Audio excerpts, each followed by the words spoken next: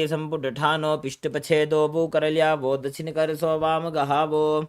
Now raise up and bring the soles of the palms together in front of you, placing the forearms by the shins and the palms by the feet. Then again place the forehead on the heels, visualizing a cobra, gazing to the nose. Perform the Mahamudra Bandha in Nagi Pavasana. पूरवविधि परियागाने नीचौहौ वीकहु निभनास्यो लगाजी. Now we move to the next asana, Kokilasana. Now hold the big toes and raise the feet, straighten up, and then cross the legs into Padmasana and keep the elbows on the ground. Then visualize a bird and perform the Mahamudra Bandha. अथान्यदासनं वक्ष्ये येन सिद्धो भवे नरः अकस्माद् वायुसञ्चारं कोकिलाख्यासनेन च. Now we move to the next asana, which is Nithyananda. Now stack the heels and knees and hold opposite elbows. Rotate the hands in one direction and then the other, making a big circle. Visualize Swamiji and gaze to the nose, performing the Mahamudra Bandha. घोड़ा बावा पाद की आशमाहिली सोज दक्ष चरण को बार लौता परिगुल्फ समोज. Now we move to the next asana, which is Gajasana. Place your palms on the mat and then the legs, coming to a plank position with the hips raised. Then start scooping the body repeatedly, visualizing an elephant and performing the Udyana Bandha. निब्जं पादाग्रे भूमौ कृत्वा लम्बी भुजामस्तकाग्रे निधाय. Now we move to the next asana, which is Rikshasana. Continue to be in this plank position and start alternate lifting one heel at a time, visualizing a bear. Perform the Udyana Bandha. एकैकं पादमाकुञ्च गजासनं कुर्यात् रक्षासनं भवति. Now we move to the next asana, Vaishyasana. Now stand on your heels, raising your heels off the mat and standing on the toes, on the big toe if you can. Place the index, middle and ring fingers on the chest and visualize Swamiji in your inner space and perform the Udyana Bandha in Vaishyasana. केशेन पादयुगलं बद्ध्वा तिष्ठेत अधोमुखः अथ वैश्यावक्षे यत्कृत्वा सत्यवान् भवेत्. Now we move to the first Karna dance posture of the sequence, which is Urdhva Jhanu Karna. Now come to a half squatting position with the knees bent, heels touching and toes apart. Bring the palms parallel to the ground with the elbows bent and the hands by the heart center. Now simultaneously rotate the right hand and right leg inside and towards the body and then out. Then place the legs in the same position and then repeat on opposite side.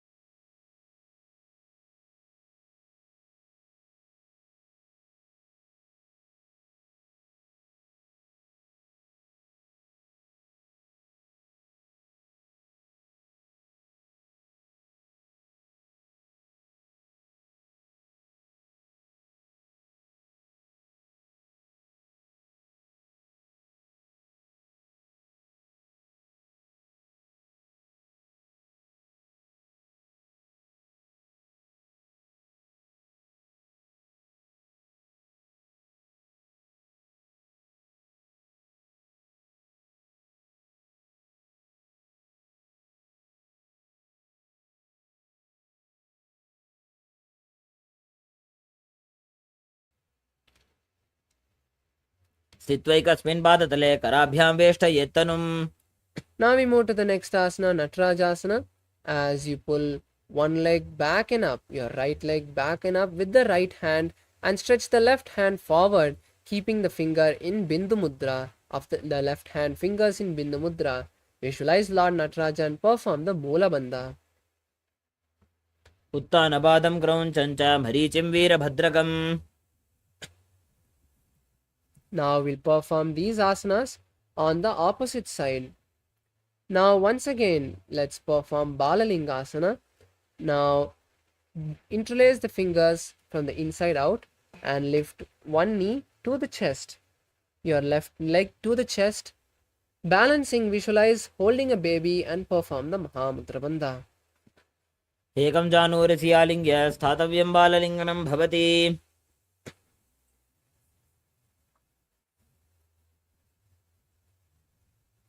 Now let's move to the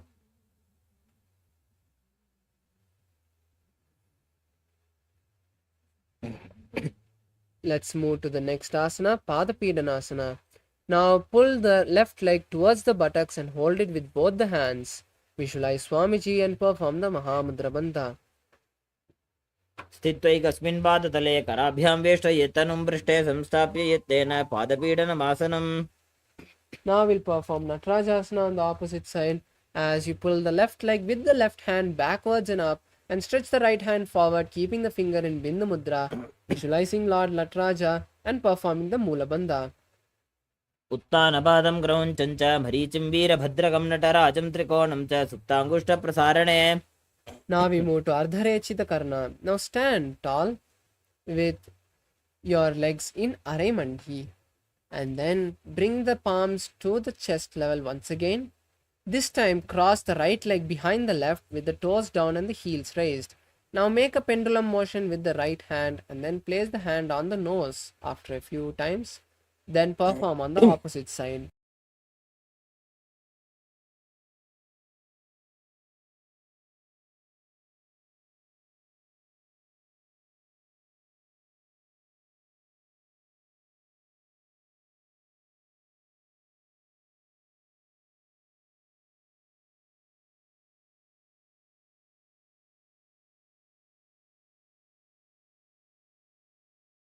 Now let's move to skeleton dance. Start shaking your body in all directions without any particular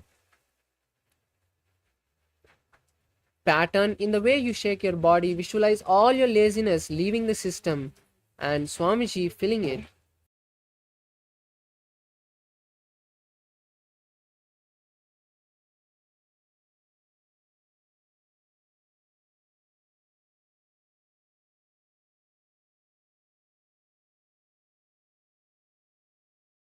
We move to the next, which is the Katichina Karna.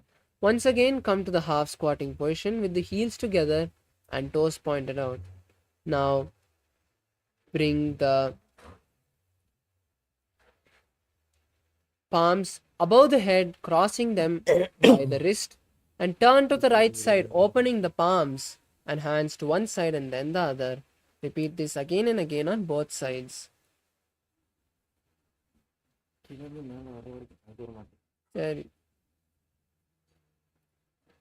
Now we move to the next asana, which is Tadasana. Now stand tall on the tips of your toes and raise the hands above the head, keeping the palms facing each other. Visualize a palm tree and perform the Mahamudra Bandha as you hold the japa Shivoham in your inner space. महामुद्राबद्धको नो ताडासनविभेदकान्.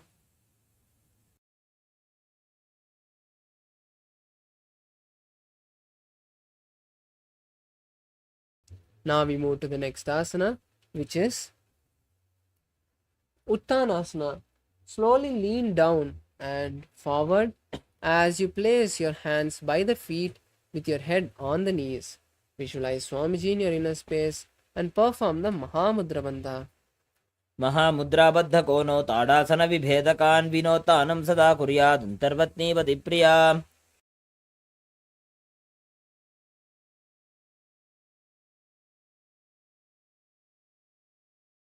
Now we move to the next asana, which is Tarakshvasana.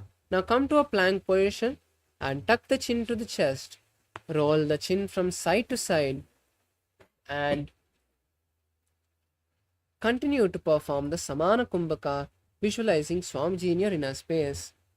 गजासनवस्थित्वा मस्तकं वारं वारं दक्षिणकुक्षिं सव्यकुक्षिं नजेत् तरक्ष्वासनं भवति. Now slowly lower your body onto the mat and keep the palms by the side of the chest. Lift the upper body with the strength of the lower back and visualize a cobra as you inhale through the mouth and then exhale through the nose in Bhujangani Mudra. अंगुष्ठनाभिपर्यन्तम् अधो भूमौ विनिन्यसेत् कराभ्यां च धरां धृत्वा ऊर्ध्वशीर्षफणिवहि. Now we move to the next asana, Shashasana. Now rise up to a plank position and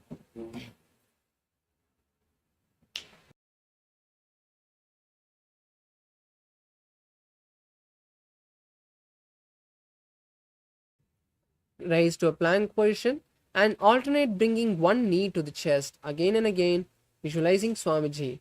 Now start performing the Saja Kumbhaka for the following asanas, which is inhaling, holding the breath and exhaling comfortably.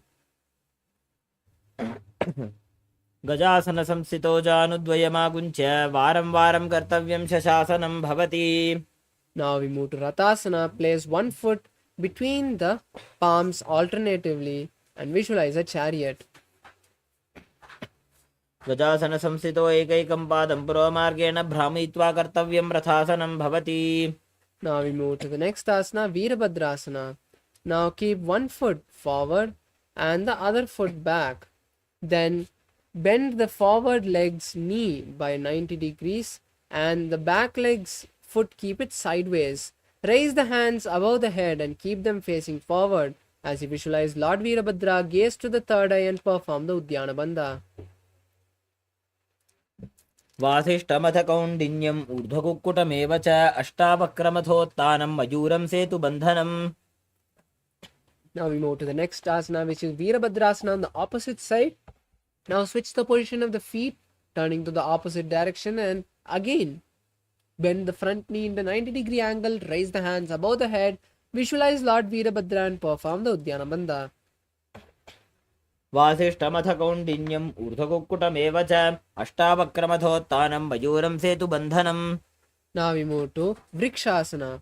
Stand on both your feet and raise the left leg to the right inner thigh and bring the palms together in front of the heart center and raise the hands above the head. Visualize a tree and perform Udyana Bandha. वामोरुमूलदेशे च यां यं पादं निधायतो तिष्ठेत्तु वृक्षवद्भूमौ वृक्षासनमिदं विदुः. Now we move to Garudasana. Now place the raised leg in front of the opposite thigh and bring the palms together in front of the heart center. Visualize Lord Garuda and continue to perform the Mula Bandha. गरुडासनमावक्षे जैनध्यानं स्थिरं भवेत् सर्वदोषाद्विनिर्मुक्तो भवतीह महाबली. Now we move to the next asana, which is Vrikshasana on the opposite side. Now once again bring one foot to the inner thigh of the opposite leg, bring the palms above the head with them together and visualize a tree as you perform the Udyana Bandha. वामोरुमूलदेशे च यां यं पादं निधायतो तिष्ठेत्तु वृक्षवद्भूमौ वृक्षासनमिदं विदुः. Now we move to Garudasana on the opposite side. Now place the raised leg in front of the opposite thigh. Keep the palms together in front of the heart center and visualize Lord Garuda. वामोरुमूलदेशे च यां यं पादं निधायतो तिष्ठेत्तु वृक्षवद्भूमौ वृक्षासनमिदं विदुः. Now we move to Trikonasana. Now place one foot forward and the other leg back. Now stretch the hands parallel to the ground and place the one hand on the ground and the other hand towards the sky as you gaze at that hand as well. Visualize a triangle in your inner space. उत्तानपादं क्रौञ्चं च मरीचिं वीरभद्रकं नटराजं त्रिकोणं च सुप्ताङ्गुष्ठप्रसारणे. Now we move to the next asana, which is Trikonasana on the opposite side. Now switch the position of the feet and once again place one hand by the foot and the other hand stretch to the sky and gaze at the sky as well. उत्तानपादं क्रौञ्चं च मरीचिं वीरभद्रकं नटराजं त्रिकोणं च सुप्ताङ्गुष्ठप्रसारणे. Now we move to the next, which is the Nikutaka Karana. Now come to a half squatted position and keep the palms facing each other this time. Now alternate raising one heel and switching the position of the palms.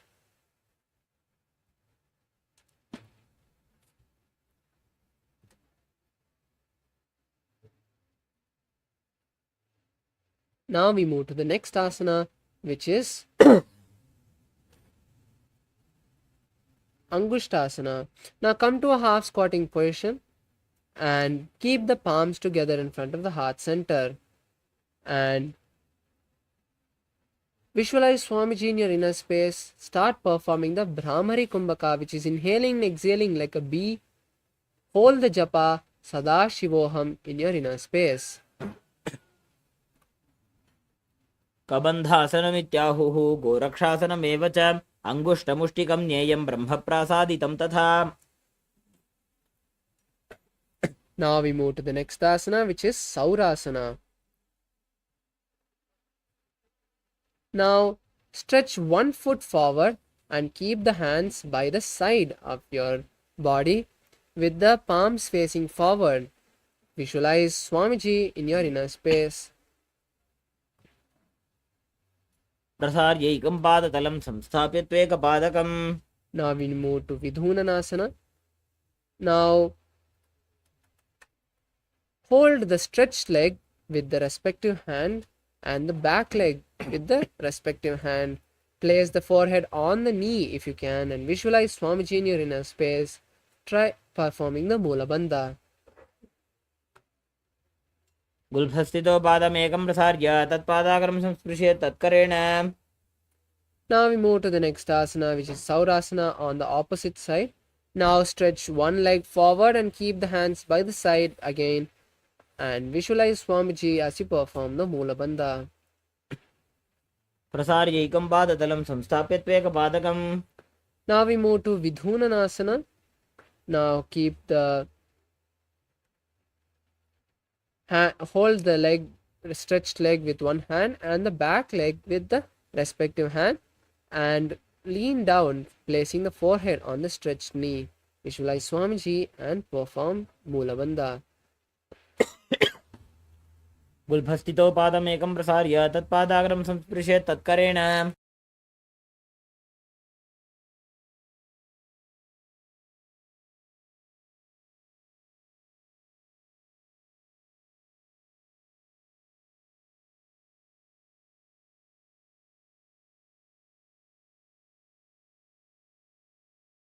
Now we move to the next asana, which is Brahmajarankushasana.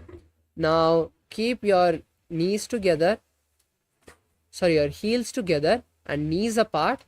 Place the back of the palms on each knee and visualize Swamiji in your inner space. Now tuck the chin to the chest and gaze to the floor between the knees and continue to hold the japa Sadashivoham.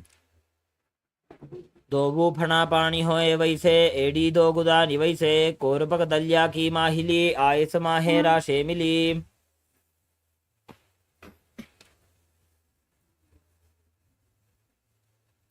Now we move to the next asana, which is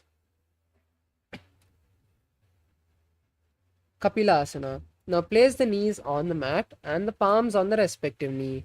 Visualize the great sage Kapila Muni, gaze to the nose and pull your stomach in and up in Uddiyana Bandha. उभय पगधली समट हरावे तिनको माहिली core मिलावे फना पान उकड़ होए वैसे एडी दोवु जोनी निवैसे.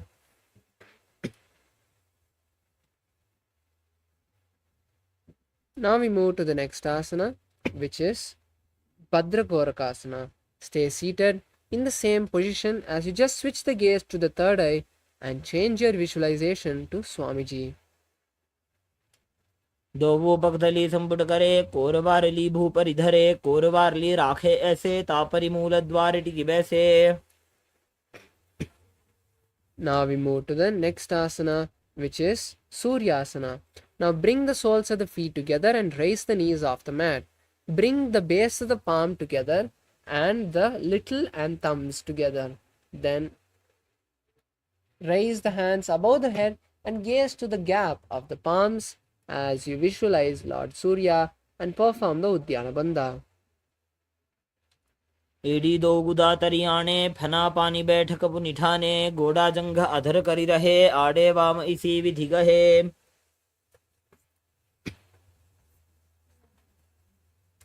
Now we move to the next asana, Mandukasana. Now sit in a seated position on the heels and keep the hands on the respective knee. Visualize a frog as you gaze to the third eye and perform the Manduki Mudra, rolling the tongue and touching the back of the throat. एड़ी दो गुदा तरियाणे फना पानी बैठक पुनिठाने पाद तलौ पृष्ठ देशे अंगुष्टे द्वे च संस्पृशे जानुयुग्मं पुरस्कृत्य साधयेन्मण्डुकासनम्. Now we move to the next asana, Uttana Mandukasana. Raise the hands in the same position you are seated in and touch the back of opposite shoulders. Then visualize a frog, gaze at the third eye, and continue to perform the Manduki Mudra as you also perform the Uddiyana Bandha. मण्डुकासन मध्यस्थं कूर्पराभ्यां धृतं शिरः एतद्धेकमदुत्तानमेतदुत्तानमण्डुकम्.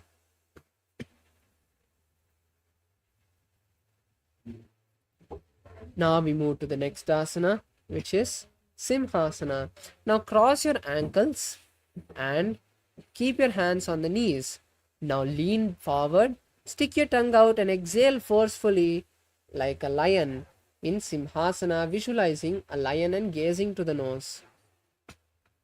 दक्षिणं सव्यगुल्फेन दक्षिणेन तथेतरं हस्तौश्च जान्वो संस्थाप्य स्वाङ्गुलिश्च प्रसार्य च.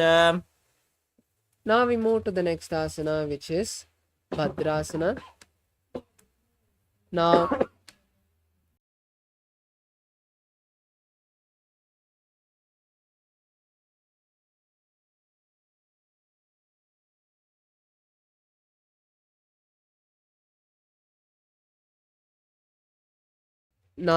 cross your hands behind your back and hold on to opposite big toes with the index and middle fingers in Prana Mudra.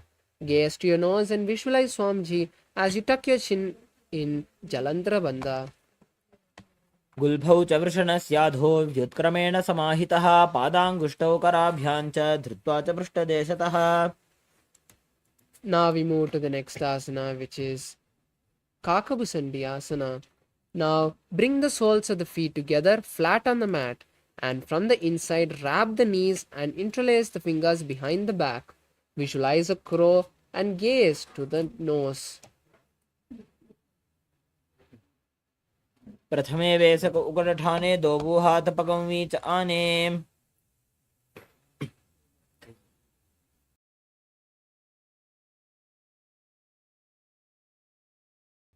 Now we move to Kanipavasana as you place the palms on your mat, shoulder width apart, and then place the knees behind the respective elbow, and then slowly lean forward onto the hands and raise the legs off the mat. Visualize Swamiji. आसन को गुण आछी दुषिता हो जी तो आछी होई. Now we move to the next asana, which is Kapali asana. This is an inverted asana. So once again I repeat that all participants and viewers who have any ailments or pregnancy do not perform this asana. And for the rest of the participants who are not adept in this asana, you can still take the support of the wall or a partner to perform. Now place your hands on the mat with the fingertips apart, and then place the forehead on the mat. Then keep the knees on the elbows and slowly finding balance, raise the legs gently and straighten the knees. Visualize Swamiji and gaze to the nose. शीश शीशा धरती टेकी पकदो वो मिलिबा ऊंचा कुकरे. Now we move to the next asana, which is Parshamayurasana. From this asana onwards, we'll be performing the Rechaka Kumbhaka, which is exhaling completely and holding the lungs empty, then for as long as possible, and then inhaling.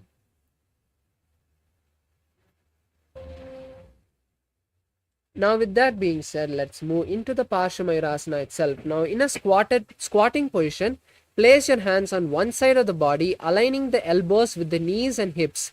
Then lean on to the elbows and stretch the legs to the side, visualizing a peacock and gazing to the third eye. Mayuram dandavat kuryan mayuram dandanamakam. Now we'll perform Parshamayurasana on the opposite side. Mayuram dandavat kuryan mayuram dandanamakam kuryan mayuram parshvabhyam mayura parshvanamakam.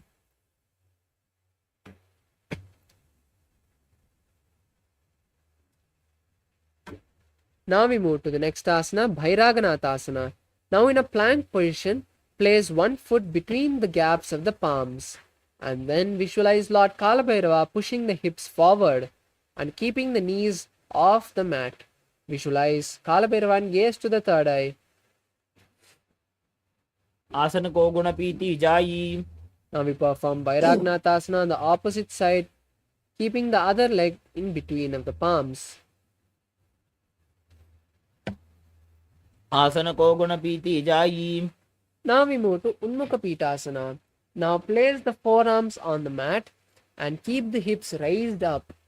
Then, visualizing Swamiji, gaze to the third eye. Bhunyastau januni hastau chatushpadama vangmukham utthapitanghriugala katistalam abhiruka. The next is Vashishtasana. Now rise up to a tongue plank position, roll onto one hand and keep the other hand stretched towards the sky. Visualize the great sage Vashishta as you gaze at the sky as well. ऊर्ध्व कुक्कुटवासिष्ठ मरीचिहल मत्स्यकं परिवृत्तिं चोदरस्य विविधं धनुरासनम्.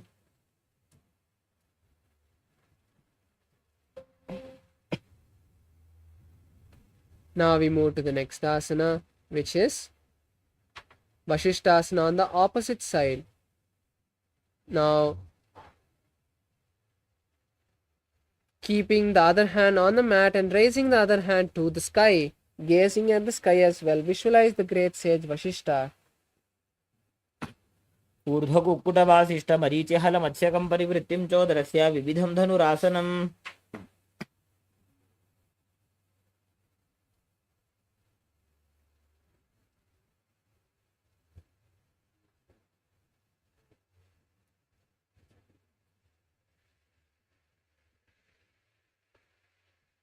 Now we move to the next asana, which is Anjani asana.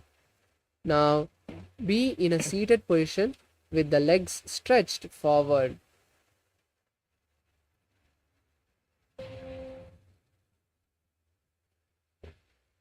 Keep the hands underneath the buttocks of each foot and visualize Lord Hanuman as you start performing the new japa, which is Mahasadashivoham, visualizing it in your throat. Tuck your chin to the chest in Jalandhara Bandha. दोबू करके उभय हथेली कोरबारेली मैले भेली सो आगाने भूपरिदाशे महाने अंगुली मिली राशे. Now we move to Paschimottanasana. Now remove your hands from underneath the buttocks and hold the big toes of each foot. Lean down and forward, placing the forehead on the knees, visualizing Swamiji in your inner space. जानु परिललाटन्तु पश्चिमं ताणमुच्यते येन केन प्रकारेण सुखं धार्यं च जायते. Now we move to the next asana, Ugrasana. Interlace your fingers behind the neck and lean down and forward, placing the elbows outside of the knees and the forehead in between of the knees. Visualize Goddess Kali. स्वपाणिभ्यां दृढं धृत्वा जानुभरि शिरोन्यसेत आसनोग्रमिदं प्रोक्तं भवेदनिलदीपनम्.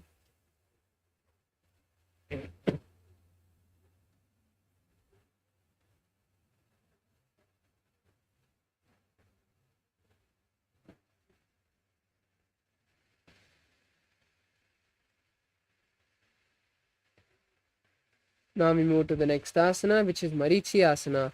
Pull one leg towards the perineum and wrap the raised knee from the inside and hold both the hands behind the back.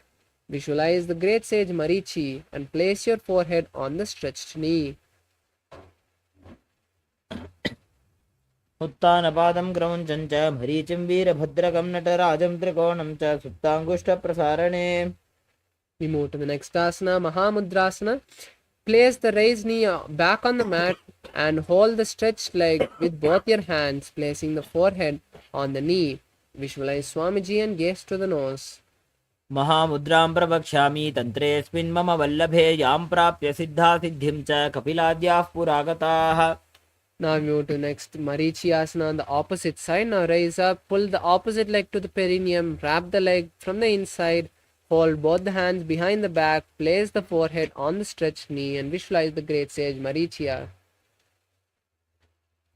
उत्तानपादं क्रौञ्चं च मरीचिं वीरभद्रकं नटराजं त्रिकोणं च सुप्ताङ्गुष्ठप्रसारणे.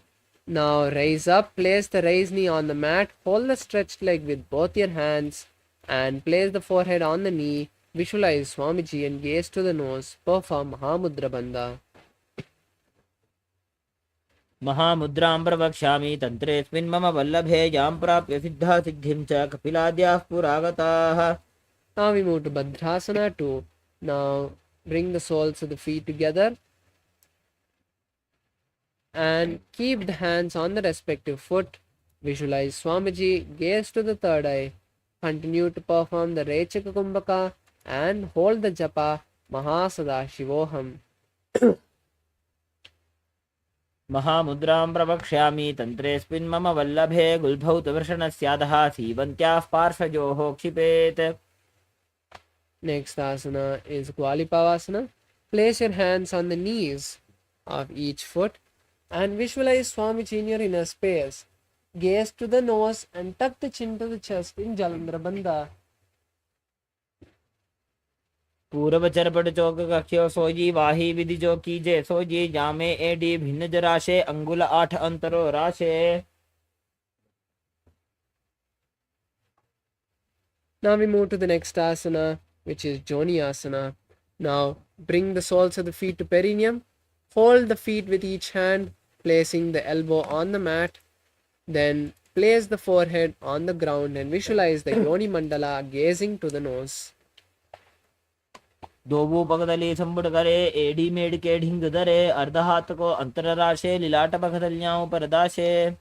Now we move to the next asana, Midiki Pavasana. Raise up, pull the feet away from the perineum, then place the forehead on the heel and stretch the hands to the side. Visualize Swamiji in your inner space and gaze to the nose.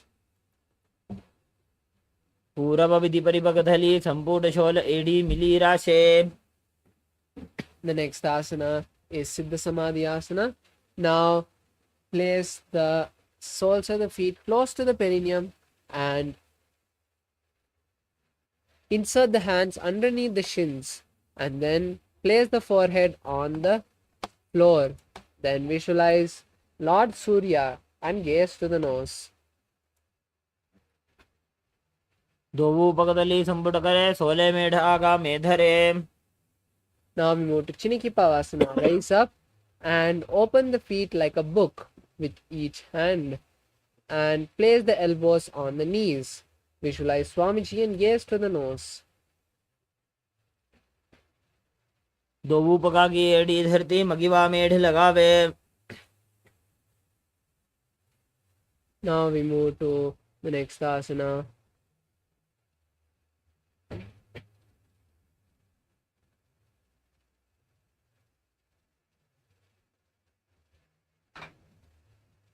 which is Charapata Chokasana. Now place your hands on each knee and gently press them down to the mat. Perform the Udyana Bandha and visualize Swamiji gazing to the third eye. दोवू पगदली संपुट धारे आगा ने कर जारे पसारे घोड़ा भूसो लगता राशे हाथ दोवू घोड़ा परिदाशे. The next asana is Bhairavasana. Now raise the heels off the mat, keep the toes on the mat. Then keep the hands on the knees and keep the fingers in Bindu Mudra. Visualize Lord Kala Bhairava and gaze to the third eye. Perform the Udyana Bandha.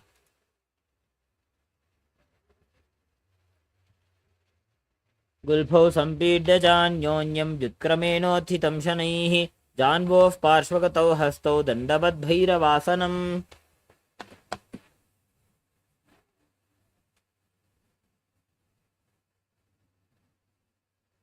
Now we move to the next asana, which is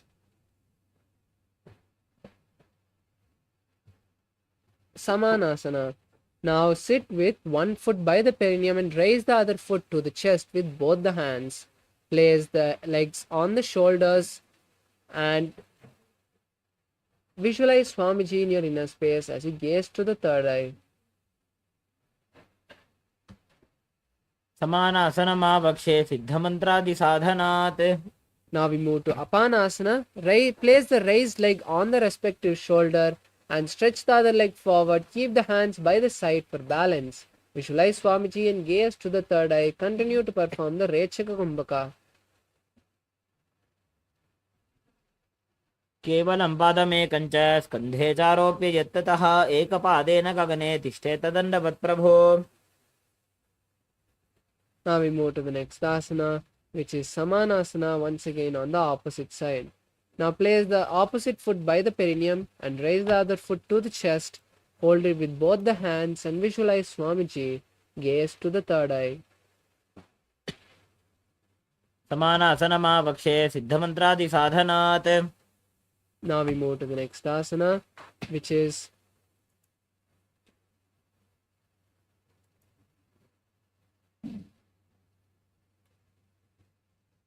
Apanasana on the opposite side. Now place the raised foot on the opposite shoulder and stretch the other leg forward and up, and then keep the hands by the side for balance. Visualize Swamiji and gaze to the third eye. केवलं पादमेकं च स्कन्धे चारोप्य यत्ततः एकपादेन गगने तिष्ठेत दण्डवत् प्रभो. Now we move to the next asana, Gomukhasana. Now sit in a cross-legged position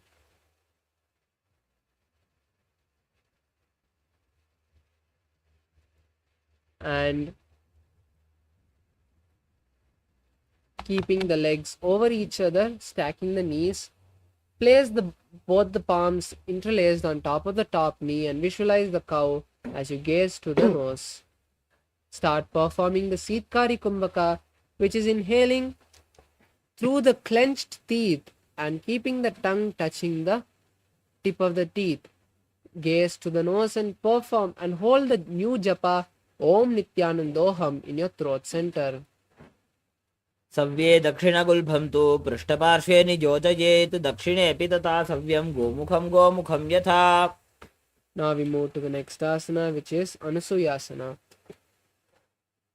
Now keeping the feet in the same position, hold the opposite big toes with the index and middle fingers. Visualize Rishika Anusuya and gaze to the nose. Pull the stomach in and up in Uddiyana Bandha. दक्षिण गोड़ो नीचो ठाने वावों के ऊपर आने गोड़ा संधि मिलावे भारी आड़ा पद पुनिदे संधि पसारी. Now we move to the next asana, Anusuyasana 2. Now interlace the fingers behind the back and lean forward and down, placing the forehead on the ground. Keep the visualization of Rishika Anusuya and gaze to the nose. जीमणा गोदा की संधि उपरिड़ा वा गोड़ा की संधि मिलाई राशे गोड़ा से उले पकथल्यालो आड़वाई सुधा राशे.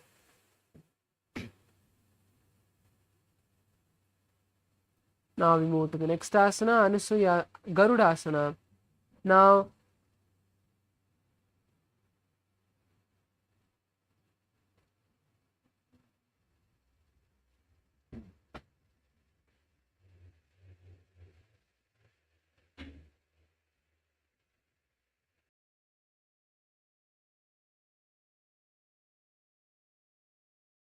Now keep one foot by the perineum and other foot flat on the mat with the knee by the chest. Place both the hands on the knees and then visualize Lord Garuda as you gaze to the nose.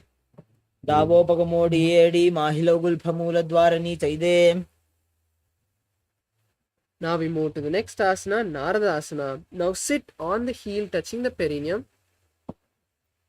and turn outside of the raised knee, interlacing the fingers behind the neck. Visualize the great sage Narada and gaze to the third eye. पिष्टिजुबाम पगथली केरी भूपरिता ही लगावे फेरी गोड़ा सुधो फणो है जोजी दधिपाशती राशे सोई.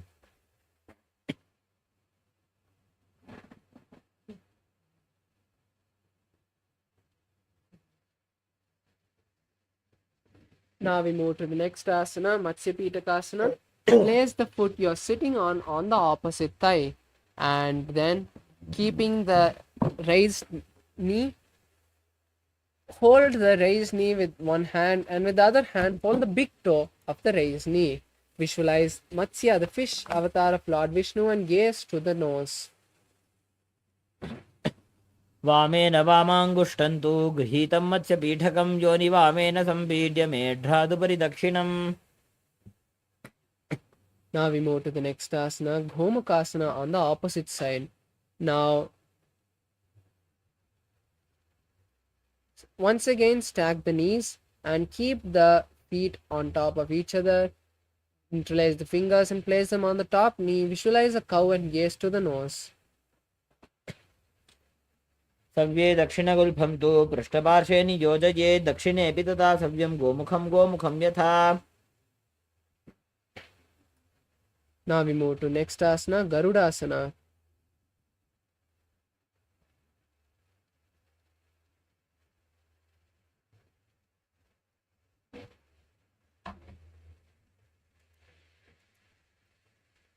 Anusuyasana 1. We move to the next asana, Anusuyasana 1. Now hold the big toes of the each foot and visualize the Rishika Anusuya. Gaze to the nose and perform the Udyana Bandha.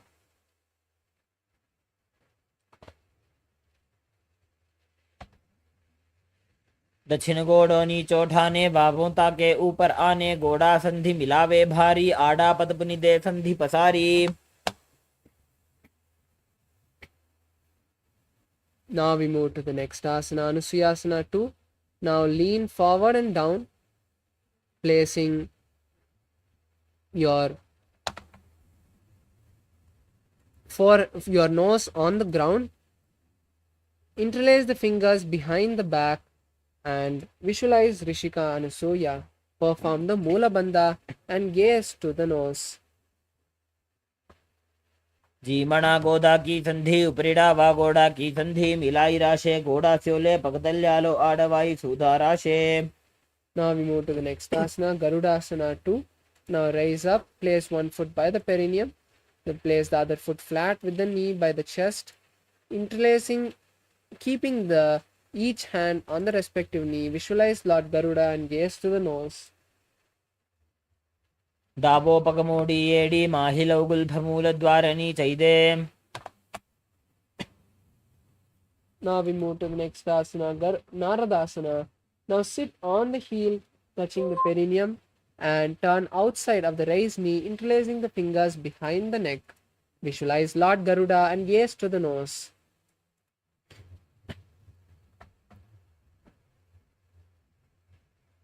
दावोपकमोडी एडी माहिलौगुल्भमूलद्वारणी चैदे. Now we move to the next asana, which is Matsya Pitakasana. Now place the foot you are sitting on the opposite thigh, and with one hand hold the respective big toe of the foot, and with the other hand wrap the raised leg and hold the opposite leg. Visualize Matsya, the fish avatar of Lord Vishnu, and gaze to the nose. वामेन वामाङ्गुष्ठन्तु गृहीतं मत्स्यपीठकं योनि वामेन सम्पीड्य मेढ्रादुपरि दक्षिणम्. The next is Matsyendrasana. Now stretch both your legs.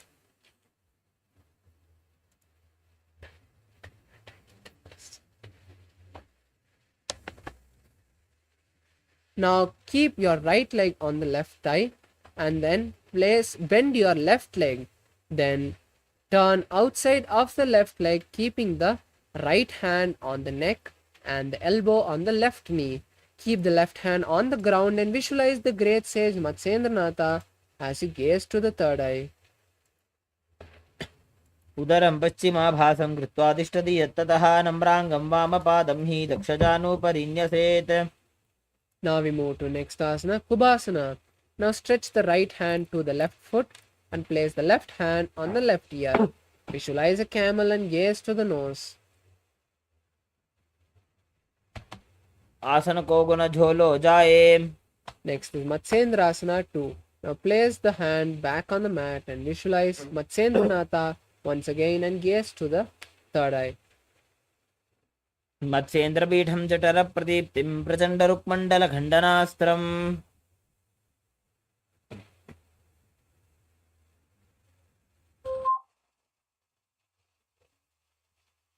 Now we perform the three asanas on the opposite side, starting with Matsyendrasana 1 on the opposite side. Now stretch your feet once again. This time place the left foot on the right thigh and bend the right knee and turn outside of the right leg, keeping the left hand on the right knee and the right hand on the mat. Visualize Matsyendranatha and gaze to the third eye. उदरं पश्चिमाभासं कृत्वा तिष्ठति यत्ततः नम्राङ्गं वामपादं हि दक्षजानुपरिन्यसेत्. Now we move to Kubhasana. Place the left hand on the right knee, right foot, and raise the right hand to the right ear. Visualize a camel. आसन को गुण झोलो जाए. Now perform Matsyendrasana 2 as you place the right hand back on the mat. Visualize Matsyendranatha and gaze to the third eye.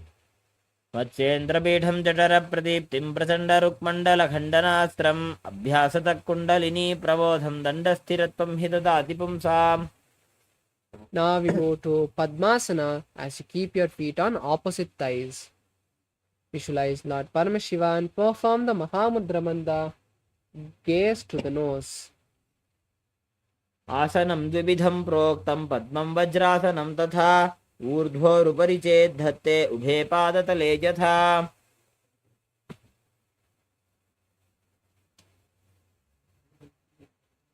Now we move to the next asana, which is Padmasana 2.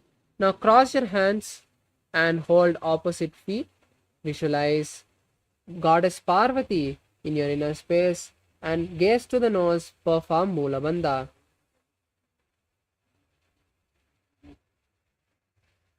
उत्तानौ चरणौ कृत्वा ऊरु संस्थौ प्रयत्ततः ऊरुमध्ये तथोत्तानौ पाणी कृत्वा तु तादृशौ. Now we move to the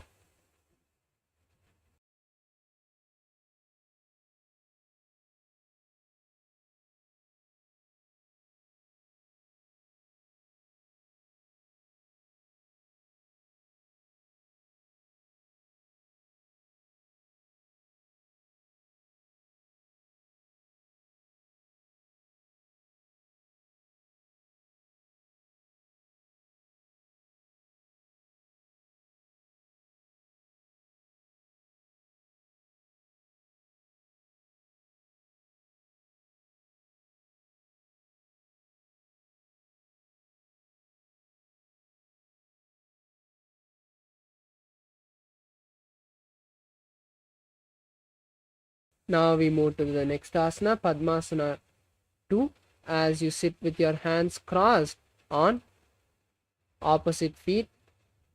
Then visualize Goddess Parvati, gaze to the nose and perform the Mula Bandha. उत्तानौ चरणौ कृत्वा ऊरु संस्थौ प्रयत्ततः ऊरुमध्ये तथोत्तानौ पाणी कृत्वा तु तादृशौ. Now we move to Kukkutasana. Place your hands to the gaps of the thighs and calves and lift your entire body off the ground on your hands. Visualize a rooster. Start performing the Saja Kumbhaka for the following asanas and continue to hold the Mula Bandha. पद्मासनं सुसंस्थाप्य नान्वोरोरन्तरे करौ. Now we move to the next asana, Bhaddakeki asana. Now raise onto your knees and place your palms on the mat together with the palms facing towards the body. Then slowly lean the navel onto the elbows and lift the feet and legs off the mat and balance on the hands, visualizing Swamiji in your inner space. धरामवष्टभ्यकरद्वयेन तत्पूर्वपरिस्थापिता नाभिपार्श्वः.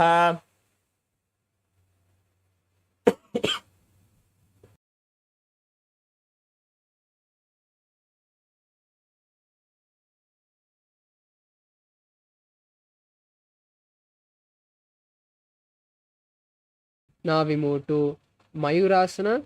As you place, continue to keep your palms in the same position. Once again, lean the navel onto the elbows and lift the legs off the mat. As you lean forward, visualize a peacock. अथ वक्षे Mahadev मयूरासनमुत्तमम्. Now we move to the next asana, Makarasana. Now lie down on your stomach with the feet spread apart and toes pointed sideways. Interlace your fingers behind the head and visualize a crocodile. अध्यासशेते हृदयं निधाय भूमौ च पादौ च प्रसार्यमानौ शिरश्च धृत्वा करदण्डयुग्मे देहाग्निकारं मकरासनं तत्. Now we move to the next asana, which is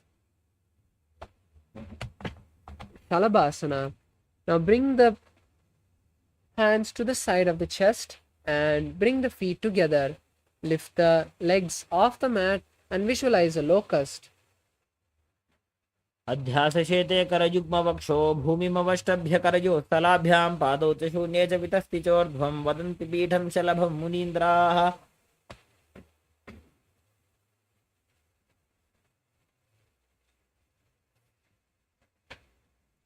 Now we move to the next asana, which is Ushtrasana. Now bend the knees and bring them to the to the side of the hips and push the feet slowly but steadily down to the ground. Visualize a camel in your inner space. अध्यासशेते पदयुग्मं व्यस्तं पृष्ठे निधायापि धृतं कराभ्याम् आकुञ्चयेत् सम्यक् उदरास्य गाढम् उष्ट्रं च पीठं योगिनो वदन्ति.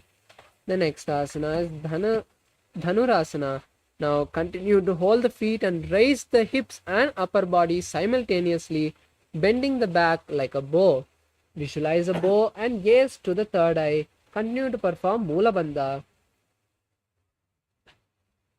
प्रसार्य पादौ भूयिदण्डरूपौ करौ च पृष्ठे धृतपादयुग्मं कृत्वा धनुस्तुल्यविवर्तिताङ्गं निगद्य योगी धनुरासनं तत्. Now we move to the next asana, Bhagasana. Now come to a seated position on the heels with the toes flat. Keep the hands on respective knees. Take a minute to catch the breath as you visualize Swamiji and gaze to the third eye. Hold the new japa for the following asanas. Om Nithyananda Paramashivoham. उल्टा मोड़ी पावदो वैसे बहुरो जुगति करे एक ऐसे पावन महिला गुल्प जो होवु कुला पाशती लावे सोवु. The next asana is Gohi Asana. Now place the forearms on the mat and interlace the fingers. Then place the head between the interlaced fingers and lift the knees off the mat. Then walk the feet forward and stack the hips on the shoulders and then gently kick one foot at a time and then come to a position where you're on your head with the knees bent. Visualize Swamiji in your inner space. दो हाथ की कहुनी जोई पुनः कलाई जाने दोई. Now slowly raise your feet into Shirasasana as you visualize Swamiji and gaze to the nose. विपरीतं मण्डलं च द्विधैव विदितं हिनः. Now we move to the next asana, which is Podhyasana. Now, in a seated position, place your hands behind your calves. From this asana, we are going to be performing the Bastika Kumbhaka, which is intense exhalations for the next few asanas. So now, straighten the knees and bring the feet to the forehead, balance, visualizing Swamiji in your inner space. दो हाथ पग बाहर आने गोडा तरे काकसी ठाने. Now we move to next asana as you keep the foot back on the mat. Cross the hands behind the head, holding on to touching opposite shoulders. Once again, raise the feet to a 45-degree angle and visualize a mace. Gaze to the third eye in Parigasana. उत्तानशयनं कृत्वा पादौ मिलित्वा प्रसार्य. Relax the feet, stretch the hands parallel to the ground or keep them by the hips. Raise the foot once again to a 45-degree angle and this time visualize a boat in Naukasana. उत्तानशयनं गूर्पराभ्यां भूमिं वष्टभ्य.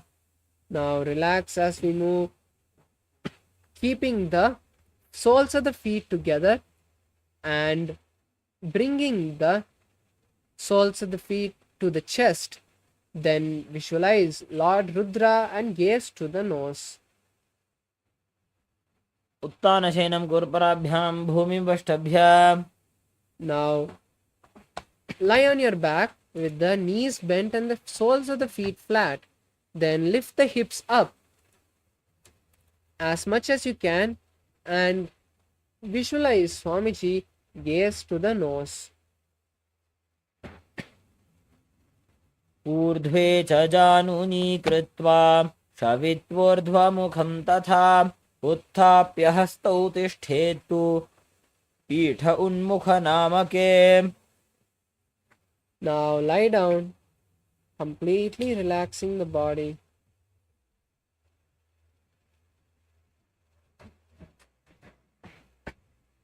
Keep the hands by the side.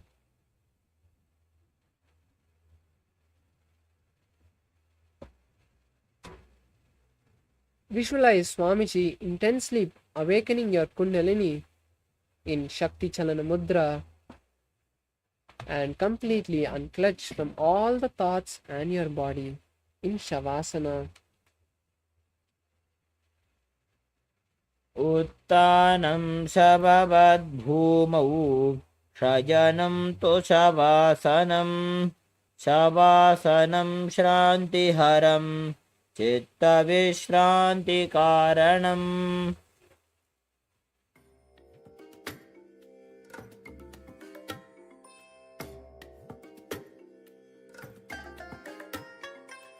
I bless you all. Let you all open all your three eyes and manifest the powers of Mahasadashiva. Om Nithyananda Paramashivoham. Om Nithyananda Paramashivoham. Om Nithyananda Paramashivoham. Nithyananda Paramashivoham. Om Nithyananda Paramashivoham. Om Nithyananda Paramashivoham. Om Nithyananda Paramashivoham.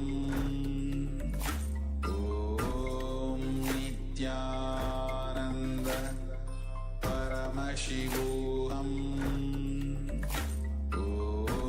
Om Nithyananda Paramashivoham.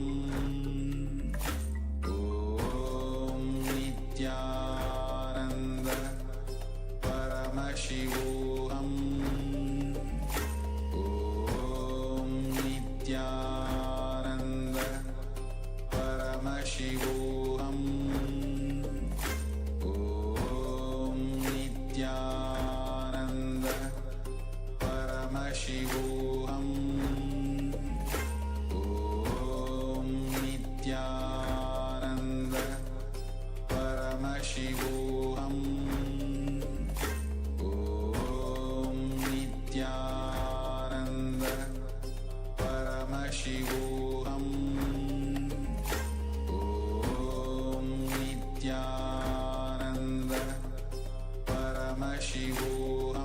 Paramashivoham. Om Nithyananda Paramashivoham. Om Nithyananda Paramashivoham. Om Nithyananda Paramashivoham. Om Nithyananda Paramashivoham. Om Nithyananda Paramashivoham. Om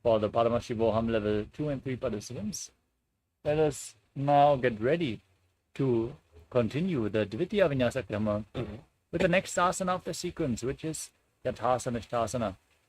Now sit in a posture that brings ease to your physical and mental space. Any posture is fine as long as you put your hands on top of your knees. In Bindu Mudra, visualize Swamiji in your inner space. Breathe in Samana Kumbhaka. Inhale deeply into your stomach. Hold your breath and meditate on a flame in your navel region as you engage the Mula Bandha, the root lock. Internally chant Om Nithyananda Paramashivoham, the Mahavakya, for the remainder of this sequence.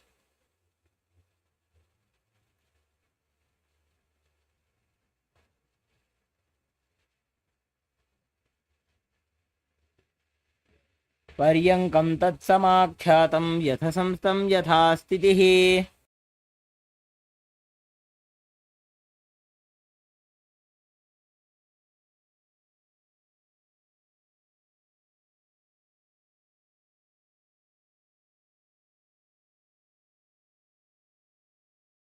The next asana is Samasana. Now sit in a comfortable cross-legged position with your head, neck and spine in a straight line, hands on the knees in Bindu Mudra. Visualize Swamiji in your inner space and inhale as deep as you can and exhale as deep as you can again and again. इदानीं गर्भिणीनां योगाभ्यासो यथा लघु सुखप्रसवलाभाय प्रोच्यते प्राक्तने पथि. Next up is Muktasana. Now place your left heel against the perineum and your right foot on top of the left foot.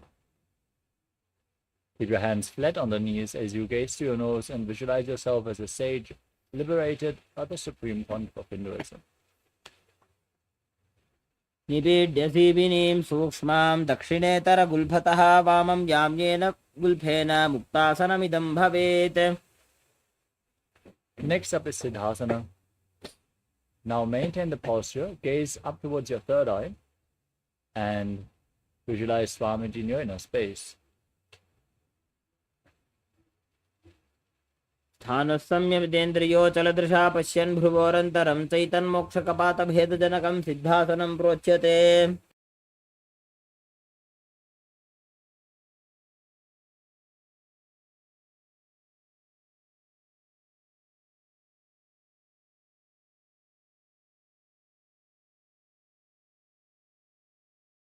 Next up is Siddhyasana. Maintain the same posture. Engage all three bandhas, Mahamudra Bandha, as you gaze down to the ground in front of you. Visualize Swamiji in your inner space. वामपादके जानो सीवनिमधितासकोठानो. Next up is Rudrasana 2. Maintain the posture. Place your hands on top of the knees in Bindu Mudra.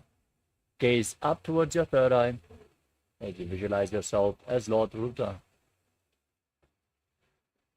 वामचरण परिदक्षिण राखे एक जुगति ऐसे विदिदाखे. Next up is Santa Dhunasana.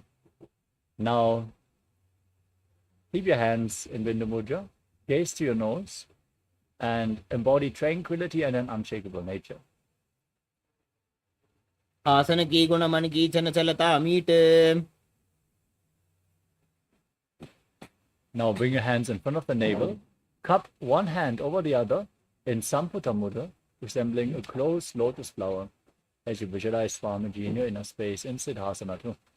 ऋजुकाय समासीन सिद्धासनमुदीरितं प्रसार्य भुवि पादौ तु दोर्भ्यामङ्गुष्ठमादरात्. Next up is Bandha Yoni Asana. Now, maintain the same posture.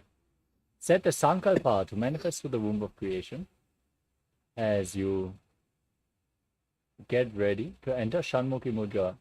Inhale all the way and then close your five senses with your fingers. Your mouth with the little fingers, nostrils with your ring fingers, eyes with middle and index fingers, and your ears with your thumbs. यत्र मध्ये महादेव बन्धयोन्यासने शृणु यत्कृत्वा खेचरो भूत्वा विचरेत् ईश्वरो यथा. Next up is Virasana. Now place one foot on top of the opposite thigh and the other foot below the opposite thigh. Hands on the knees in Bindu Mudra. Embody the state and space of bravery. एकं पादमथैकस्मिन् विन्यस्योरुणि संस्थितः इतरस्मिंस्तथा चोरुं वीरासनमुदीरितम्. Next up is Varnikasana. Now maintain the posture, gaze up towards your third eye, and visualize Sage Valmiki, the great poet and author of Ramayana. डावा पगगी पगथली पुनि एड़ी है जोज. Next up is Joni Mudrasana. As you maintain your legs in the same posture, place your hands flat on the knees and gaze to your nose as you visualize the Yoni Mandala, the visual representation of Devi Paramashiva Shakti herself. वामपाद की पगथली जाहि माहिली core.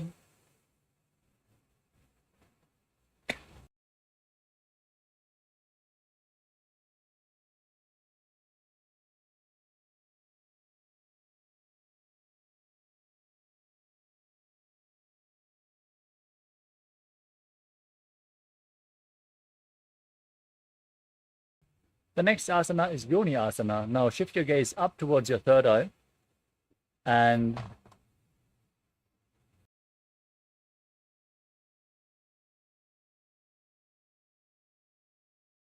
keep visualizing the Yoni Mandala.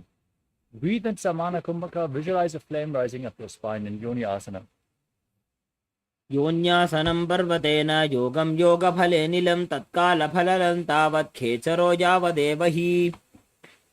The next asana is Badarasana 3. Now bring the soles of your feet together, heels close to your perineum. Interlock your fingers around the toes and push your knees to the mat as you engage Uddiyana Bandha, the abdominal lock, and Mula Bandha, the root lock. Gaze to your nose and visualize yourself as Lord Veerabhadra with 8 arms in Badarasana 3. गुल्फौ च वृषणस्यादः सीवन्त्याः पार्श्वयोः क्षिपेत् सव्यगुल्फं तथा सव्ये दक्षगुल्फं तु दक्षिणे. Next up is Aghorasana. Sitting in Badarasana. Now keep the left hand on the knee and cover your mouth with the right hand. Close your left nostril. Inhale through the right. Then close both nostrils. Hold your breath. Then exhale through the left. Inverse the breathing flow. Inhale again through the left. And then later exhale through the right in Abhyantara Kumbhaka again and again. As you push your tongue upwards in Khechari Mudra, lead it along the nasal tract if you can. As you gaze to your third eye and visualize yourself as an Aghori in Aghorasana. पूर्व कहो भिश्रिका जोजी वाही विधि जो कीजे sooji.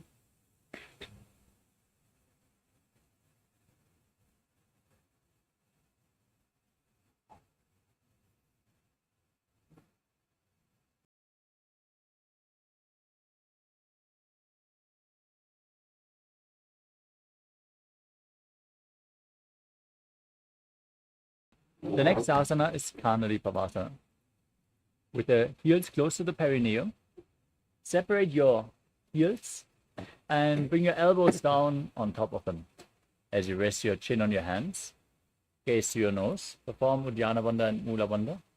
Exhale all the way and then hold your breath again and again on every exhalation in Rechaka Kumbhaka as you visualize yourself as a female elephant drinking water in Kanari Pavasana. ग्वाली पाव आसन कक्ष्यो है जैसे Yahoo में जाने विधि तैसे.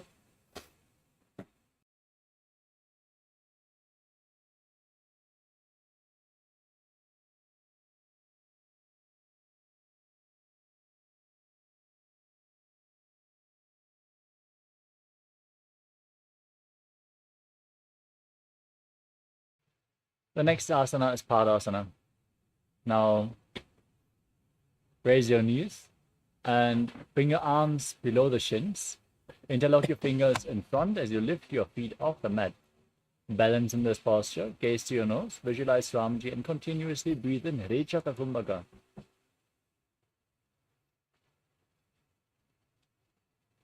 ततोर्ध्वं रेचयेत् वायुं मृदुनिश्वाससंयुतम्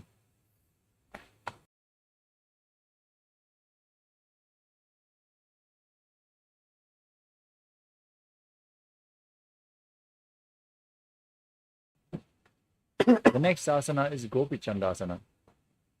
Now interlock your fingers around the feet and pull them up. Bring your heels against your chest. Rest your chin on the fingers as you gaze to your nose, embody the state and space of a king. पूरबविधिपगाका अंगूठा कंठकूपराशे. Next up is Udarasana. Now scoop your hands below the feet and interlock the fingers around the toes. Gaze to your nose and embody. Visualize your body free from any defects. दोवु पगदली संपुट ठाने उभय हस्तकरी उरद हिताने. From the same position, now lift your feet even higher in front of your face. Bring interlocked fingers in front of your forehead as you visualize yourself excelling in everything. दोवु पगदली जोड़ी संपुट करे. Next up is Bhujasana. Now bring your legs over top of your respective shoulders, the feet in front, as you bend your elbows upwards and interlock your fingers around your neck. Visualize yourself as a cobra. शिरासनं तु विज्ञेयं कक्षासनमतः परं ग्रीवासनं च परमं भुजासनमिहोच्यते. With the legs over top of your shoulders, now bend your elbows downwards.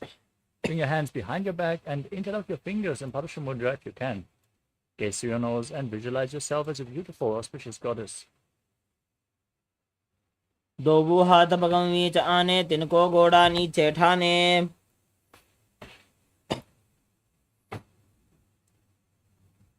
Next up is Sankatasana. Now bring the top of the left foot onto the mat and sit on the left heel. Cross the right knee over top of the left knee. Bring the heel to the outside of the hip. As you place your hands on opposite knees, gaze forward in Vaishnavi Mudra without focusing on any external objects. Only focus on the object within as you visualize yourself as an elegant swan. Breathe in Ujjayi Pranayama. Make an ocean-like sound with your mouth on the in and exhalation. वामपादं चितेर्मूलं संन्यस्य धरणीतले पाददण्डेन यां येन वेष्टयेद्वामपादकम्. Next up is Dhenukasana. Now slide the heel outside the hip. Sit on the ground. Keep your hands on the top knee. Engage Uddiyana Bandha and Mula Bandha and visualize a cow in your inner space. अनुषागीनकर पंचडं वृषीलिन्दगल्यम्नि. Next up is Machandasana. Now place the right foot on top of the left thigh and the left foot on the right knee. Bring the left arm behind your back and twist your spine to reach for opposite thighs with both your hands. Twist your spine, gaze up and visualize Swamiji in your inner space. वामजंग पर दक्षिण ठाने वामहस्त पिष्टे दिश आने.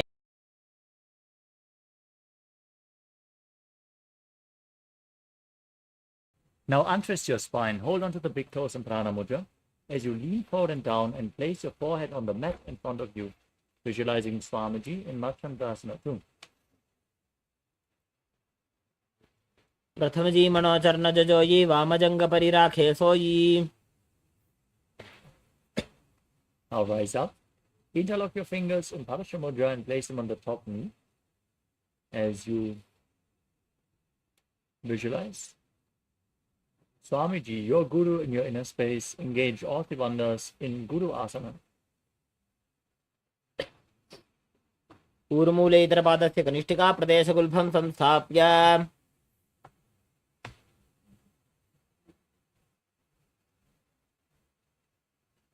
Now repeat Sankatasana on the other side. Now bring the top of the right foot flat on the mat and sit on the right heel as you stick the left knee over top of the right knee and bring the heel to the outside of the hip. Keep your hands on opposite knees and visualize a swan. वामपादं चितेर्मूलं सन्न्यस्य धरणीतले पाददण्डेन याम्येन वेष्टयेद्वामपादकम्. Next up is Dhenukasana. Now bring the heel outside the hip, sit on the ground, place your hands on the knee, engage Uddiyana Bandha and Mula Bandha as you visualize a cow.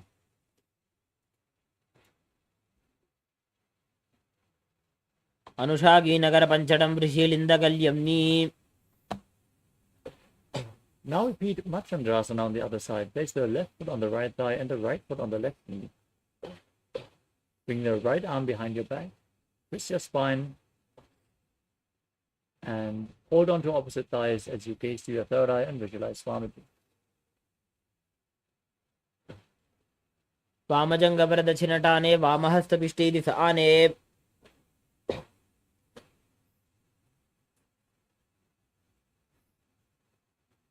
Now untwist your spine, hold on to the big toes in Prana Mudra as you lean forward and down and visualize Swamiji in Machandrasana too. प्रथम जीवनो चरणज जोजी वामजंग परिराखे सोई. Next up is Guru Asana. Now interlock your fingers, place them on the top knee as you engage Mahamudra Bandha and visualize Swamiji in your inner space. पूर्वमूले इतरपादस्य कनिष्ठिका प्रदेशगुल्फं संस्थाप्य.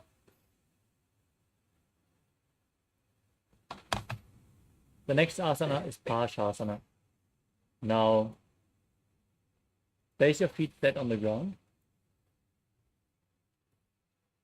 as you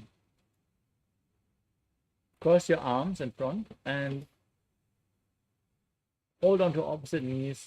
Press your tongue upwards in Gechari Mudra as you gaze to the third eye and visualize Swamiji in your inner space. Breathe in Ujjayi Pranayama. Make an ocean-like sound with your mouth.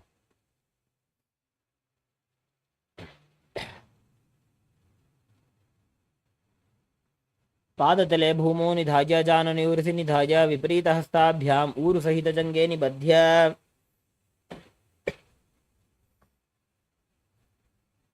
Next up is Bodhashukasana. Now hold on to opposite wrists with your hands.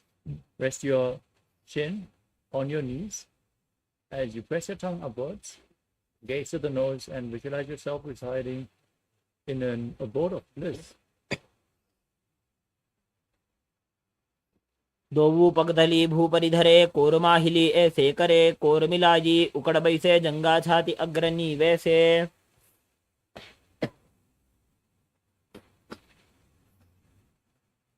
Next up is Kurakatasana. Now bring your arms below the knees and hold on to opposite elbows. Gaze to your nose. Keep your tongue in Kechari Mudra and visualize Swamiji. दोवू हाथ पग बाहर लियावे गोड़ा नीचे ले टहरावे आम्हा साम्हा ऐसे करे आपस में कोहनी पकड़े. Next up is Sumati Asana. Keep holding onto your elbows as you cross the heel, the ankle of the right foot over top of the left. With the toes pointing upwards, gaze to your nose and visualize the great sage and Maharishi Sumati. मूलद्वार धरती परिठाने डावा पग परिदछ पद आने die पाखती कोले आवे हाथ एक अंतर टहरावे. Next up is Dandasana. Now extend your legs forward as you interlock your fingers and raise your arms up above your head. Keep your elbows straight, the wrists pointing outwards as you gaze to your nose. Engage all three bandhas, Mahamudra Bandha, and visualize Swamiji.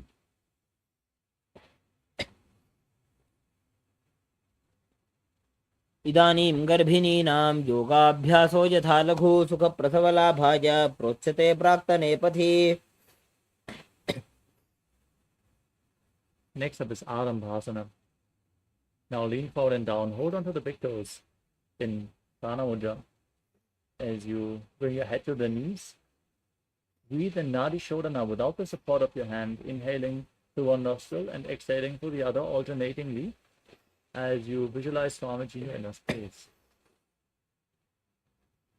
दोवू पग मिलिवा पसारी पगा का अंगूठा पकड़ी लीला टगोड़ा लगावे.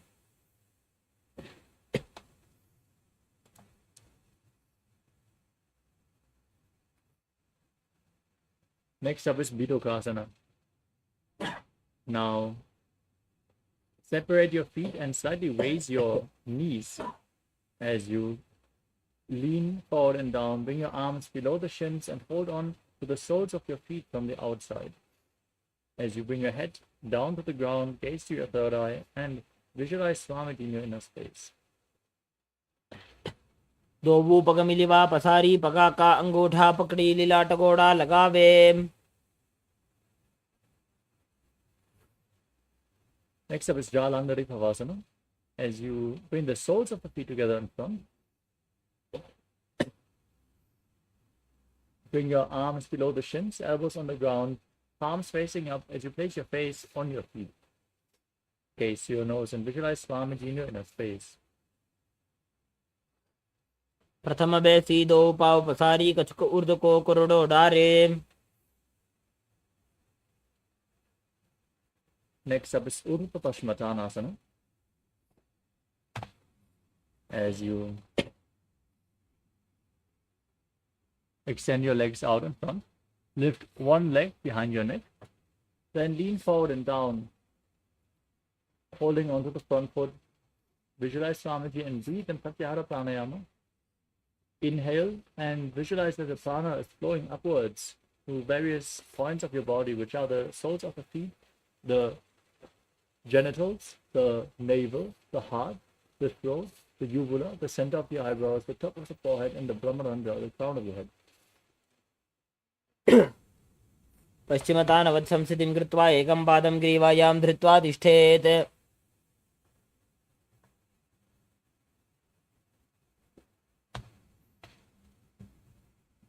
Now lean back with the leg behind your neck as you hold onto the foot with the opposite hand and extend the opposite leg forward and down.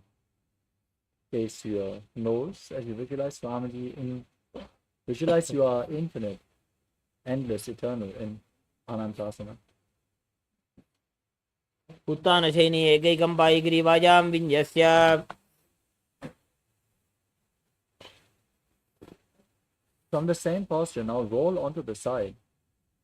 Rest on the side as you gaze to your nose and feel in complete control in Ankushasana. उत्तानशयित एकैकं पादं ग्रीवायां कुर्वन्.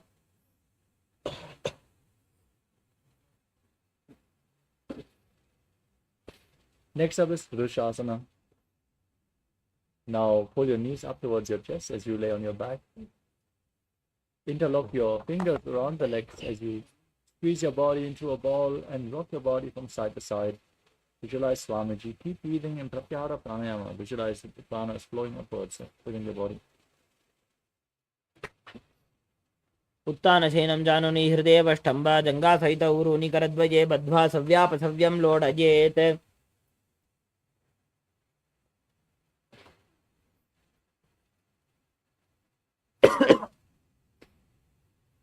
Next up is Urdhva Paschimottanasana on the other side. Now lift the other leg behind your neck as you lean forward and down and visualize Swamiji in your inner space.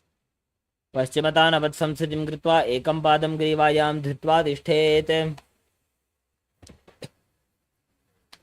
Now lean back, extend the opposite leg forward. As you hold the foot behind your neck, gaze to the nose and visualize yourself as unending in Anantasana. उत्तानशयनी एकैकं पायि ग्रीवायां विन्यस्य.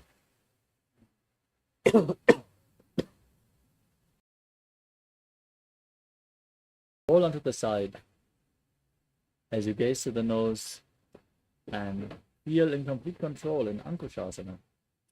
उत्तानशयित एकैकं पादं ग्रीवायां कुर्वन् इतरहस्तं कर्णमूले स्थापयेत्.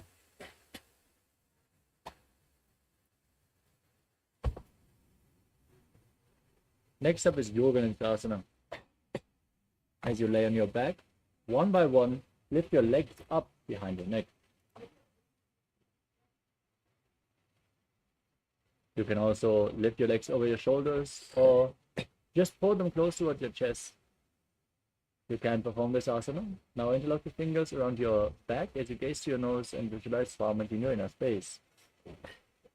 उत्तानशयित एकैकं पादं ग्रीवायां कुर्वन् इतरहस्तं कर्णमूले स्थापयेत्. Next up is Atmaramasana. With your legs over top of your shoulders, now interlock your fingers behind your neck. Gaze to your nose as you visualize Lord Vishnu blessing you from within.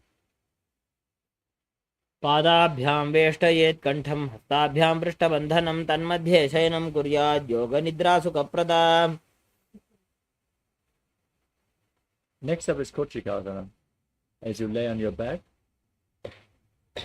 raise your knees towards your chest, with the soles facing up towards the sky.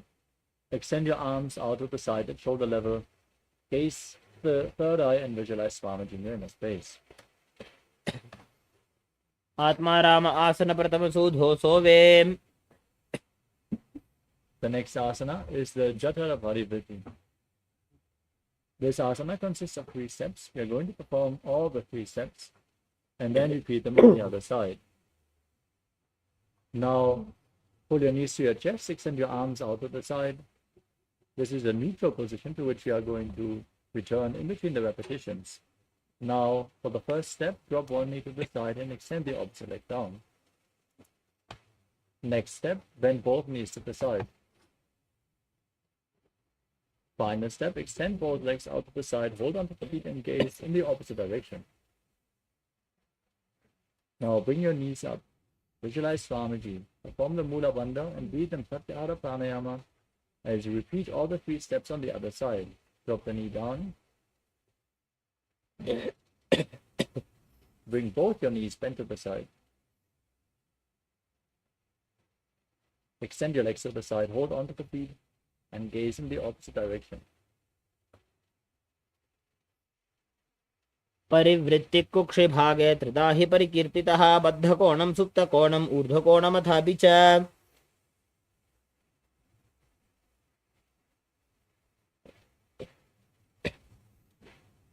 The next asana is Viparapidam. As you lay on your back, keep your feet flat and raise your knees. As you gaze to your nose, visualize yourself as sturdy as a bridge. As you hold onto your ankles, push your hips up. Engage Jalandhara Bandha and Mula Bandha, breathing in Mocha Kumbhaka. प्रतिक्रियायुतं द्वन्द्वपीठः सर्वबलप्रदं गर्भिणीनां दुर्बलानाम् इति Gargi जगादनु. Next up is Paryankasana. As you lay on your back, bring your hands over top of your shoulders and push your entire body off the mat. Bring your hips up high, walk your feet closer towards your hands as you visualize yourself as sturdy as stone furniture, breathing calmly through your nose in Sajja Kumbhaka in Paryankasana. उत्तानशयनमस्ततलाभ्यां भूमिं वष्टभ्य पादतलाभ्यां भूमिं धृत्वा. Next up is Spotanasana. Lay down on your back and pull your knees up towards your chest as you place your hands on the respective shoulders. Move your hips in a circular motion, visualizing yourself as a dog playfully rolling around on its back.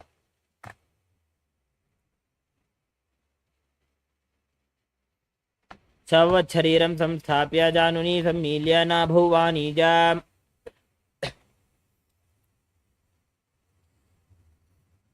Next up is a Viparita Karani. Laying on your back, place your hands flat on the ground. Then lift your legs up, point them up towards the sky. As you rotate your legs in a circular motion, breathe in Mocha Kumbhaka and visualize Swamiji in Viparita Karani. भूतले सशिरो दत्त्वा खेनये चरणद्वयं विपरीतकृतिश्चैषा सर्वतन्त्रेषु गोपिता.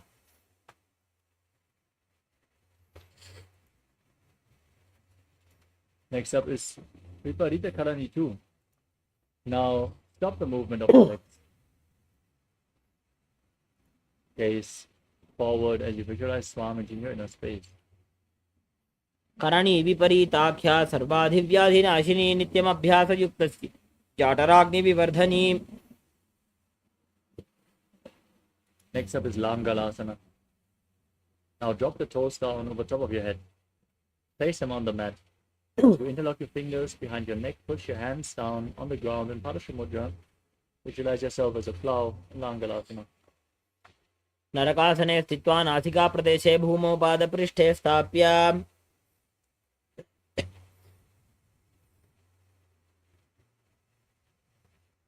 Next up is Shaita Paschimottanasana.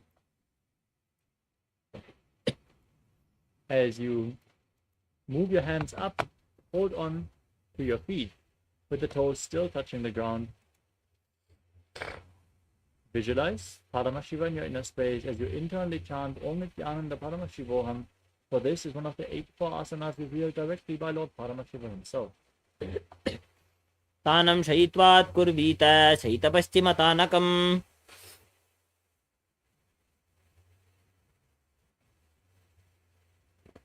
Next up is Supta Konasana. Now hold onto your ankles and bring your hips above the shoulder level. And then separate your feet to the side as you visualize Swamiji in your inner space. Form Jalandhara Bandha and Ula Bandha. परिवृत्य कोक्षे भागे धृता हि परिकीर्तितः बद्धकोणं सुप्तकोणम् ऊर्ध्वकोणमथापि च.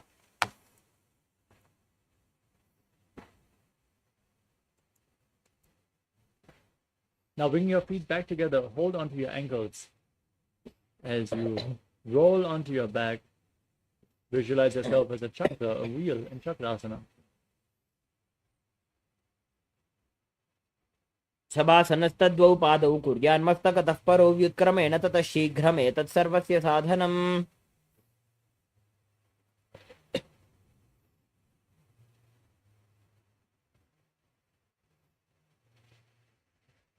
The next asana is Supta Prasarita Padangushtasana. As you lay on your back, raise your feet, straighten your legs vertically as you hold onto the big toes in Prana Mudra, index and middle fingers together, holding the little and ring fingers with your thumb. Visualize Swamiji in your inner space and breathe in Ujjayi Pranayama, make an ocean-like sound with your mouth. उत्तानपादं क्रौञ्चं च मरीचिं वीरभद्रकं नटराजं त्रिकोणं च सुप्ताङ्गुष्ठप्रसारणे.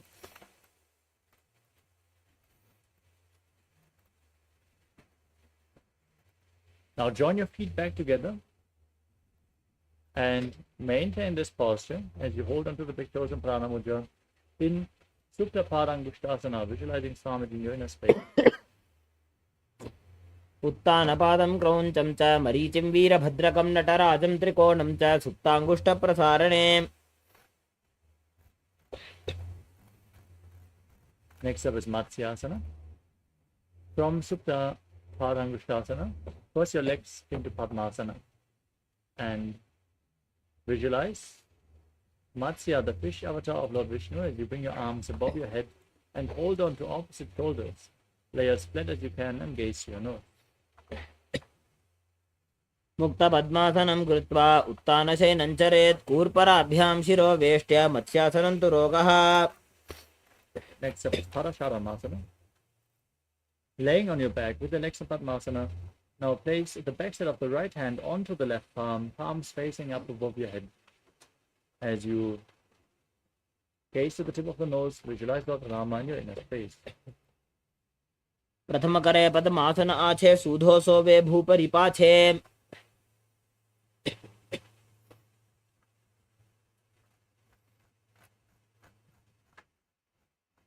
Next up is Sarvangasana. Now raise your knees and then lift your hips up with the support of your hands. Bring your hands to the lower back, elbows on the mat. Rest your body weight on your hands. As you point the knees upwards, gaze to your nose in Sarvangasana. अथवा क्षेत्र संक्षेपात् सर्वांगासनम् उत्तमं यत् कृत्वा योगनिपुणो विद्याभिः पण्डितो यथा.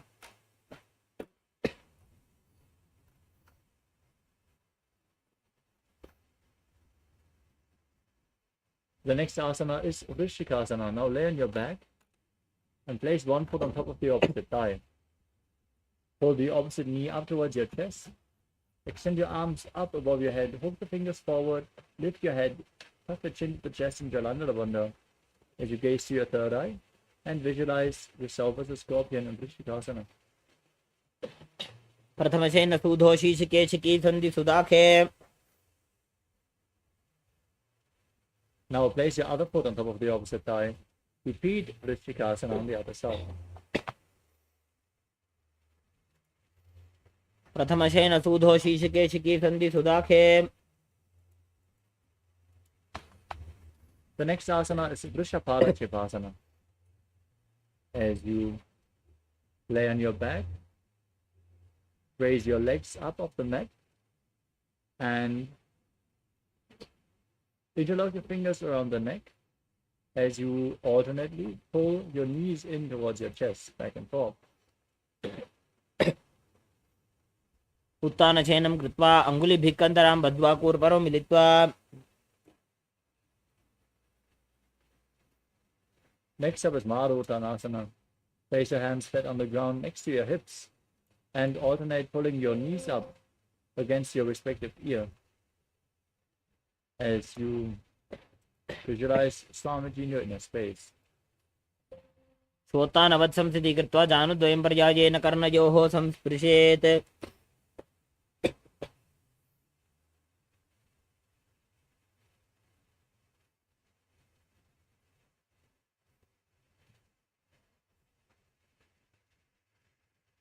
The next asana is Vrikasana. As you lay on your back, place your feet flat and raise your body up, stand up and lay back down again and again, visualizing yourself as a wolf. उत्तानशयनं कृत्वा पादतलाभ्यां भूमिं धृत्वा. Next up is Lutasana. As you lay down on your back, roll over completely again and again, visualizing Swamiji in your inner space as you finally lay in a prone position on your mat. उत्तानशयनं पादौ शिर उल्लङ्घ्य भूमौ स्थापयित्वा.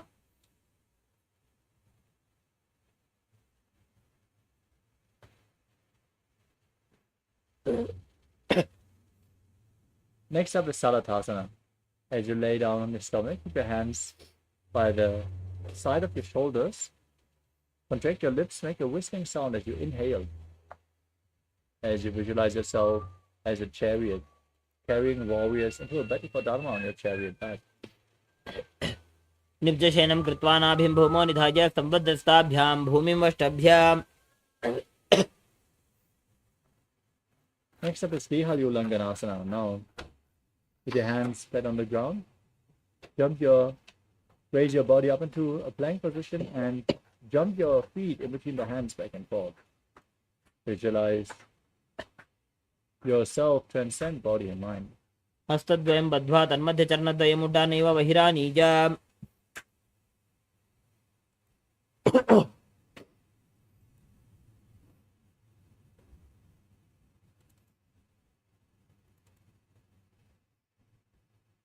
The next asana is Jatyasana. From a standing position, lean forward and down, place your hands on the mat and walk around on hands and feet as you visualize yourself as a wise 6-year-old elephant. अथ जात्यासनं वक्षे येन जातिस्मरो भवेत्. हस्तान्द्रिभूमौ च गमनम् आगमनं ततः.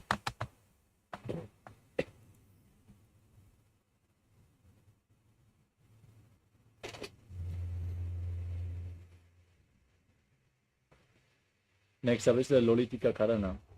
Now stand in Adimandi. Heels together, toes pointing outwards and knees bent. Raise your elbows to the shoulder level and rotate your arms around your body. Lean back, tilt your head back, move it in all directions.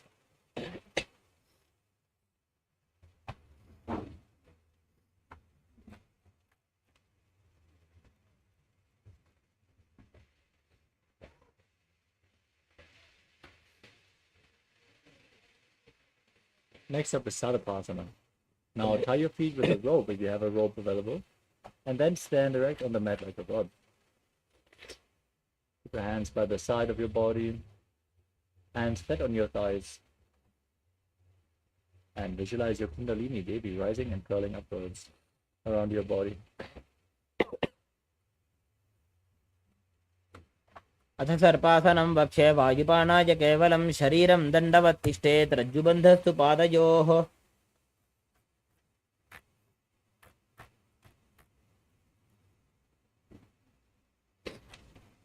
Next up is Ushta Sadhanasana.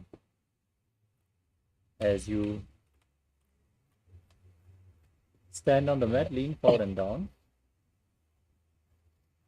And step your toes onto your fingers. Bend your hands into fists. Walk around on the mat, visualizing yourself as a camel. पुष्टिकनिष्ठिका प्रदेशेन भूमौ निधाय उपरि पादतले संस्थाप्य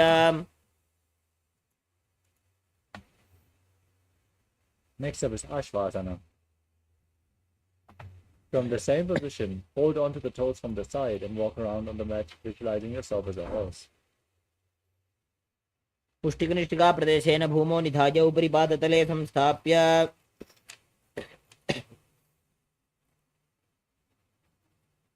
The next asana is Kapotanitakasana. As you hold onto your opposite hands, interlock them behind your back in Parasha Mudra, and then pull your hands down towards your calves. Lean back as far as you can, tilt your head back, and breathe calmly in Sahadra Kumbhaka. Breathe and lead the prana along your spine as you visualize yourself as a soaring bird diving.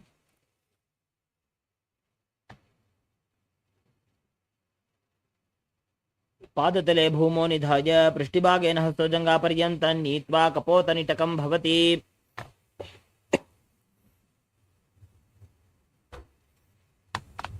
Next up is Stalapushpaputam Karana. Now stand in Arimandi position. Join your hands in Namaskara Mudra in front of your heart. Bow down to one side, open up your palms, raise the respective heel.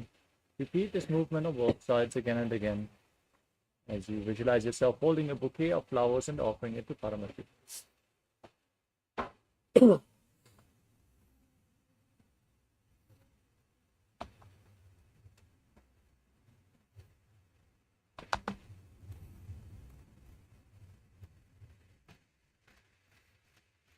The next asana is Khadgasana. Now, as you stand on the mat, face to your nose and visualize yourself as a rhinoceros. Then lay down on your stomach, jump your feet back, and jump your feet back up in between the hands. Stand up and bring your hands in Namaskara Mudra, extended away from the body, resembling the horn of the rhinoceros. आसनं कृत्वा पादतलाभ्यां भूमिं वष्टभ्य उत्तिष्ठेत् खड्गासनं भवति Next up is the Uttanottanam. You can hold weights if you want to intensify this asana. As you stand erect on the mat like a god. Then sit down as low as you can and stand back up again and again. Visualize Swamiji in your inner space and breathe in Sahadra Kumbhaka. पुनः पुनः उत्थातव्यम् असितव्यम् इति उत्थानोत्थानं भवति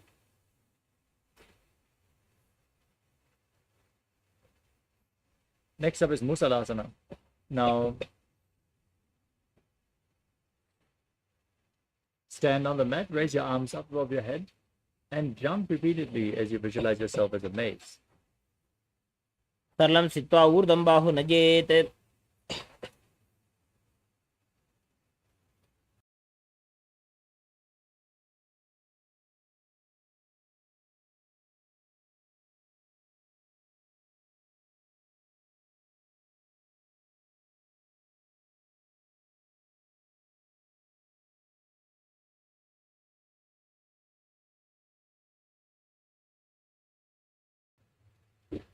Next up is Utshirshakasana. As you hold one foot and pull it against your chest, sit down and stand back up with the other leg alternating on both sides. As you gaze to your nose and visualize Swamiji in your inner space. एकैकं पादतलं कुक्षौ निधाय तिष्ठेत् उच्छीर्षकं भवति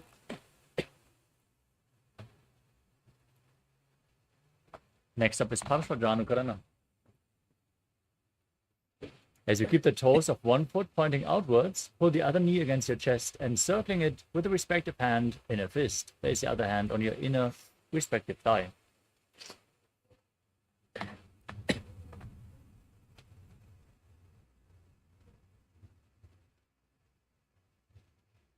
We move on to Tandavasana. Now, visualize yourself fiercely dancing as Lord Shiva. Hold on to weights as you extend your arms out in front. Then also extend one leg, sit down and stand back up on the other leg. एकेन पादेन स्थातव्यं ताण्डवासनं भवति. Next up is Brahmanasana. As you raise the left foot towards the inner right thigh, keep your hands relaxed by the side and visualize Lord Brahma blessing you from within. ब्राह्मणासनमावक्षे यत्कृत्वा ब्राह्मणो भवेत्.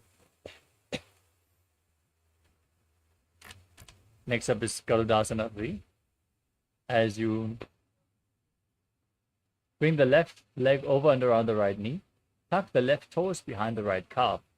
Bring the left arm below the right and join your hands in Namaskara Mudra as you visualize yourself as Lord Garuda. उत्थानकूर्मपीठं च सैंहस्गारुडमेव च वातायनं गोमुखं च भारद्वाजं त्रिविक्रमम्. Next up is Ekapadasana. Now,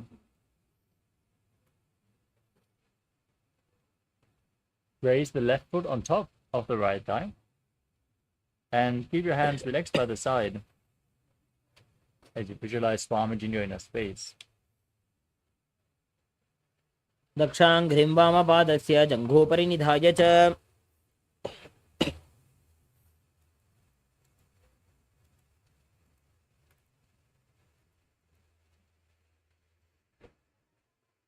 The next asana is Dhuruvasana, the pose-up posture. Now, hold on to the left big toe and extend the left leg to the side as you rotate quickly on the standing leg. Visualize yourself as the North Pole star. एकेन हस्तेन दण्डरूपस्य एकस्य पादशाकं धृत्वा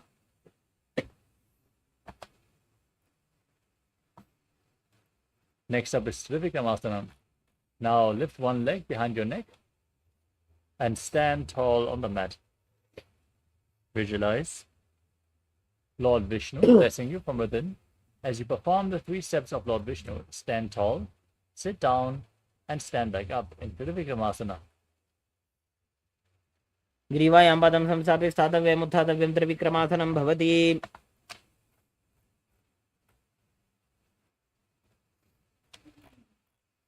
Next up is Parsvajanukarana on the other side. As you pull the other knee up towards your chest, place the opposite hand on the respective inner thigh.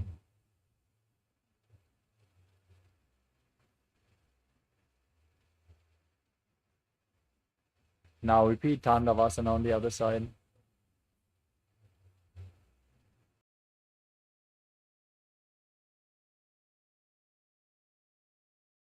Hold on to weights, extend your arms forward, and the opposite leg as well as you sit down and stand back up, visualizing yourself fiercely dancing as Lord Shiva. एकेन पादेन स्थातव्यं ताण्डवासनं भवति. Next up is Brahmanasana on the other side. Now place the right foot onto the left inner thigh, hands by the side, visualize Lord Brahma. ब्राह्मणासनमावक्षे यत्कृत्वा ब्राह्मणो भवेत्. Next up is Garudasana 3. Now bring the right foot over and around the left knee, tuck the toes behind. In the right arm below the left, join your hands in Namaskara Mudra as you visualize yourself as Lord Garuda. उत्थानकूर्मपीठं च सैंहस्गारुडमेव च वातायनं गोमुखं च भारद्वाजं त्रिविक्रमम्.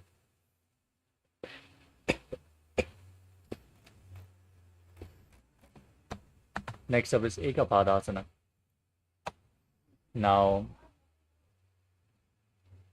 bring the right foot on top of the left thigh and visualize Swamiji in your inner space. दक्षाङ्घ्रिं वामपादस्य जङ्घोपरि निधाय च.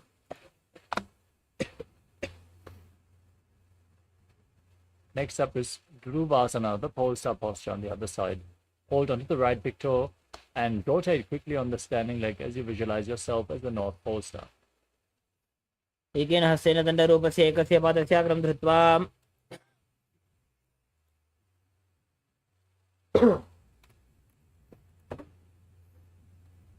Now repeat Trivikramasana on the other side. Raise the right leg behind your neck. Visualize Lord Vishnu as you stand tall, sit down, and stand back up. ग्रीवायां पादं संस्थाप्य स्थातव्यम् उत्थातव्यं त्रिविक्रमासनं भवति.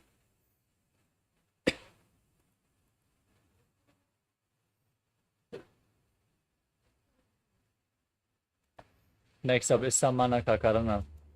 Stand relaxed on the mat with the heels together, toes pointing outwards, hands slightly extended away from your hips, fingers pointing one by one. Relax as we move on to the final 100 asanas of this sequence, starting off with Kodak Anjali Asana. Now squat down, bring your hands in between the legs from the outside, interlock your fingers in front of your navel as you visualize the great sage Kodaknath, the founder of the Natha Yoga Hindu Sampradaya. Breathe in Jivachala Kumbhaka. Hold your breath and move the prana freely within your body along with your mind. Satamahi boho ye bahuri nicho punihove. Next up is Kanchi Asana. As you squat down, interlock your fingers behind your lower back and visualize Swamiji in your inner space. पूर्वमध्यात् हस्तौ निवेश्य नितम्बं धृत्वा. Next up is Bhairo Asana. As you bring the feet together, squat down and interlock your fingers around your back, gazing to the navel as you visualize Bhagavan Kala Bhairava, the Lord of Time. दो पकगी थल्या की माहिली core मिलाजी फना पानी उकड़ मोड़ वैसे. Next up is Varahasana. As you squat with the heels together, toes separated, bring your hands behind your head in Anjali Mudra with the fingers pointing down. Gaze to your nose and visualize yourself as Varaha, the boar avatar of Lord Vishnu. पागदली की माहिली core मिलाई फना पानी उकड़ वैसे. Next up is Krupitasana. Now hold onto your big toes and raise your hips to the same level as your knees as you visualize Swamiji in your inner space.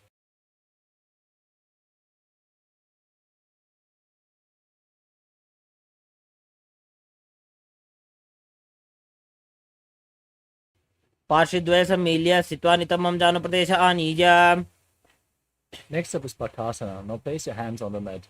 Bring your knees onto your arms towards your armpits and lift your feet off the ground as you balance, visualizing yourself as a crow. हस्ताभ्यामवनिमवष्टभ्य.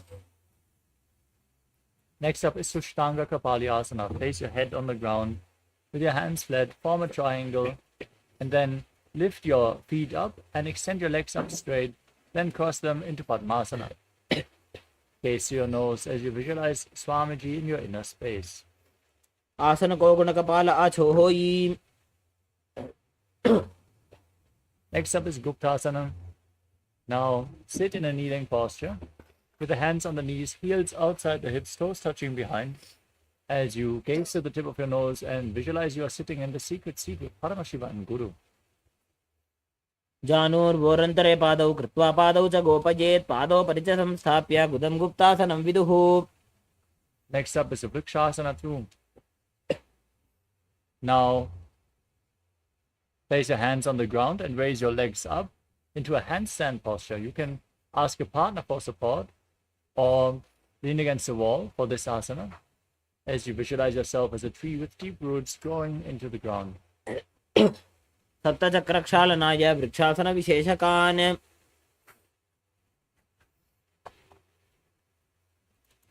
Next up is Shiva Asana. From the handstand posture, bring your hands and feet closer together. As you gaze up towards your third eye, visualize Tejas energy is flowing towards your third eye, rejuvenating your body. दो पग जोड़ी माही Gulf मिलाए.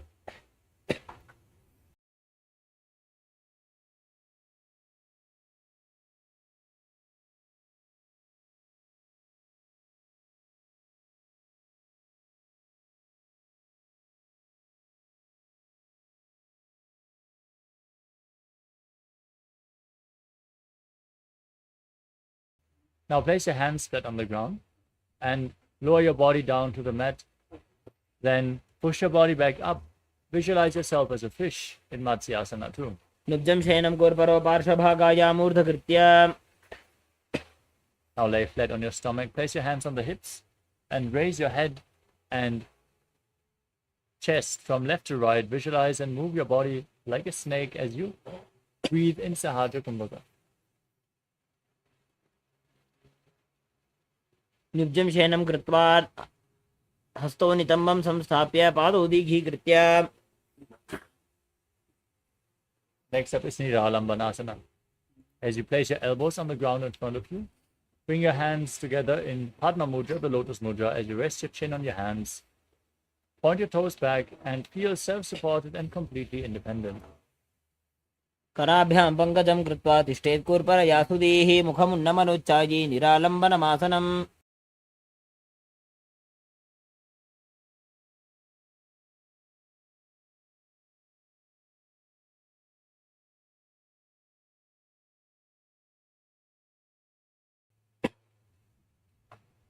Next up is Chaturasana.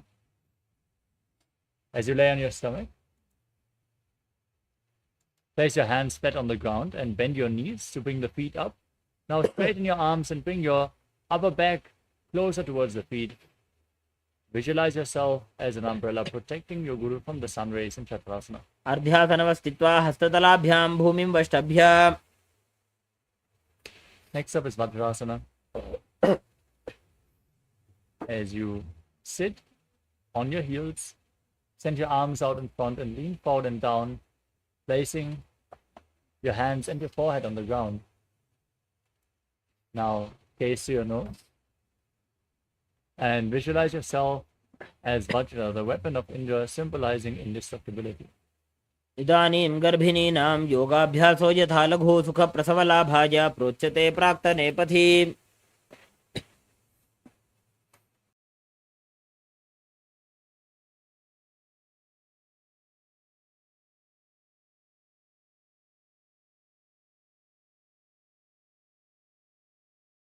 The next asana is Meshasana. Now raise your hips up high into Gajasana position and alternate striking the ground with your hands as you visualize yourself as powerful as a ram. गजासन संस्थितो एकैकं बाहुं भूमौ ताडयेत्. The next asana is Ajasana. Place your hands on the ground and raise your legs over your body. Then lower your face down towards the mat as you visualize yourself as unborn, existing for all eternity. गजासन संस्थितो पादद्वयमन्तराळे कृत्य. Next up is Dhanantalasana. Now sit in a kneeling posture and hold on to the big toes and prana mudra. Pull the feet in towards your perineum.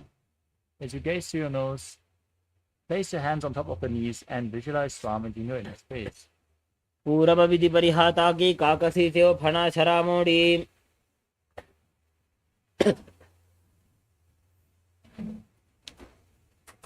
Next up is the Angamotanam. As you sit in a kneeling posture, interlock your fingers in front. Move your arms up, down, left, right in all directions. Give massage to various different joints and muscles of your body as you interlock your fingers behind and repeat the movement. Visualize Swamijino in your space. हस्तयोः अङ्गुलीर्भद्वा हस्तयोर्मध्यात् सर्वमङ्गं निष्कासयित्वा.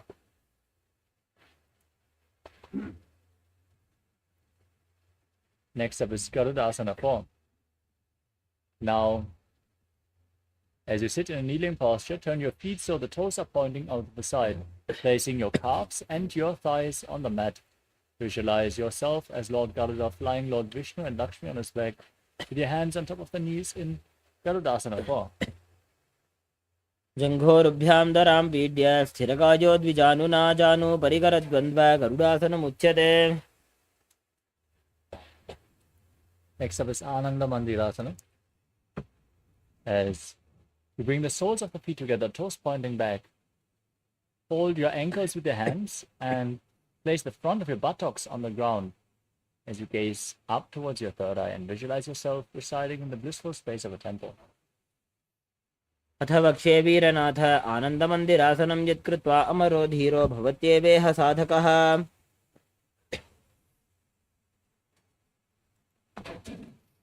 Next up is Mandukasana too. Now, overlap your feet as you sit on your heels. Hold onto your knees as you place your hands underneath. Press your tongue up flat against the palate of your mouth. Visualize yourself as a frog as you perform Uddiyana Bandha and Mula Bandha. पृष्ठं सम्पीड्य कुल्भाभ्यां जान्वङ्गे सबलयाकृतिः हस्तौ पादतले क्षिप्तो मण्डूकं पाददोषहृत्. Next up is Narasimhasana. Now raise your heels, tuck the toes and sit on the raised heels. Place your knees on the mat, your hands flat on the ground in front of you, thumbs touching. Gaze to your nose and visualize Narasimha, the lion man, avatar of Lord Vishnu, as you stick your tongue out and exhale forcefully again and again. पृष्ठं सम्पीड्य कुल्भाभ्यां जान्वङ्गे सबलयाकृतिः.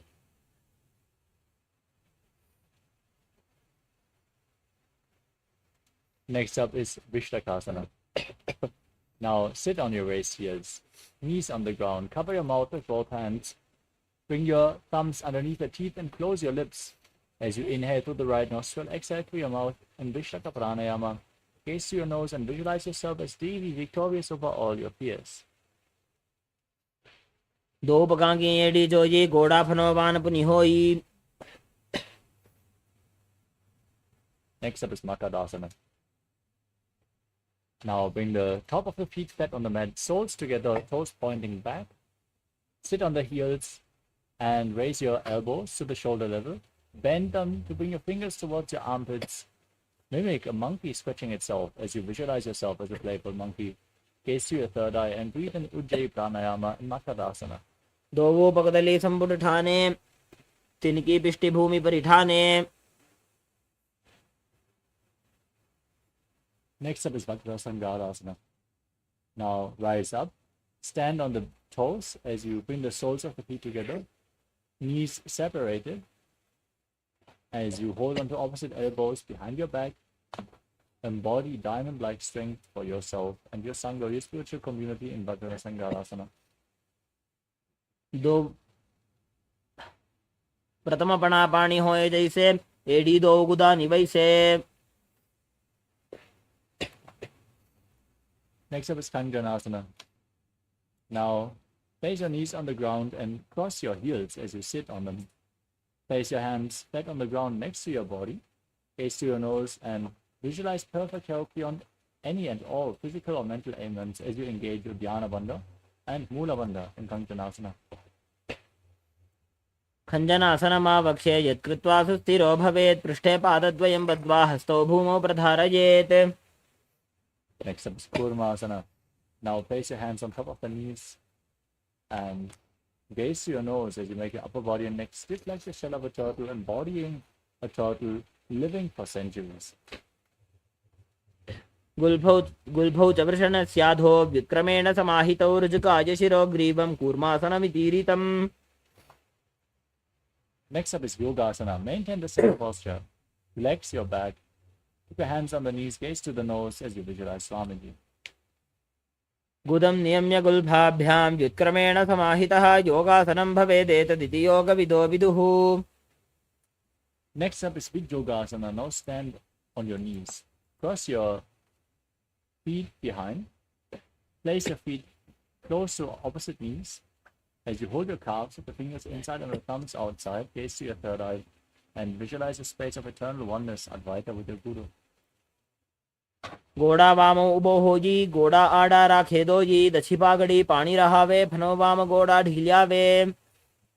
Next up is Ushtrasana 2. Now place the feet flat as you still stand on the knees.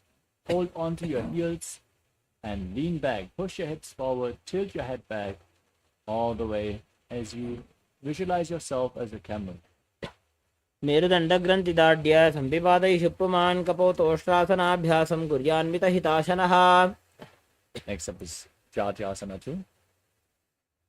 Now lean back, hold onto the soles of the feet and place your elbows and then the back of your head on the mat. Gaze to your nose as you visualize yourself as a lotus blooming. दोवु एडी संपुट करे सोले मूल द्वार इधर इधर है फना पानी उकड़ होए वैसे बहुरी पिष्टि दिश करे जो ऐसे. Next up is Viratasana.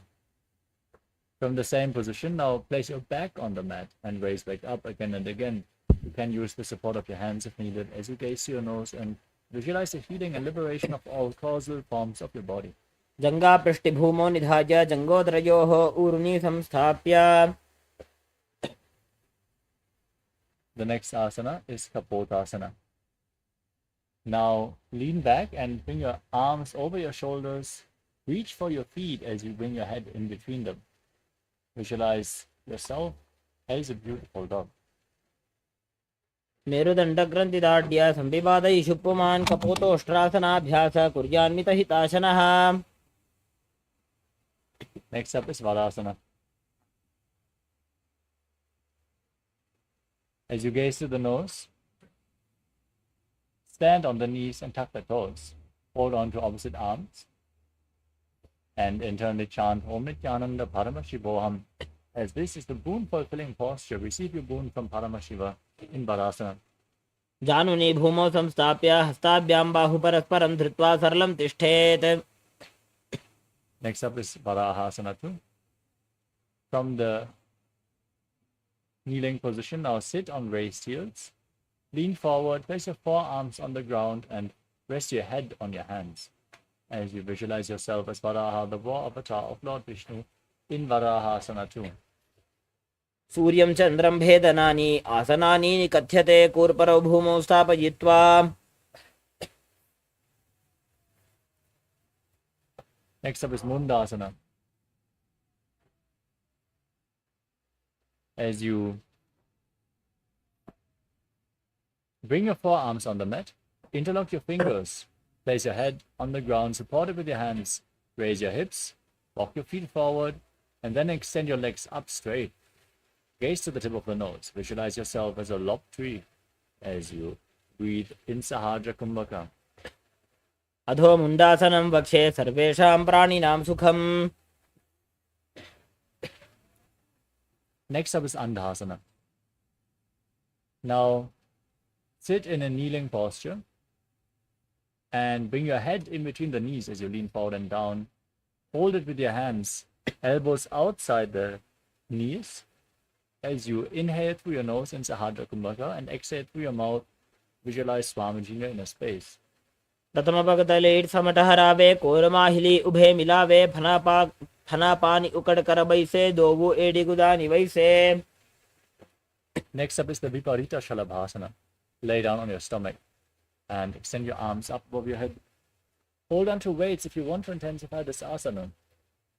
As you lift your arms, your chest, and your entire legs off the mat, intensely engage your back as you hold this position. Visualize yourself as a locust. सलभासन भेदाश्च नटभेरुण्ड नामके गण्डभेरुण्ड सहिते शीर्षदण्डासनं तथा.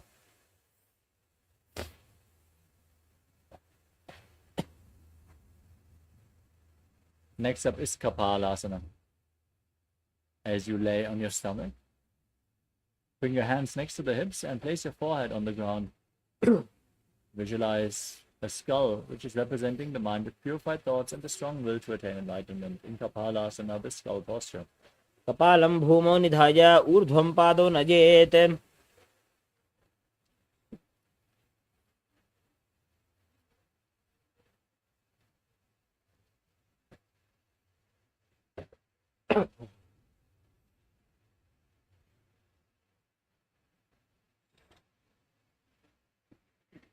Next up is Akasha Kapotasana.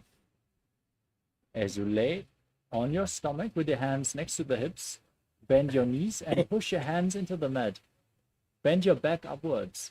Bring your feet over the body and place them on the ground in front of your face as you visualize yourself as a free and open dog. उष्ट्रासने स्थित्वा चरणौ भूमेरुत्थाप्य मस्तकोपरि नीत्वा.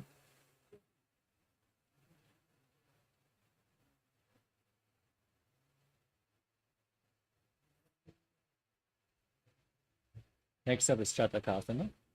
As you sit in a kneeling posture, place your forearms on the ground in front of you. Bring your navel to the knees and Visualize yourself as a sparrow in Chatakasana. कूर्परपर्यन्तौ हस्तौ धरामवष्टभ्यजानुनी नाभौ संकुञ्च्य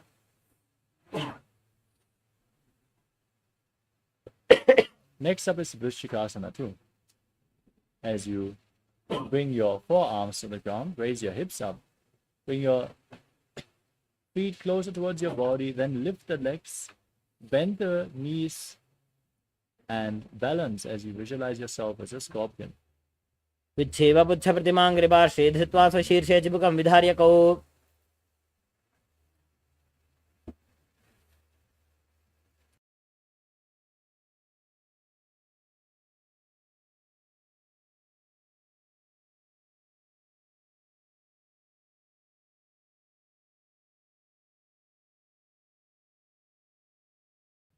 The next asana is Vrishasana. Now sit on the right heel and keep the left foot outside the hip with the toes pointing to the side. Place your hands on the ground in front of you.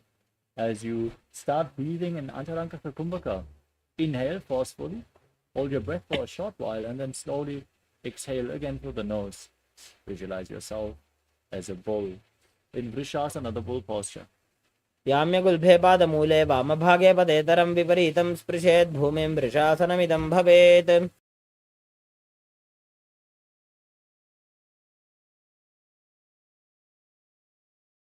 Next up is Lolasana. Now, push your hands into the mat, lift your body up, cross the toes of the left foot over the right, and balance as you visualize Swamiji in your inner space. लोलासनं तदा कुर्यात् वायुलोलापघातनात्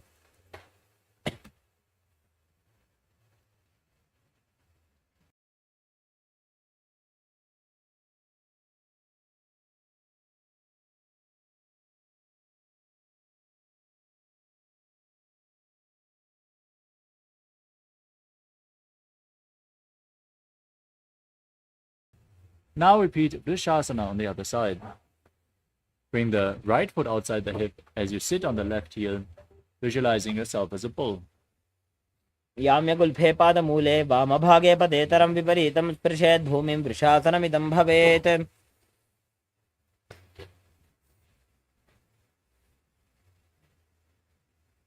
The next asana is Balagunasana.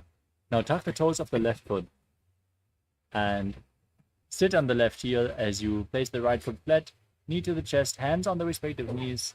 Visualize Balagunahai, one of the 81st siddhas in your inner space. आसन को गुण जल विकार जायी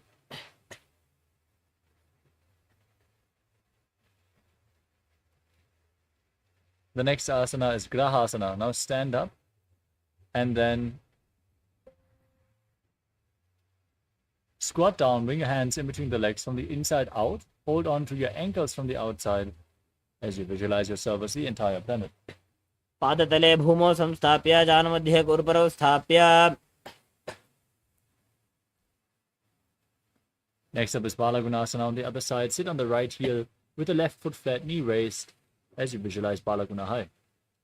आसन को गुण जल विकार जायी Next up is Utkatasana. Now bring both your feet in and sit on raised heels. Balance with your knees together. Place your hands on top of the knees if you can. Hold on to weights if you want to intensify this asana. Visualizing yourself as a sparrow.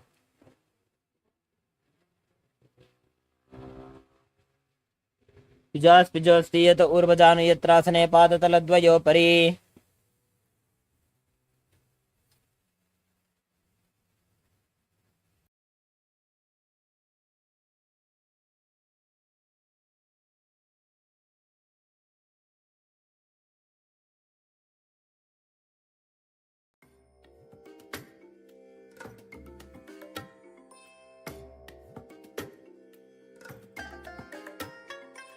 I bless you all. Let you all open all your three eyes and manifest the powers of Mahasadashiva. Om Nithyananda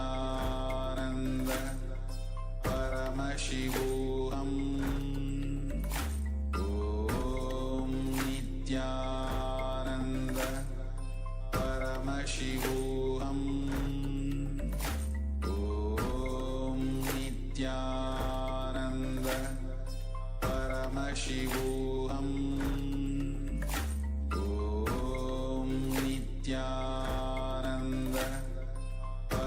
Paramashivoham Om Nithyananda Paramashivoham.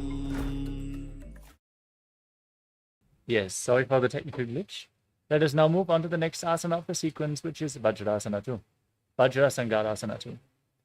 Sit on raised heels, separate your knees, and hold on to your elbows behind your back as you visualize Swamiji in your inner space. प्रथम बना पाणी होए जैसे दोबू एड़ी गुदा निवैसे. Next up is Anilasana. Now place your palms on the ground and place your heels on top of your hands. Squat down and keep your arms straight as you gaze to your nose and visualize you are able to live off of air alone. दोबू फणा पाणी होए वैसे एड़ी दो गुदा निवैसे.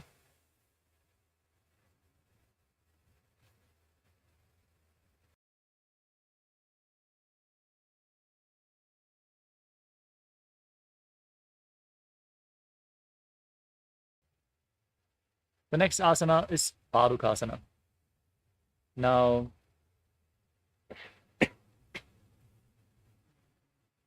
lean forward and down. Place the back of your hands on the mat and step your feet on top of the hands. Wrap your hands around the feet like shoes as you visualize yourself wearing padukas walking across India. हस्ततलयोः पादतले कृत्वा तिष्ठेत् गच्छेत् पादुकासनं भवति. Next up is Kukutodhanasana. As you place your hands on the mat, jump your legs up and let them fall back down again and again, visualizing yourself as a rooster. हस्ततले भूमौ कृत्वा पादतले च ऊर्ध्वमुड्डानं कृत्वा.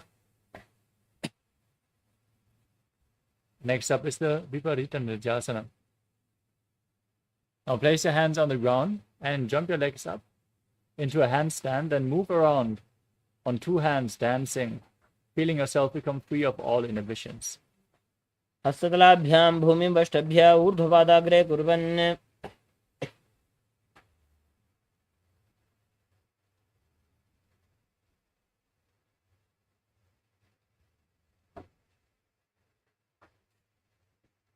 The next asana is Kunjarasana.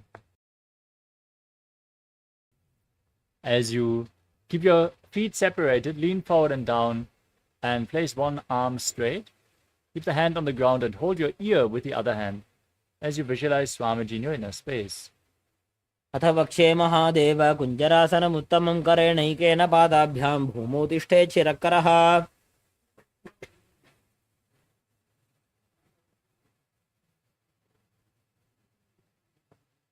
Now place the other hand on the ground. Exchange the position of your hands as you repeat Kunjarasana on the other side. अथ वक्ष्ये महादेव कुञ्जरासनमुत्तमं करेणैकेन पादाभ्यां भूमौ तिष्ठेत् शिरःकरः. Next up is Kadambasana. Now squat down all the way. Keep your heels close to the perineum. Hold onto your ankles and breathe through your nose as you visualize yourself as a Kadamba tree. पार्श्वेभ्यां भूमिं वष्टभ्य हस्तद्वयेन गुल्फौ धृत्वा. Next up is Pavana Muktasana.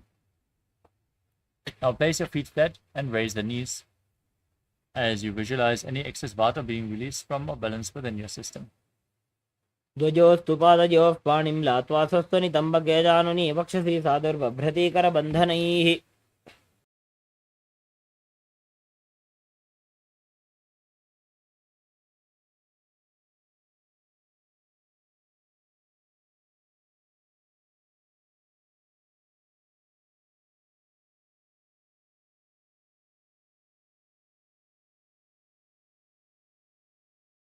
The next asana is Chakorasana.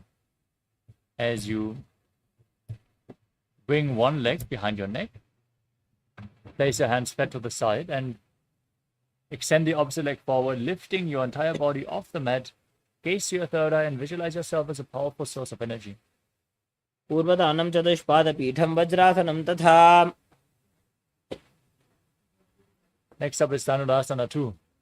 Now keep the right leg straight.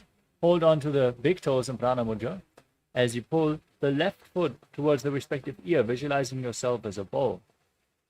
पादाङ्गुष्टौ तु पाणिभ्यां गृहीत्वा श्रवणावधि. Next up is Ashtavakrasana. As you bring the leg over the shoulder,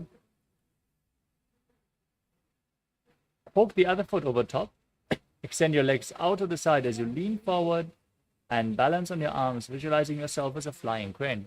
वासिष्ठमथ कौण्डिन्यम् ऊर्ध्वकुक्कुटमेव च. Next up is Pranasana. As you keep one foot on top of the other, raise the opposite knee. Bring your respective shoulder underneath the raised knee. As you gaze to your third eye and visualize you're immortal and able to exist solely on prana. एतत् प्रभेदं वक्ष्यामि करोति यस्य चामरः. Next up is Paramashivoham.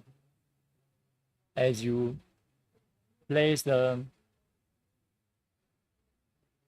left foot to the right hip, step the right foot over top of the left knee, bring the left elbow outside the raised knee, the left hand below the raised knee, interlock your fingers behind your back and twist your spine as you gaze to your third eye and visualize Sage Nithyananda, the master of Hatha Yoga. पार्श्वाभ्यां धृतते यास्तु पार्श्वमत्स्येन्द्रमुत्तमम्. Now repeat Chakrasana on the other side. Place the other foot on top of the opposite thigh, behind the neck, and then keep your hands at the side. Lift your body up and balance as you gaze to your third eye and visualize yourself as a powerful source of energy. पूर्वदानं चतुष्पादपीठं वज्रासनं तथा. Now repeat Dhanurasana too. Now keep the left leg straight and pull the right foot towards your ear as you hold on to both the big toes in Prana Mudra, visualizing yourself as a bow. पादाङ्गुष्टौ तु पाणिभ्यां गृहीत्वा श्रवणावधि. Next up is Ashtavakrasana on the other side. Bring the leg over the shoulder. Extend both legs out to the side as you balance, visualizing yourself as a crane. वासिष्ठमथ कौण्डिन्यम् ऊर्ध्वकुक्कुटमेव च. अष्टावक्रमथोत्थानं मयूरं सेतुबन्धनम्. Next up is Pranasana. Bring the foot on top of the opposite thigh, knee raised, shoulder beneath the knee, and gaze up as you visualize yourself being able to exist only on prana. एतत् प्रभेदं वक्ष्यामि करोति यस्य चामरः. Now repeat Paramashivoham. Bring the right heel to the left hip, step the left foot over top, twist your spine and interlock your fingers behind your back as you gaze up and visualize Sage Nithyananda. वामोरुमूलार्पितदक्षपादो जान्वो बहिर्वेष्टितदक्षदोष्णाम्. Next up is Ardha Paschimottanasana. Now extend one leg and bring the other heel against the perineum. Lean forward and down and hold onto the front foot as you visualize Swamiji in your inner space.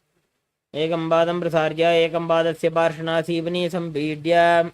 Now bring the right foot outside the hip, hold onto the left foot and lift it up in front of your face with the knee straight, visualizing yourself as a crane in Kranchasana.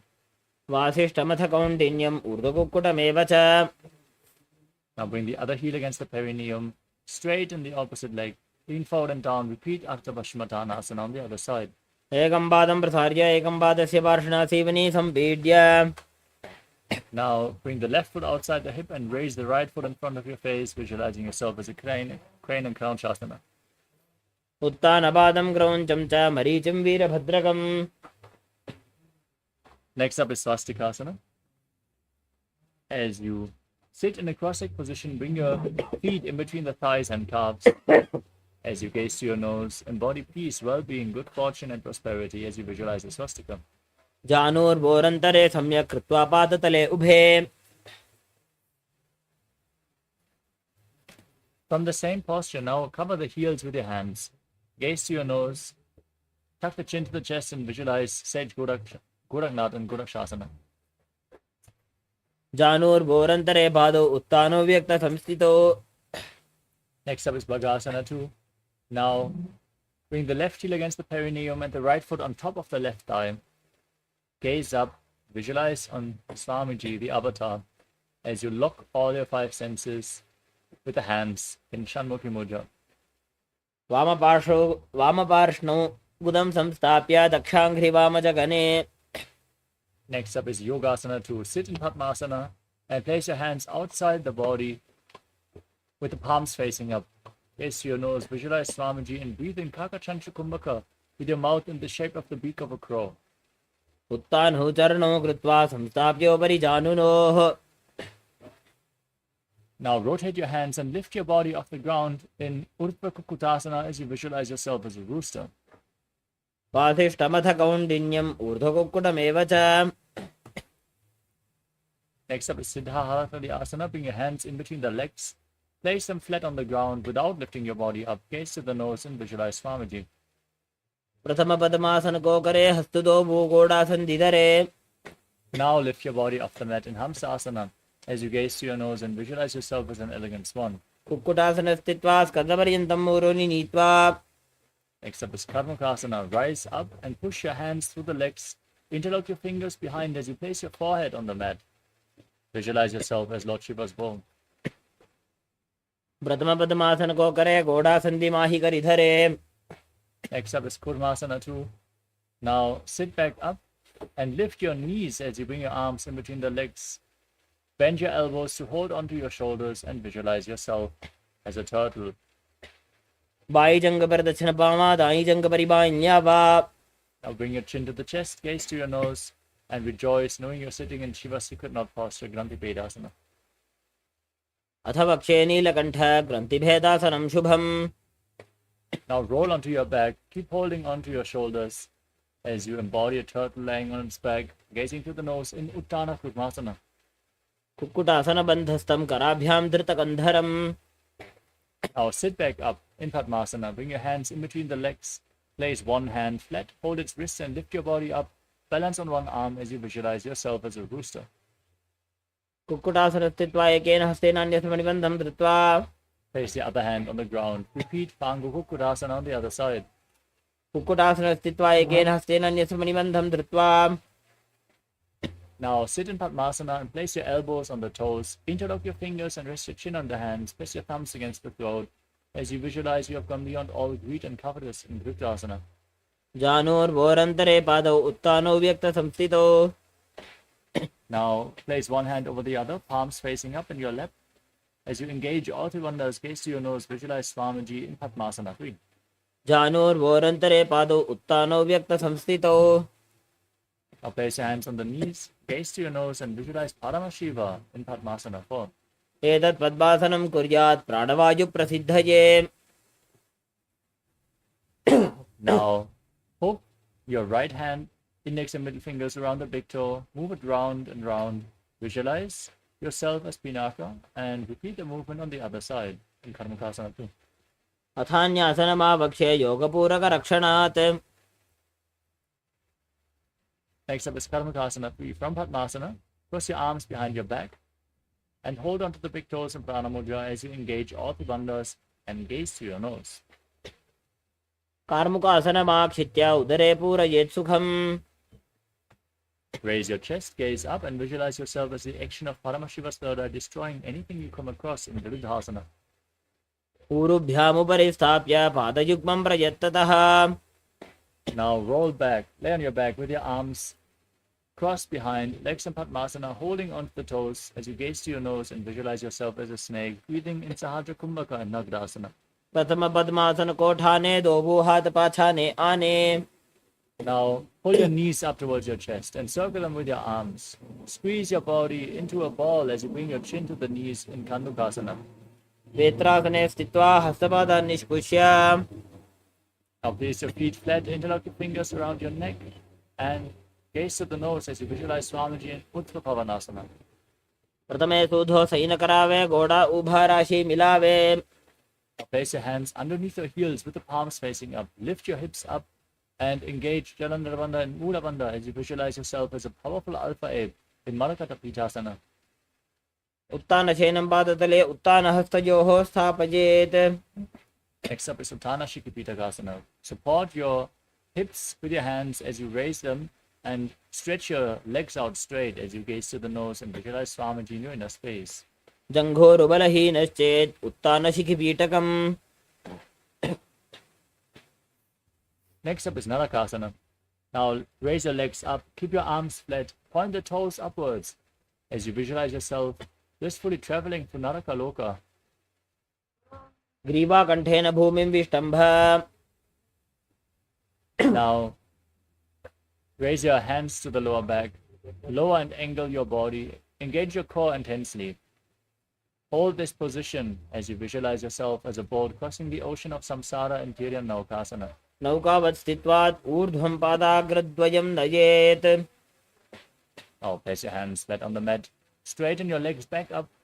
Be stable and sturdy like a flagpole as you visualize yourself as the KAILASA flag respected across all nations in Dvajasana. तिर्यन्नौकावते ग्रीवापृष्ठगोर्परैः भूमिं वष्टभ्य. Now lay down on your back. Your arms by the side of your hips. Engage the perineal floor. Pull the Kundalini Shakti upwards to the higher energy centers all the way to the crown of your head. In Shakti Chala Mudra, now unclutch from your body as you visualize that your body is dead. Leave your body behind as you visualize that Swamiji is liberating you. Internally, chant the Mahavakya, Om Nithyananda Paramashivoham Imritasana. उत्तानं शववद्भूमौ शयनं तुषवासनं शवासनं श्रमहरं चित्तविश्रान्तिकारणम्.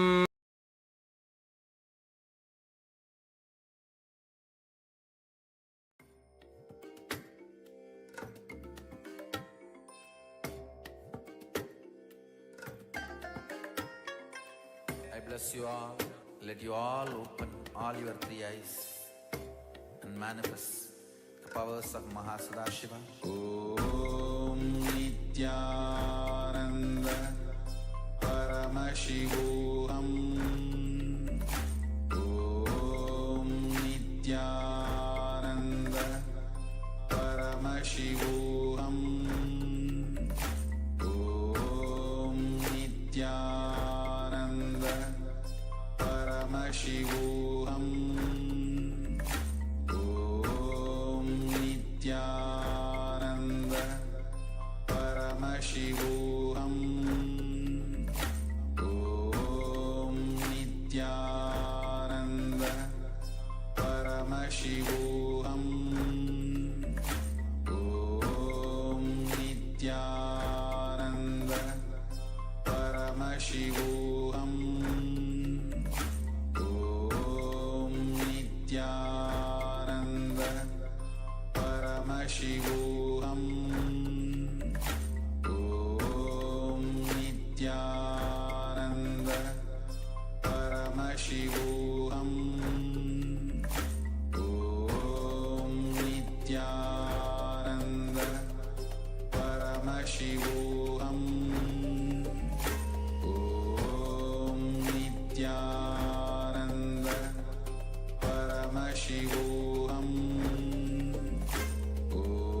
Om Nithyananda Paramashivoham. Om Nithyananda Paramashivoham. Om Nithyananda Paramashivoham. Om Nithyananda Paramashivoham. Om Nithyananda Paramashivoham. Om Nithyananda Paramashivoham. Om Nithyananda Paramashivoham. Om Nithyananda Paramashivoham.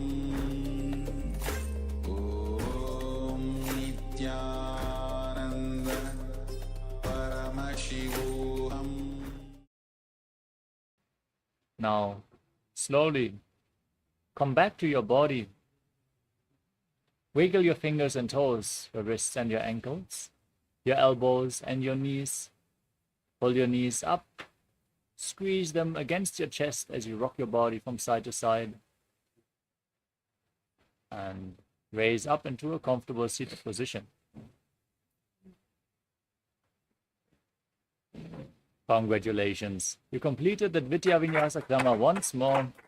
308 asanas. Let's get ready for the power manifestation session, which is up next, immediately after this session.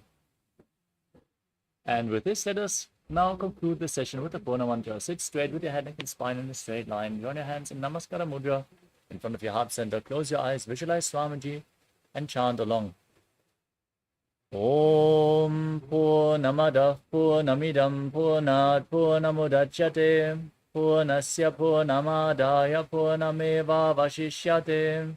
Om Shanti Shanti Shanti Hari Om Tat Sat Sarvam Bhagavat Shri Nithyananda Paramashiva Padukar Paramastu. Om Nithyanandam. Thank you all so much for joining. Nithyanandam.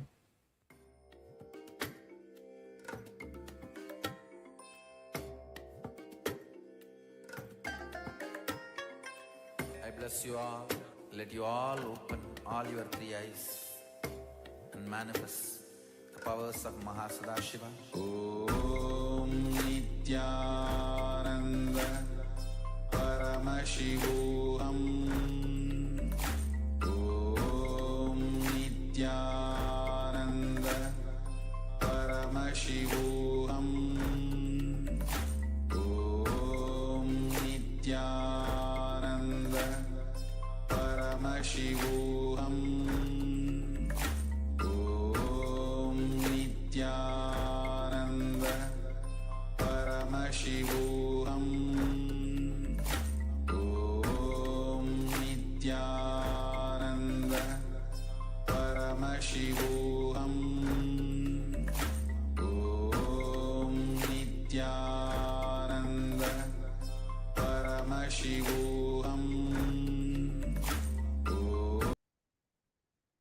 The technique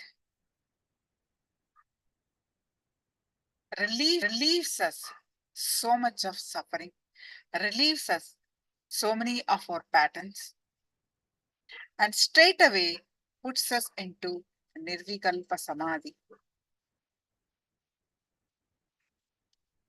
Swamiji has been teaching this technique, a teaching, a process, whatever you name it, way back over 20 years now.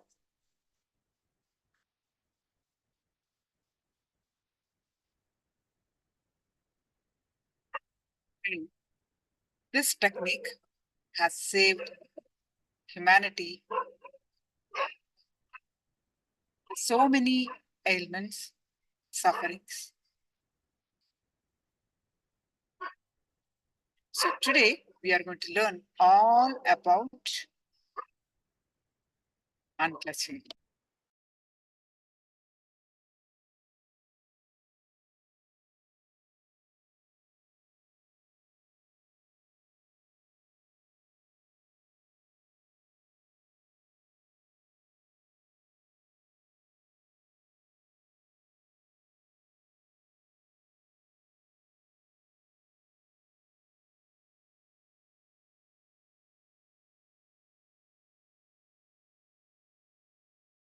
We'll start our session with the power manifestation.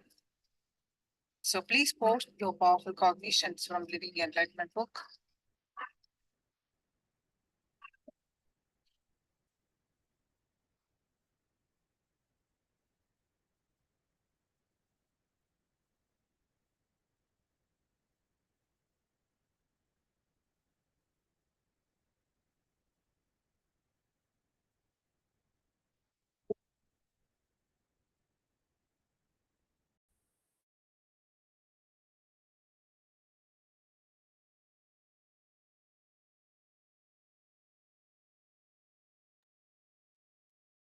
Yes, now please sit straight. Let's start manifesting the power of third eye. Please sit straight with your head neck back straight line. Visualize Swamiji's form in your third eye.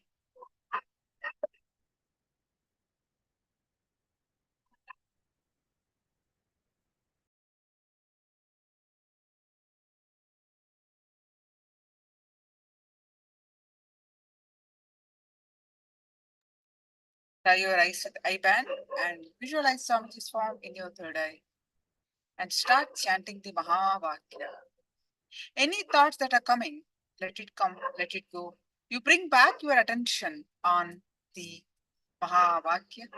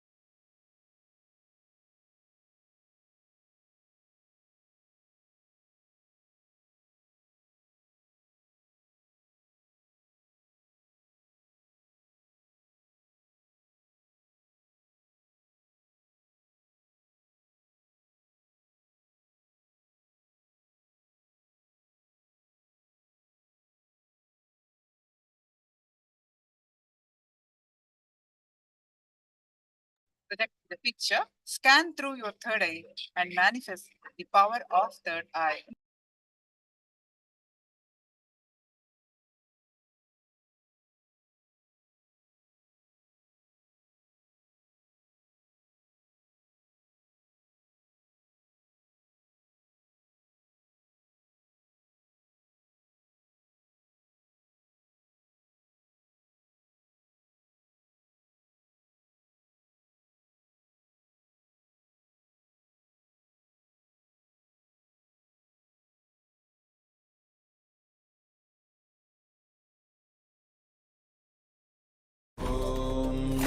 Nityanand परमशिवोऽहम् ॐ नित्यानन्द परमशिवोऽहम् ॐ नित्यानन्द परमशिवोऽहम् ॐ नित्यानन्द परमशिवोऽहम् ॐ नित्यानन्द परमशिवोऽहम् ॐ नित्यानन्द परमशिवोऽहम् ॐ नित्यानन्द परमशिवोऽहम् ॐ नित्यानन्द परमशिवोऽहम् ॐ नित्यानन्द परमशिवोऽहम् ॐ नित्यानन्द परमशिवोऽहम् ॐ Nityanand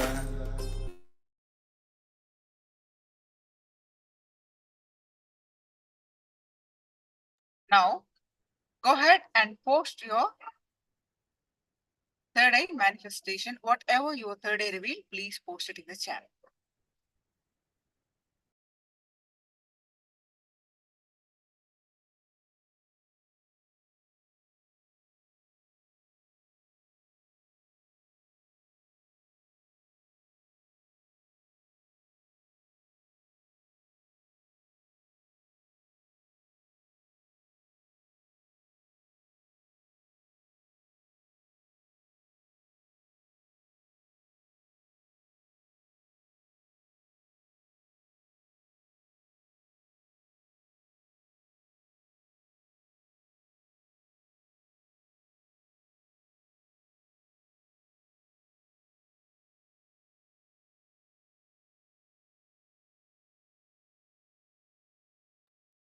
Few more seconds, please post whatever you have already revealed in the chat.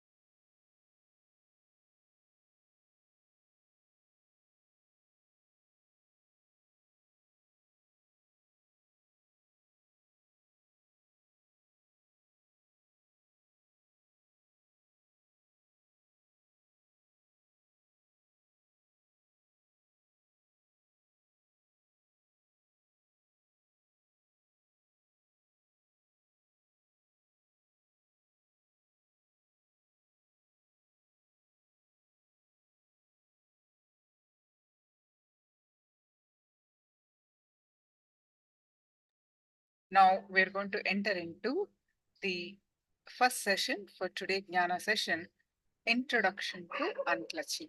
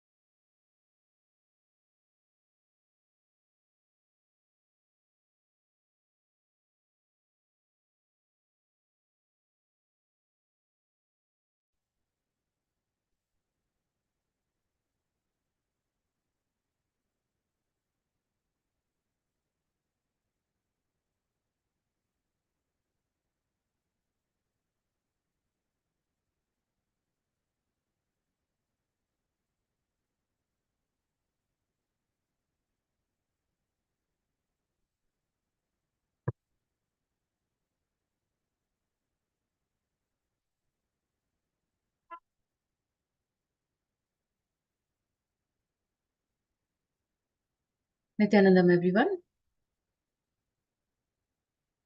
Let us begin with the Sadguru Vandanam. Please sit with your head, neck, and spine in a straight line as we chant the Sadguru Vandanam. Om Nithyanandam Paramasukhadam Kevalam Jnanamurtim Dvandvatitam Gagana Sadrusham Tattvamasyadhilakshyan Ekam Nityam Vimalamachalam Sarvadhi Sakshibhutam Bhavaतीतं Triguణरहितं Sadgurum Tam Namami. I welcome you all with my love and respects.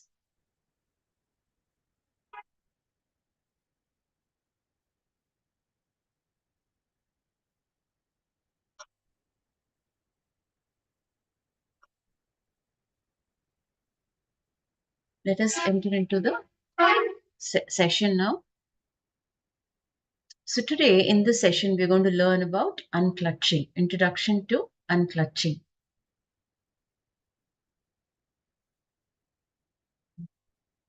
So I'm sure all of you have heard the term unclutching, and most of you even know what is unclutching. We have heard this term several times during the satsangs, and as disciples of the Supreme Pontiff of Hinduism, this term is a very popular term, and today we will be learning more about unclutching.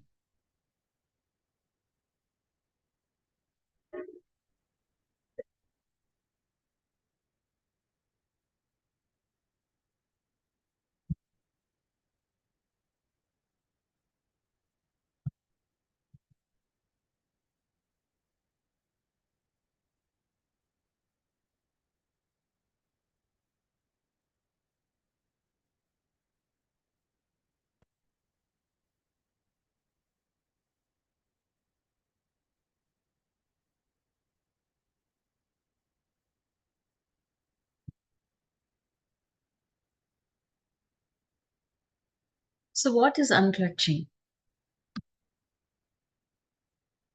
Unclutching is the ultimate spiritual truth. This process, unclutching, can directly upgrade your very consciousness. Unclutching is a space of complete restful awareness where you are not clutching on to any thought or emotion.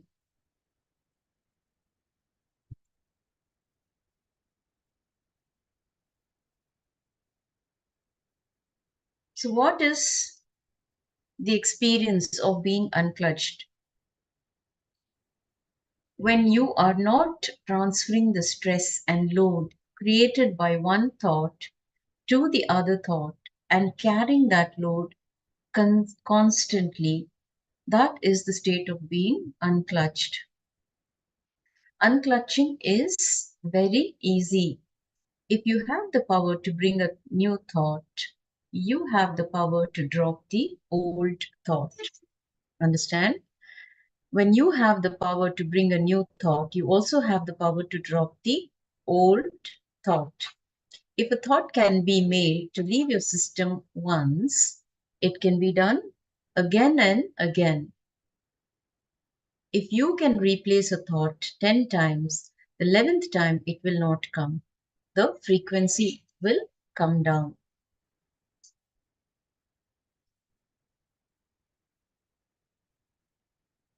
So now let us understand the process of thinking through a small exercise.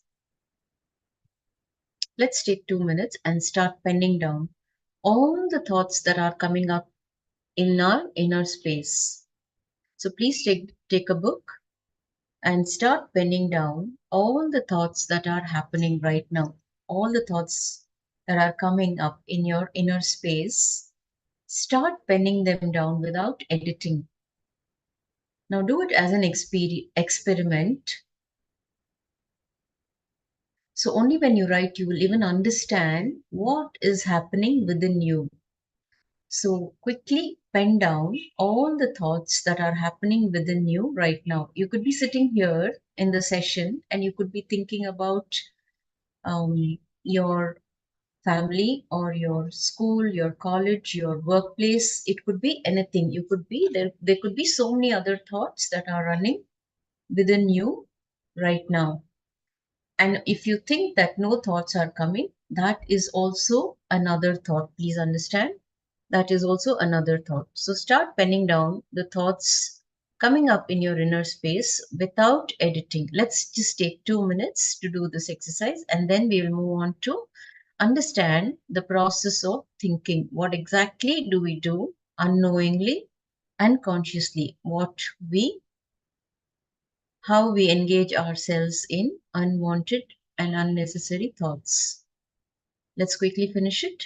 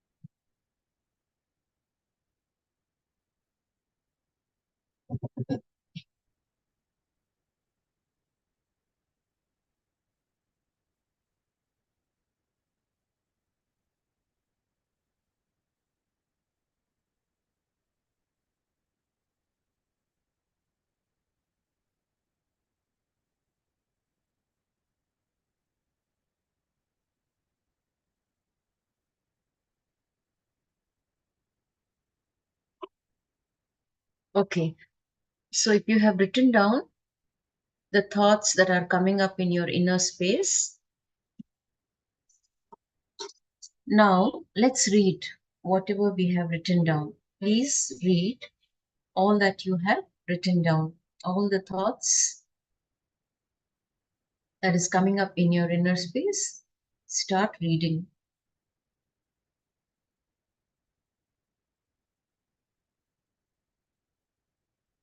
Now, when you read what happens, the thoughts that you have written down, when you start reading, what happens is you will realize that you are nothing but a bunch of unconnected, independent, illogical, unclutched thoughts. Let me repeat. You are nothing but a bunch of unconnected, independent, illogical, and unclutched thoughts. So you are not aware, but you constantly believe that you are aware. Every single moment which passes in your life without your presence is suffering. Please understand. Every single moment which passes in your life without your presence is suffering. The Shastra Pramana that has been taken from the Sarvajnanottara Agama knowledge section, chapter 2, the direct blissful experience of absolute oneness with Shiva, Sutra 40. So the Shastra Pramana says, Nirasya Vishaya Sangha Manovrittim Vihayacha Yada Yat Yunmani Bhavam Tada Tatparamam Sukham. Within the refined seeker who has set aside all sorts of associated thoughts related to worldly pleasures and objects, and who had transcended the fluctuations and modifications sustained by the mind, a significant state known as Unmani Bhava gets unfolded.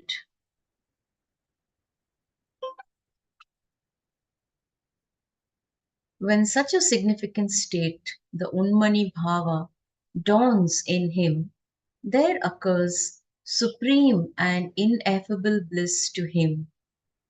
Unmani Bhava is a particular transcendental plane of consciousness above the Brahma Randhra.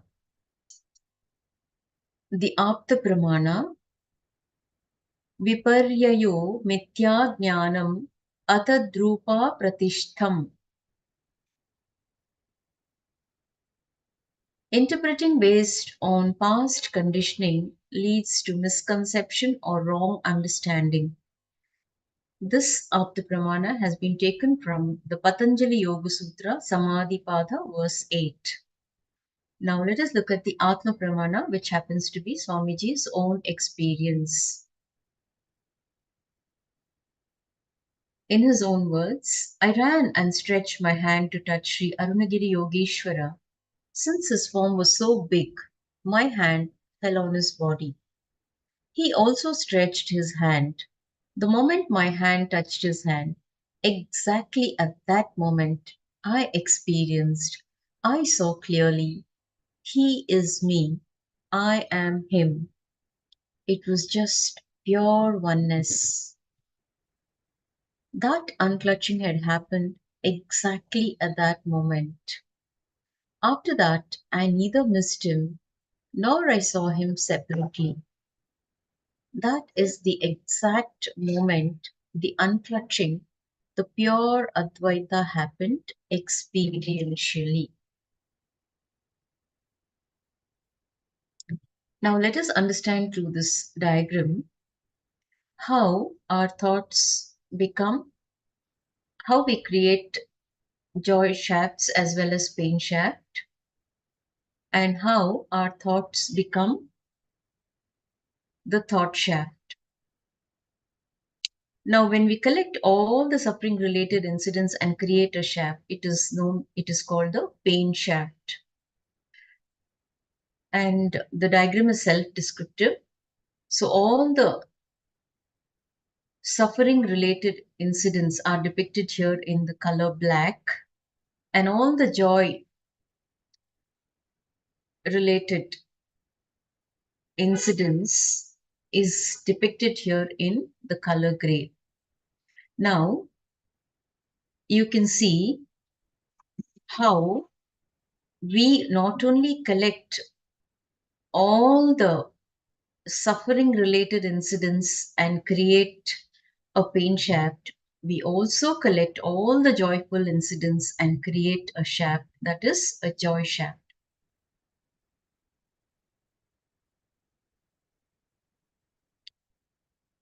Most of the time, due to our conditioning, we tend to create only a pain shaft. Very rarely we create a joy shaft. Your opinion about life as pain shaft or joy shaft will stay only as long as you are unconscious, not when you are aware. So when we unclutch, the first thing that will happen to us will be an inner healing effect, a deep silence and peace in us.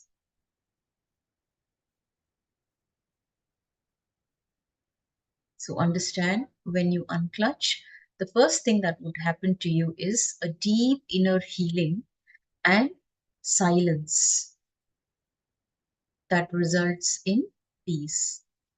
Fortunately, you can have only one thought at a time. A simple thought is to have a cup of coffee, which can be replaced with the powerful fear of death. Only thing you need to do is decide, till it stops, I will replace. So if you are consistently having a similar type of thought troubling you, all you need to do is replace it with the thought of having a cup of coffee and decide, until it stops, I will continue to replace the thought. Now let us watch a small video where the process of thinking is explained beautifully here in this video.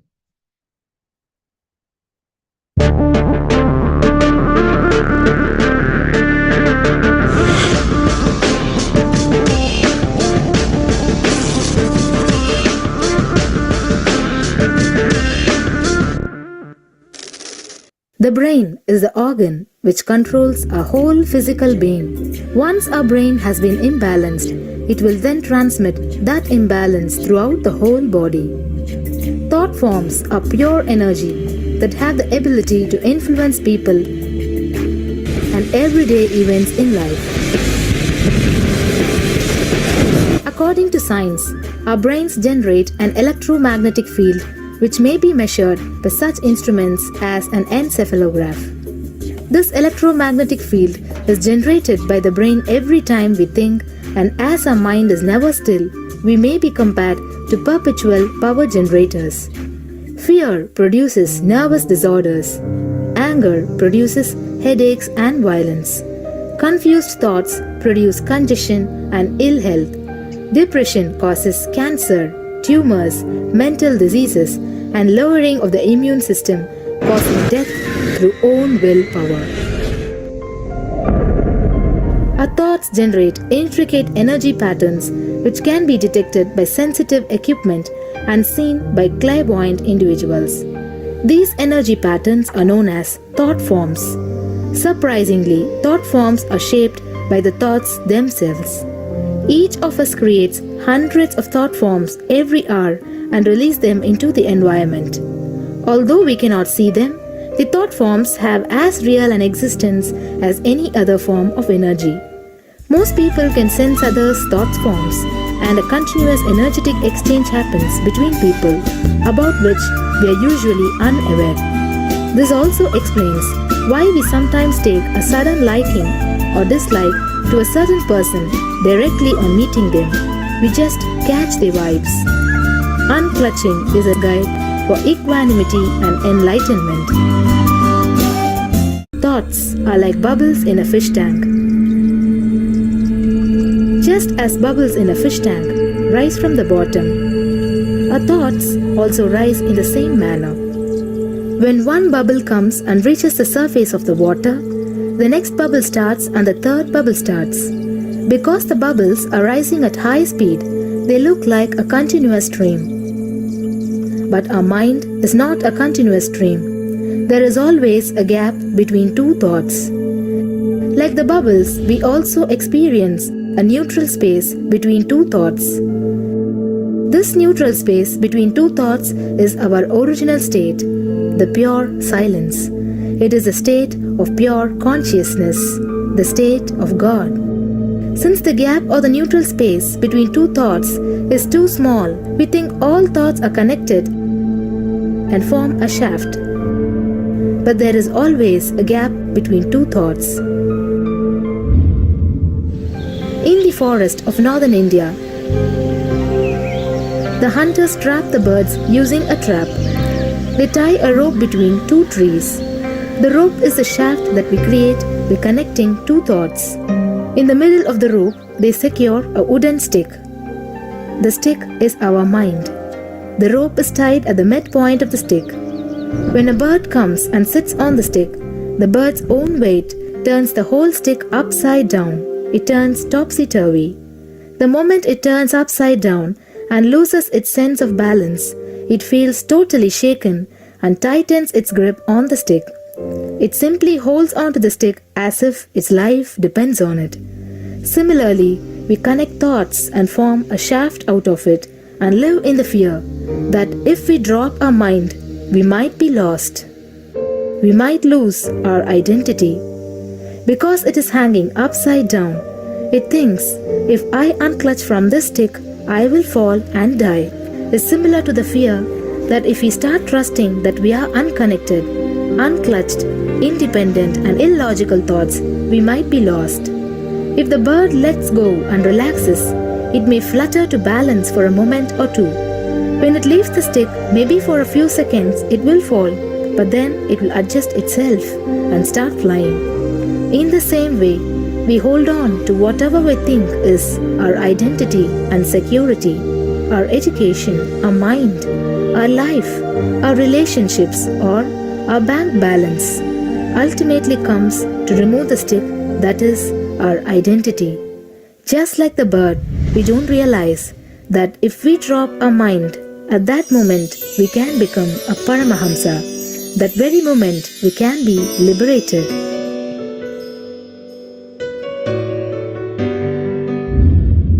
In Mundaka Upanishad, there is a story which explains, there is a huge tall tree, and in the tallest branch of the tree, there is a golden bird sitting unclutched from everything in bliss, like Dakshinamurti. In the lower level branch, there is a small bird which jumps from here and there to various branches eating fruits. When it eats a bitter fruit, it feels bad. Whenever she eats the bitter fruit, she sees the bird which is looking above, silently, like Dakshinamurti, and feels, why I should not be like that bird. But unfortunately, when the same bird, when it eats tasty fruit, it forgets the bird sitting above it. In the same way, she keeps battling between branches, eating bitter and tasty fruits again and again.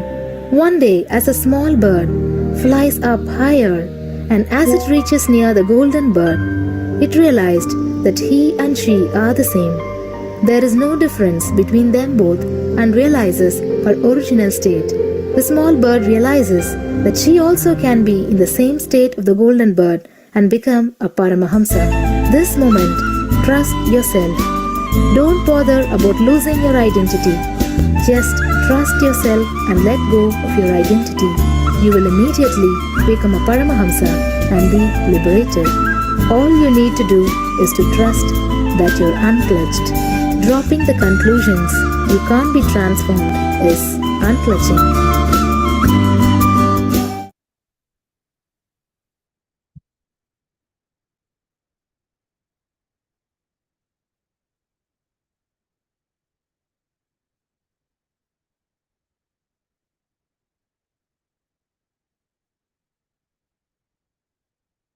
Okay, so can anybody share what you learned by watching this video?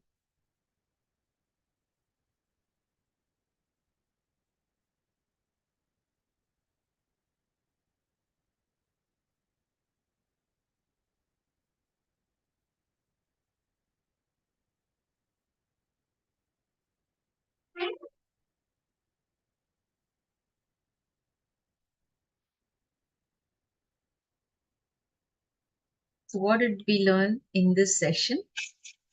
Can one of you share? You can type here in the chat.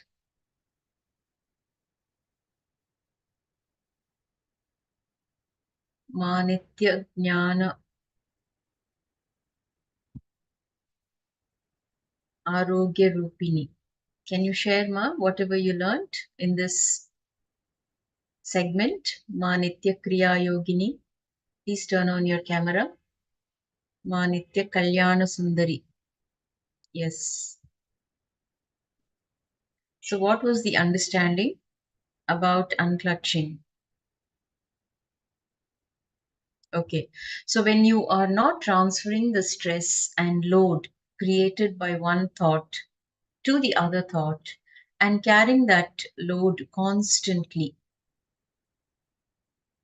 that is unclutching.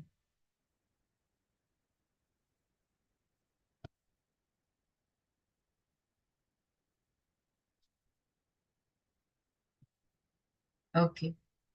So now we will move on to our next topic, that is unclutching from depression. In the first segment, we learned about unclutching, what is unclutching, and now we will be learning how to unclutch from depression. Yes, if any of you would like to share your understanding, you can always type here in the chat.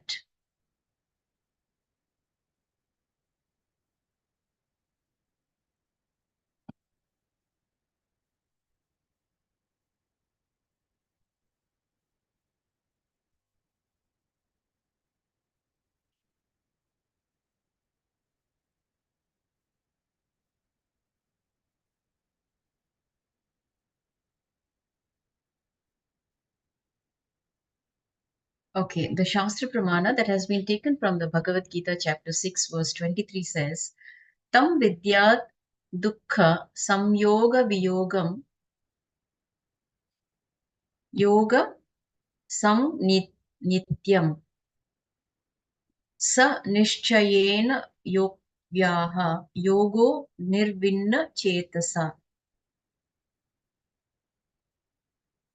Understand that separation from being absorbed with suffering is termed as feeling connection. And this has to be practiced with conviction, with an insight that does not pull you down. Do not deviate from your spiritual practice. Let me give you the sacred secrets Bhagavan Sri Krishna reveals from this verse. First is separating yourself from the suffering is sadhana. That is, you achieving a state by separating yourself from the suffering. And second, the separation happens only when you have the feeling connection towards something which never brings suffering to you, which we call in Sanskrit bhakti, also known as feeling connection. And do not deviate from that bhakti and feeling connection, otherwise, you will be pulled down. These three basic sacred secrets is revealed by Bhagavan in this verse.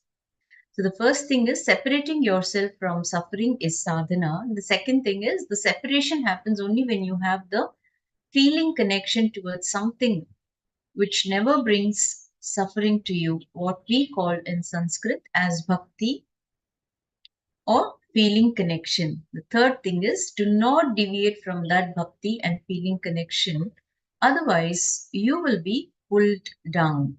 These are the three basic sacred secrets revealed by Bhagavan in this verse. Let the sadhana not be the choice, let the sadhana be the survival need. Do not break the regular spiritual practice of unclutching yourself from suffering. One of the biggest mistakes is they think, oh, why unnecessarily sit and unclutch? I just remember Swamiji and he is there all the time in my heart. But if you do not do sadhana, even your feeling connection with me, that bhakti towards me, will naturally be destroyed. So understand, it is very, very important to do the spiritual practice, that is unclutching, practicing unclutching, which helps you to stay away from all kinds of suffering. And that is the sadhana. Let it not be a choice. Let the sadhana be the survival need. It is only by sadhana the feeling connection is strengthened and you grow. It is only by sadhana that your feeling connection becomes stronger and then you grow. If you stop the habit of unclutching from the suffering without doing the regular practice, then the layers and layers of suffering increases. Suddenly one day you are completely disconnected and you are not able to relate with the master at all. Even the strong remembrance does not put you into that joy and ecstasy. It does not put you into enlightenment or the feeling connection. And then you say, I think I lost my spiritual strength and life. And then you succumb. This is what Bhagavan calls Uddhared Atmanat Atmanam Na Atmanam Avasadayet. The meaning, yourself, your own self should be the friend. If not, your own self will be your own enemy. So continuously practice to unclutch, practice the presence of God and your ability to unclutch from the sufferings, from the things that pull you down. So it is unfortunate that most of the time you enjoy suffering. You like them because it gives you a kind of feeling that you can always put the blame on somebody else. Why do people like suffering? You know, so that they can show their inability. But when suffering becomes a pattern, life itself gets destroyed. So continuously practice the ability to unclutch from all kinds of sufferings. Let your practice from unclutching the sufferings not stop. Let it not be disturbed or broken. Let it not pull you down. The broken spiritual practice means you are allowing your patterns to pull you down. That's it. Meditate on this one verse continuously for the next 24 hours. Meditate on this one concept, Gaudapada, a great master who was Adi Shankara's Paramaguru, maybe who was a contemporary of Tirujnana Sambandar. In his Karika, he beautifully describes a concept.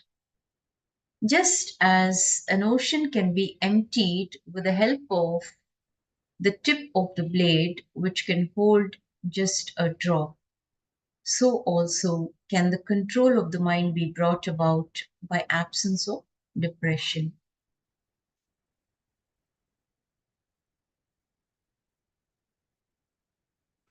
Now, the next Shastra Pramana, Uchchega Udaderiyatvat Ushagre Naiga Vinduna Manaso Nigrahas Tatvat Bhavet Aparike Tataha.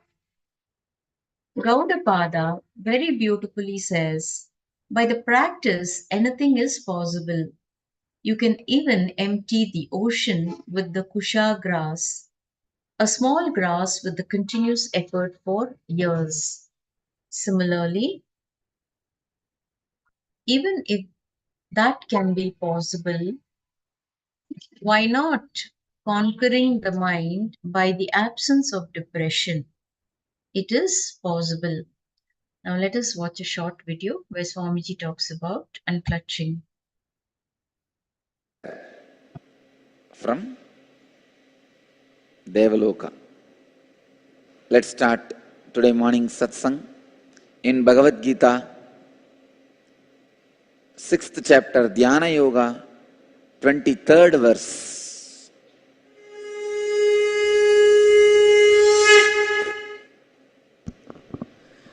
तं विद्या दुःखसंयोग वियोगं योगसंज्ञितं स निश्चयेन योक्तव्यः योगो निर्विण्णचेतसा Tam vidya dukkha samyoga viyogam yoga sanyitam sanischayena yoktavyaha yogaha anirvinna chetasa.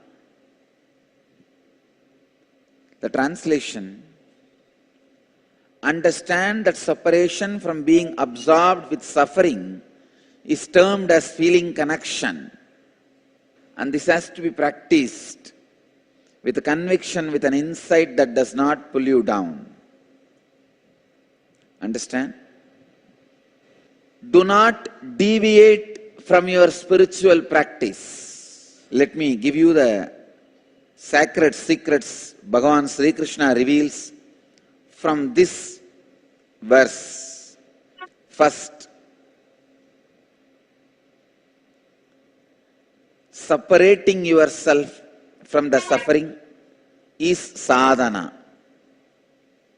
Second, the separation happens only when you have the feeling connection towards something which never brings suffering to you.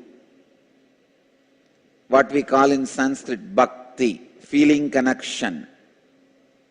Third, do not deviate from that bhakti and feeling connection, otherwise you will be pulled down. These three basic secrets, sacred secrets, is revealed by Bhagavan in this verse. Tam vidya dukkha samyogaha viyogam yoga sanchitam sanischayena yoktavyaha yogaha anirvinna chetasaha. Actually, this is the right message from Bhagavan for all the NSP participants, because today is the 4th day. The program will end. From tomorrow, whether you are going to meditate or not, who knows? Whether you are going to continue your spiritual practice or not, who knows? So this is the farewell message from Bhagavan. Let you not disconnect yourself from the sacred spiritual practices, sadhana. Let the sadhana not be the choice. Let sadhana be the survival need. Do not break the regular spiritual practice of unclutching yourself from suffering. Please understand. One of the biggest mistake many of the devotees do is they think, oh, why unnecessarily sit and unclutch? I'll just remember Swamiji and he's there all the time in my heart.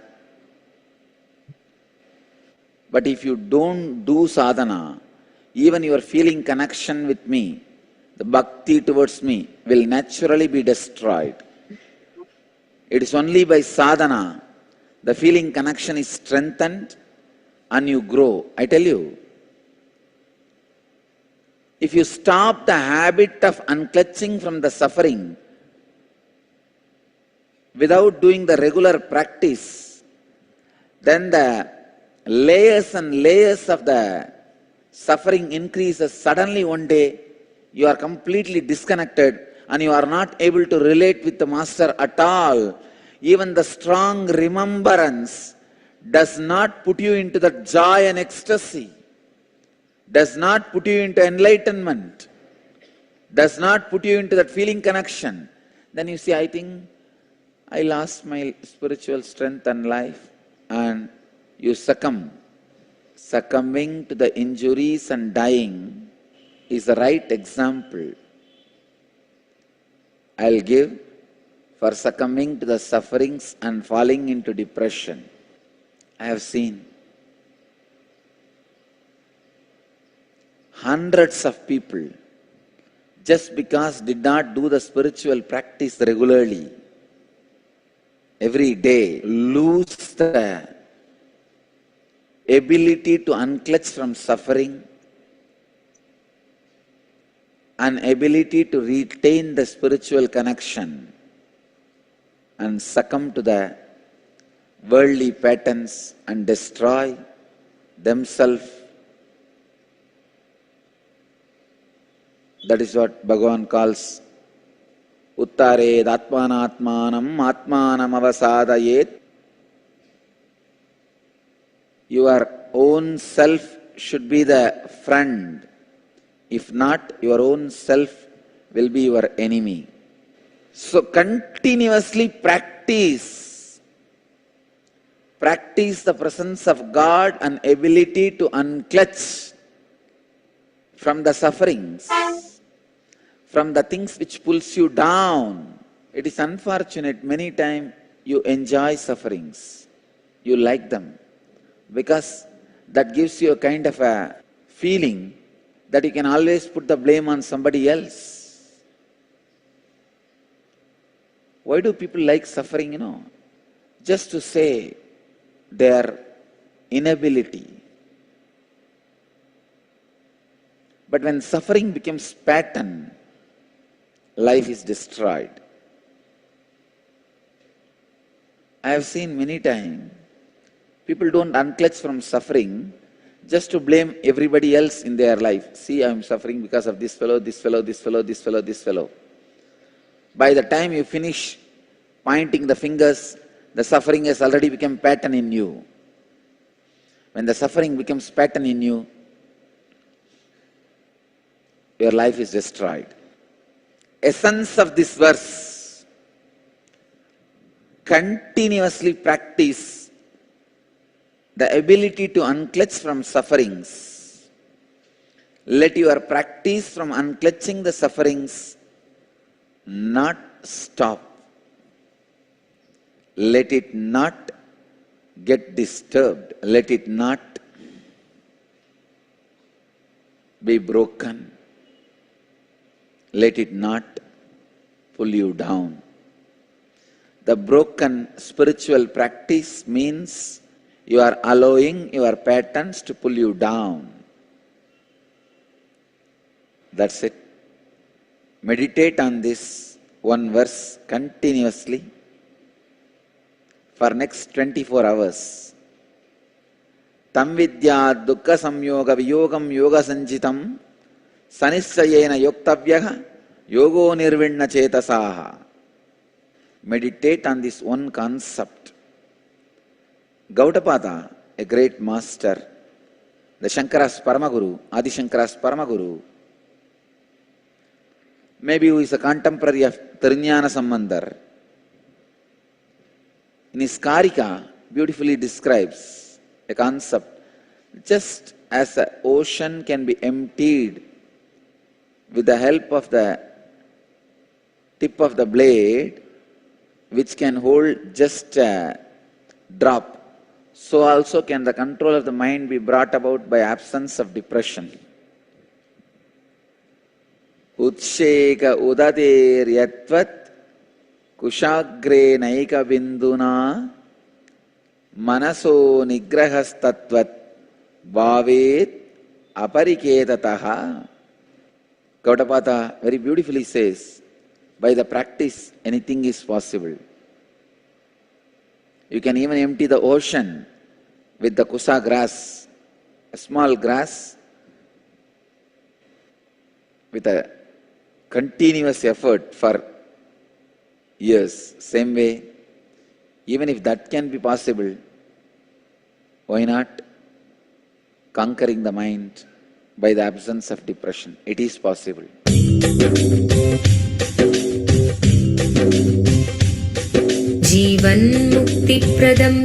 Paramahamsa Nithyananda, a rare living incarnation, is named among the world's 100 most spiritually influential personalities today. Paramahamsa Nithyananda has been placed alongside Dalai Lama, Nelson Mandela, Oprah Winfrey, Paulo Coelho and others by Mind, Body, Spirit, the world's top esoteric magazine from Watkins, London's oldest and largest bookstore. A yogi by birth, he has been expressing his power of enlightenment since birth. He has authored more than 500 books in Tamil and English. Translations of these books are available in 26 languages in Telugu, Kannada, Malayalam, Hindi.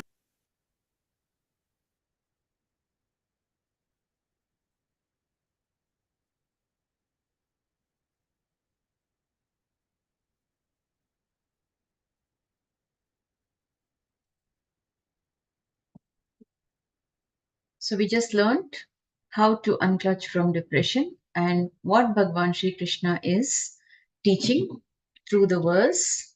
And we also learned that sadhana is very, very important. When you miss sadhana, you invite suffering and also you tend to lose the feeling connection. So it becomes even more important to practice unclutching on a regular basis.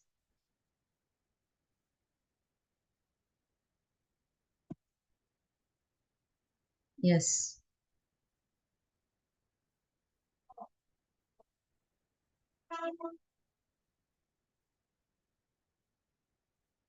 Requesting all the participants to keep your cameras turned on. It's very important to keep your cameras turned on whenever you're attending sessions. Please be available in front of the camera. So with that, we come to the conclusion of this segment. Now we will conclude with the Purna Mantra. Om Purnamadav Purnamidam Purnat Purnamudachyate Purnasya Purnamadaya Purnamevavasishyate Om Shanti Shanti Shanti Hari Om Tat Sat Sarvam Bhagavad Shri Nithyananda Paramashivam Padukarpanamastu Om Nithyanandam. Thank you all for your participation. Over to the next Acharya, Madayame Swami, Nithyanandamma.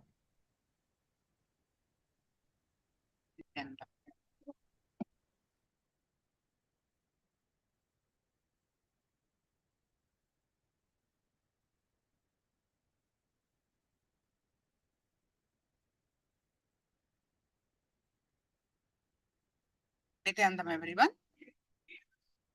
Now, we are going to learn Sadashiva Rahasya, the secret of Sadashiva Paramashiva.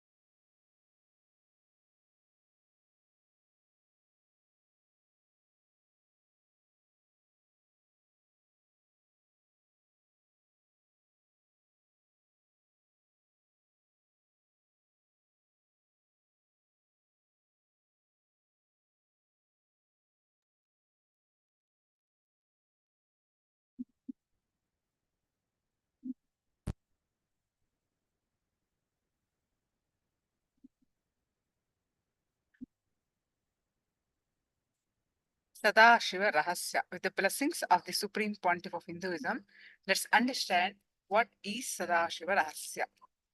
Sadashiva Rahasya is Nirvikalpa Samadhi, meaning the state of Paramashiva is achieved by unclutching.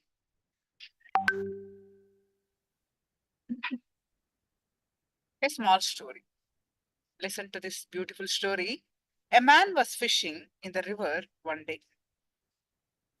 He was sitting for a long time and without catching any fish. He dozed off with the fishing rod in his hand. Suddenly, a heavy fish caught the bait and tugged at it. The man just tumbled into the water before he could wake up. A boy was watching this from a distance. He asked his father, "Dad, was he catching the fish or was the fish catching him?" I repeat, the boy asking, was he catching the fish or fish fish catching him? What is the answer? Here, we are learning Sadashiva Rahasya and we are learning a fish story. So, what is this meaning of this story? Come in front of camera, Makalyan Sundari and others, please. And what is this meaning, significance of this story?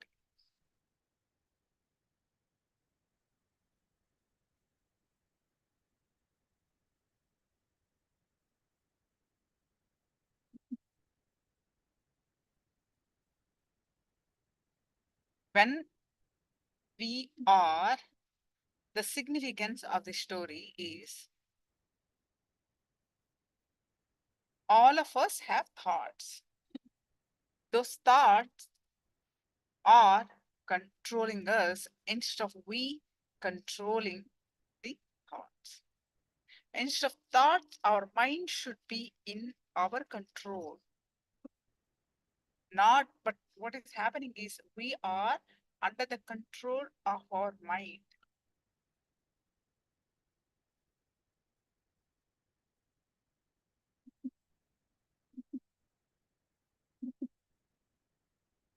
So, Nirvikalpa Samadhi, meaning being without any changes. Vikalpa means changes, oscillation, diversion, dilution, differentiation. All these can be different meanings of the word vikalpa. Nirvikalpa means without any of this.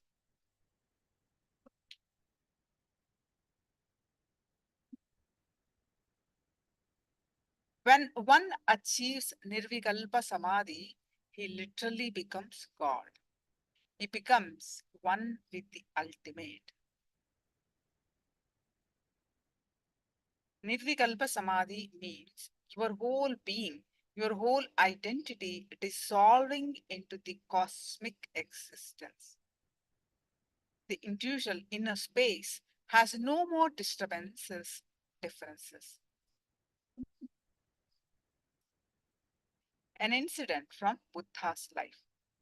Buddha says, whenever I sit in meditation, I'm going to get up after a few hours. I never become enlightened. Once I decided, if I am not going to become enlightened, I am not going to get up from this seat. Let this body dry up in this very place. Until I become enlightened, I am not going to move. Buddha says that that moment created that strong clarity, the authentic sankalpa. The next second, he become enlightened.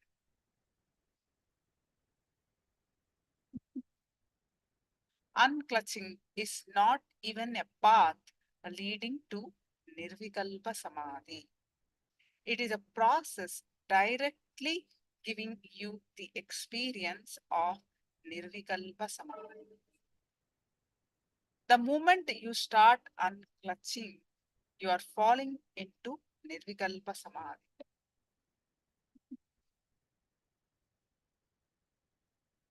He who contemplates and cognizes firmly and steadily the infinity above, the infinity at the base and at the heart, in him there arises simultaneously, because of his being free and complete from all thought currents, then the state of Nirvikalpa, the pure unclutching, the state of complete completion is revealed.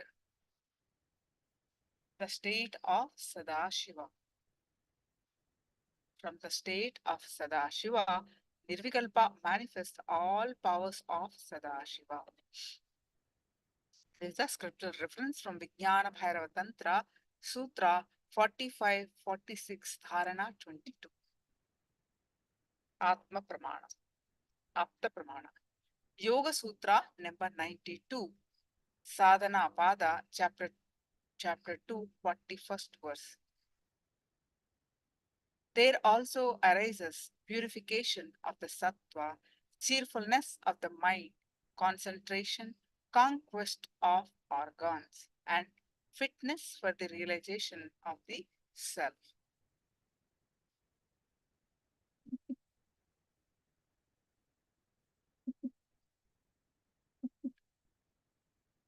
If you are able to be unclutched without falling into the abyss of chaos or confusion or incompletion, powerfulness, you will just catch the smart decision of unclutching. Not only that, it will start manifesting Shaktis in you. State created by being in oneness with Paramashiva will make the command, the Sankalpa you make, manifest immediately. If not, you are only manifesting less power. So the solution is manifesting more power. Not questioning the legitimacy of the science or your ability to live that science. Most of us have this problem of whether we can live this science, whether you're capable of or not, or questioning the science, but both are not true. We're simply manifesting less power. Understand the powers of unclutching.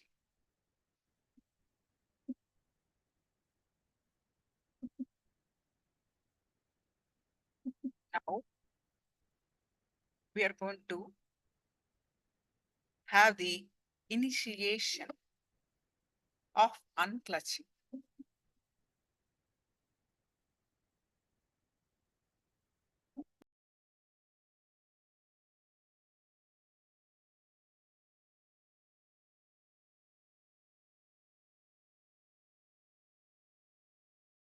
We are going to have the Nirvikalpa Samadhi, unclutching initiation from Swami.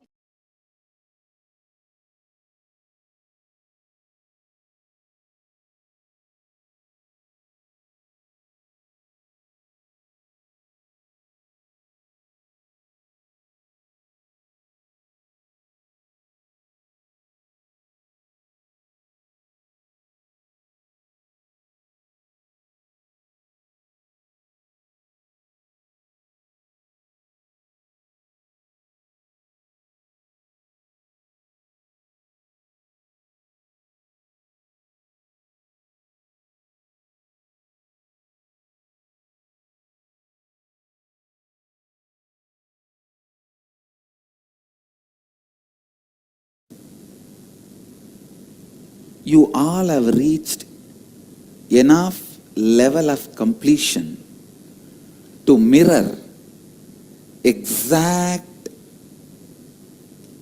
the neuron activity happening in my brain. So understand,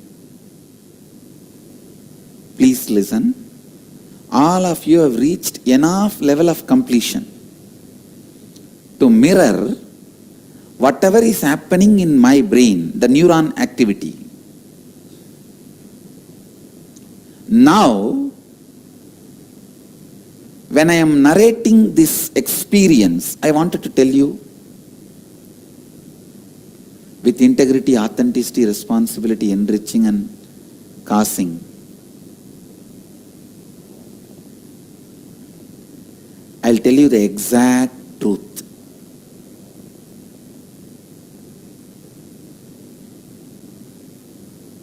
As it happened, authentically. When I am going to narrate, that same experience, I will be letting it happen in my brain. I'll be letting that same experience, that same neuron activity happen in my brain. So just sit and listen from the space of feeling connection. You will see the same neuron activity just mirroring in your brain. Understand? All of you are clear?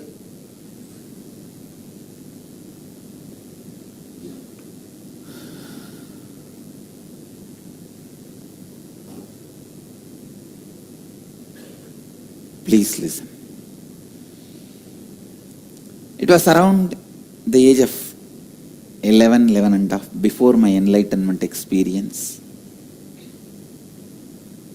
Maybe 11.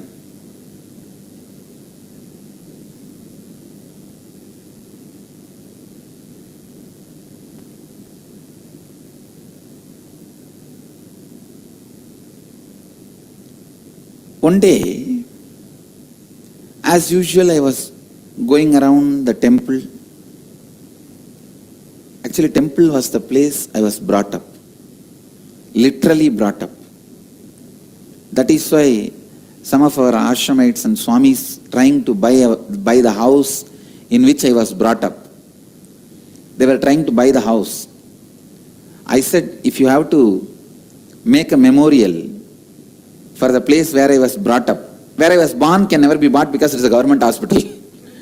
If you have to make a memorial in the place where I was brought up, you should make the memorial in the temple, not in the house I was brought up, because I spent more time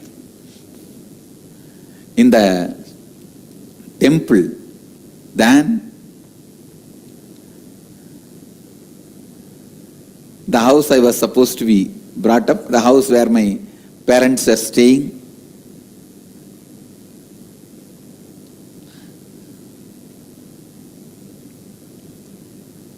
The moment I remember the temple, the joy experience,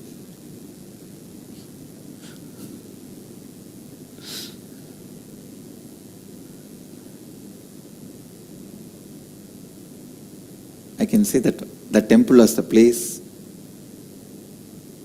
everything for me in my life. So early morning, 4:30, the temple elephant will carry the water pot for the deity's bath, sacred bath. It will go crossing the street where we used to live. From my family temple, it will go to the main temple. My whole family and the community was very closely associated to temple and its administration.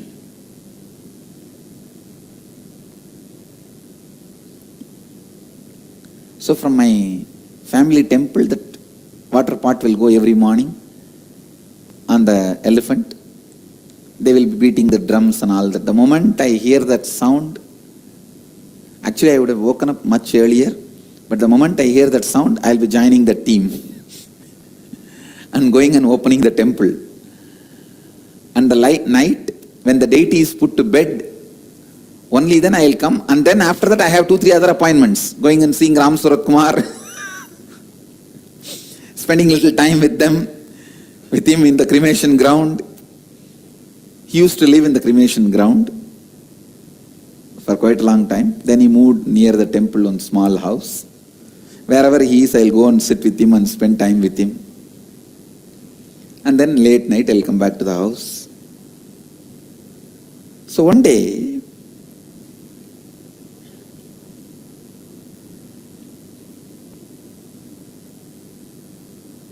when I was going around the temple, behind the main shrine, there is a small 4-pillared hall structure. And below that structure, there is a small kind of a cave structure. That's also a small 2-pillared structure. It can be said as cave, looks like cave. Suddenly I saw one young sadhu walking out of that cave place. This is the small cave out of which that young sadhu walking out. See this 4-pillared structure and the small 2-pillared structure.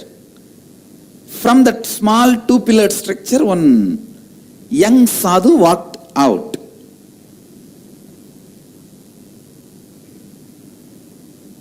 I used to think it was a cave because of the darkness inside. Young sadhu walked out. If I were to describe his beauty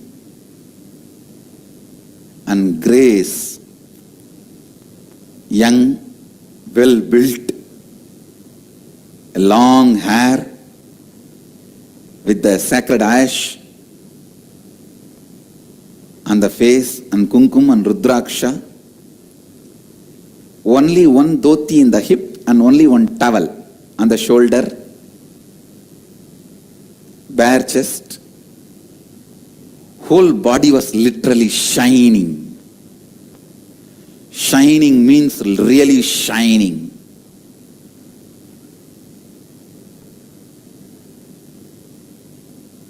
Glowing in the golden color.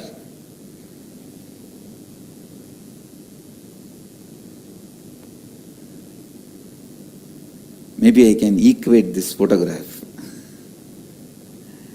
I can't say exactly like this photograph because in this photograph they painted him more bluish. When I saw him, it was not bluish.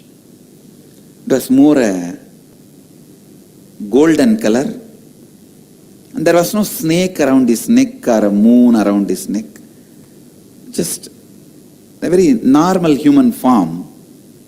But an extraordinary grace.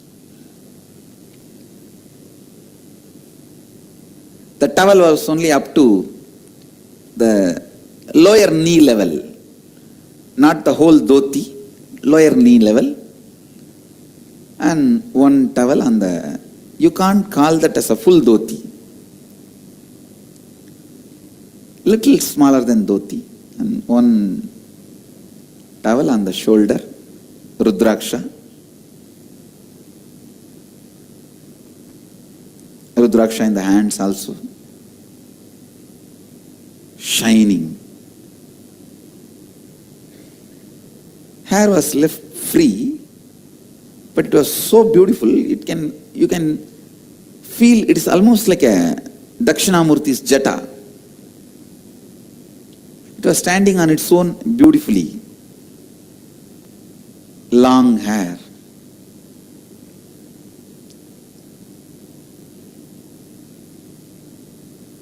And the main thing I have to tell, wide smile. The moment I saw him, I went and touched his feet. Any sadhu I see, I'll go and touch the feet, and now such a graceful sadhu. I ran and touched his feet. He smiled at me and very loving way just put his hand on my head.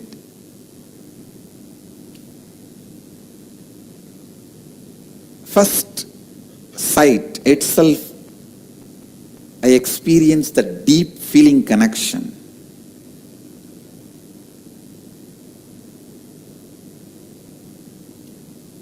Such a strong, deep feeling connection.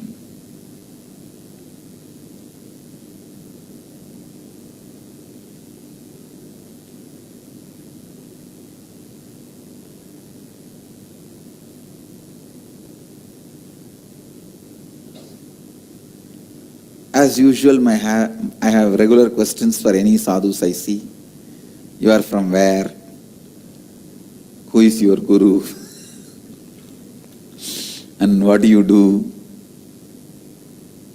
Have you achieved enlightenment? In Tamil I used to ask, Atma Sakshatkar Ayiricha Ungalukku? Means have you achieved the enlightenment experience? And can you teach me? My usual questions. I started asking some of my same usual questions. He smiled and he started answering. Other than the question, who is your guru? He answered everything. And then some ordinary topics. Those days the ordinary topics means what? When is the next Utsavam in the temple? Why are they not putting enough flowers on the deity nowadays? Which Utsavam, when they are celebrating, why they are celebrating, why they are not celebrating. These are our gossips. The whole city will have gossip only about temple. Whether you talk good things or bad things, it will all be about temple. Good things will be, oh, nowadays lot of crowd is coming for the temple. Bad thing will be, why they are not maintaining the temple properly. That's all will be the maximum rumor, gossip we know. And all these small talks I was having. He was also sitting and having all these small talks with me. And who is who in the town? Who is doing what? Tell her to wake up. Please sit straight. Don't miss initiation. Such an amazing moment. Don't miss. Please sit straight.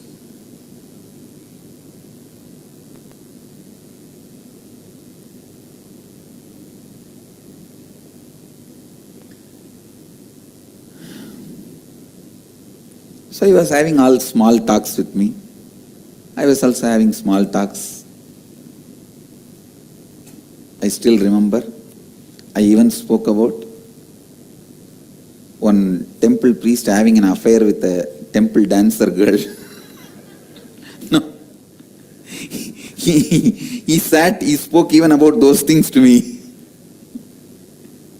I still remember. He was telling, do you see this big street Brahmin continuously going to that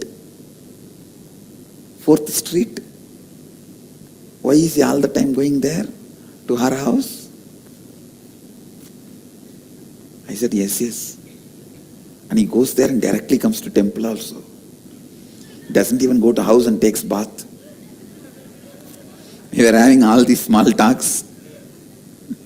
I still remember in Tamil he was telling, Patiya, the Perither Gurukal, Ottavadathirku Varavaram poittu varar Patiya. So, all these small talks were also we were having. I don't know how, the day one itself we became so intimate, so close. It's not that he spoke only about Vedanta, enlightenment, the techniques to achieve enlightenment and science of enlightenment, Advaita. He even spoke who is going with whom, who is doing what.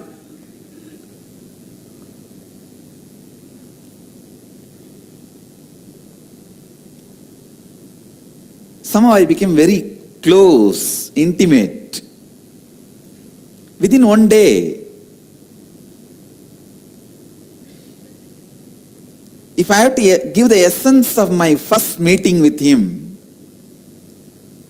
I won't call Advaita, I won't call enlightenment, I won't call spirituality, I won't call I met a guru and all that.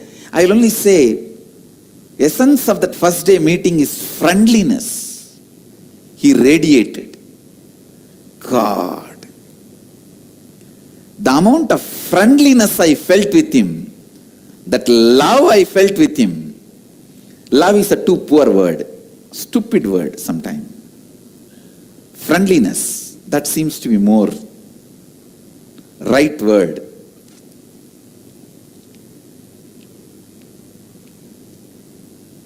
friendliness to the extreme, to the extent, even when I am sitting next to him, I'll feel like I'll put one of my finger on him, on his body, on his leg, or on his hand. I'll just put one of my finger on him. Just want to be touching him.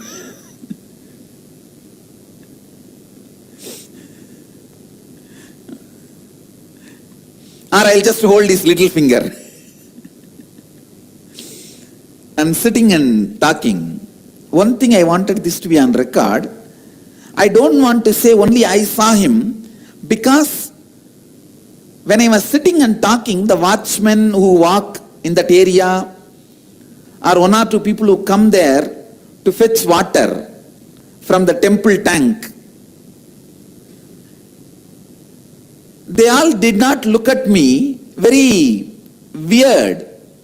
See, if I was sitting and talking alone, they would have looked at me very weird.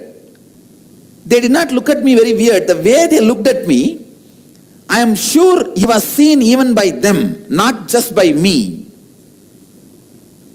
This sadhu whom I am talking about, he was not just seen by me, even they have seen him. I don't know how they saw him, but they were not looking at me weird. See, if you are sitting alone and talking, people who walk around, they will naturally look at you weird. You will know by how they see you, they are looking at you weirdly or just casually. I don't remember any of them talking to him or he talking to them back.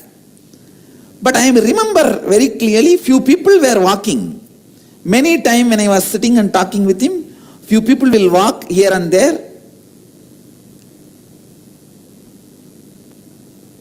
They won't look at me like I am sitting alone and talking. They will just see as if two people are sitting and talking, and they will walk. They will go. And I have also not seen anybody coming near me or near him out of curiosity and trying to touch his feet and all that.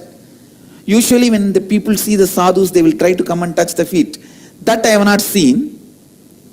But I remember people not looking at me weirdly.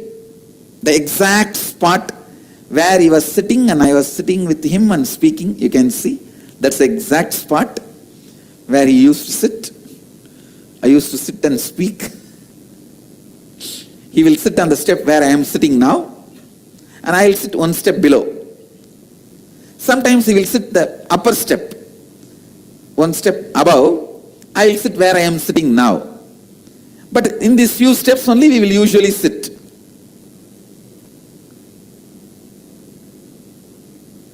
And those days that grill gate was not there. The gate was, I think, different, maybe wood. I don't know. I don't remember now. But I don't think it was a grill gate. Anyhow, this is where we used to sit.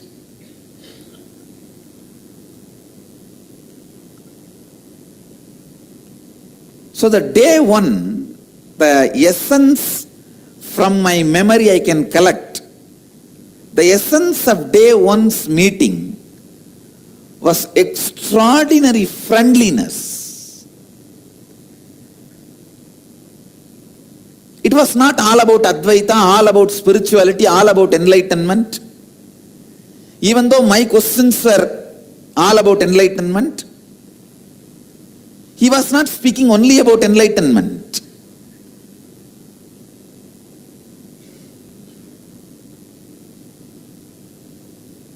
He was making jokes, comments,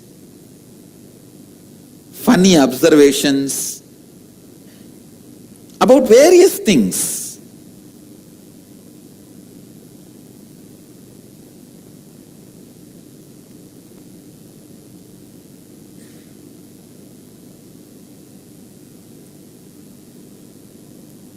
I'm not able to remember that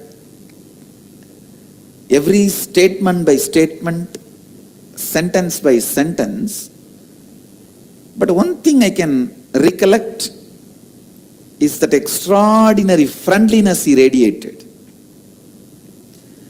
And the space he gave me.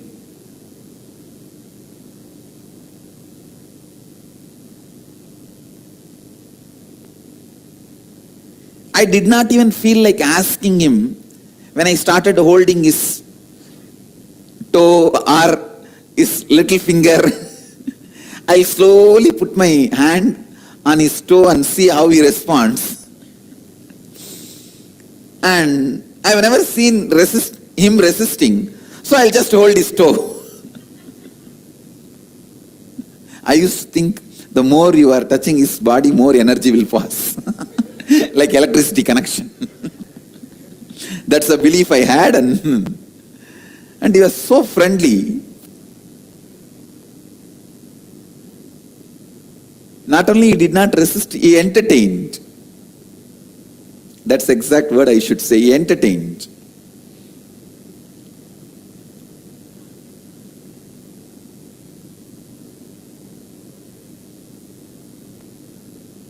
So first day I went up to holding the toes.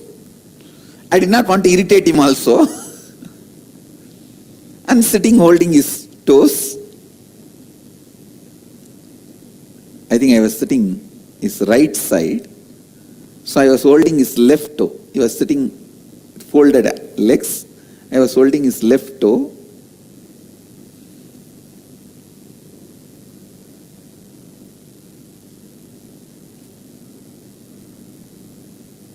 Maybe that is why I got Devi's grace first. Left side is Devi's.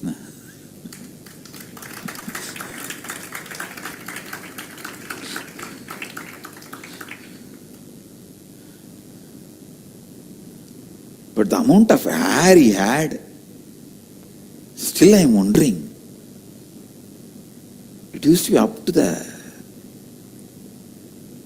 thighs, his thighs. That long, thick.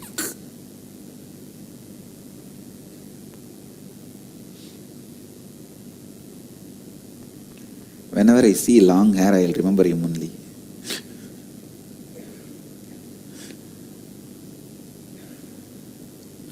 Anyhow, it became late night. Usually the temple watchmen, they will just go around to lock the temple, to see whether anybody is there inside the temple before locking.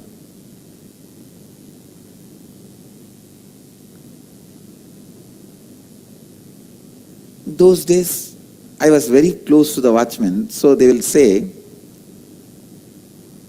sometime, if I am sitting, hey, if you want to sleep here itself, sleep, but don't come in between the night and ask us to open the door to go out. If you want to leave, leave now. Or you sleep here with us itself. But don't ask us in the middle of the night, you want to go to the house, open the door. What do you want to do? They'll give me the option. Sometime I'll go out and sometime I'll sleep there itself. Usually I'll go out because early morning to take bath, again I have to go to the house only. The temple, inside temple, the bathroom and the restroom, we will not be able to use. So we will have to go to the house only to take bath and get ready. And I also had deities, I have to do puja, my personal deities. So I have to go to the house only. So it became late night. And I remember the watchman telling in Tamil, Samingla, Enchiponga, time achi, koil putnu. So with this word, I can be sure that he was seen even by the watchman, because the watchman addressed in plural. He said, "O Swamis, go out, we will have to lock the temple.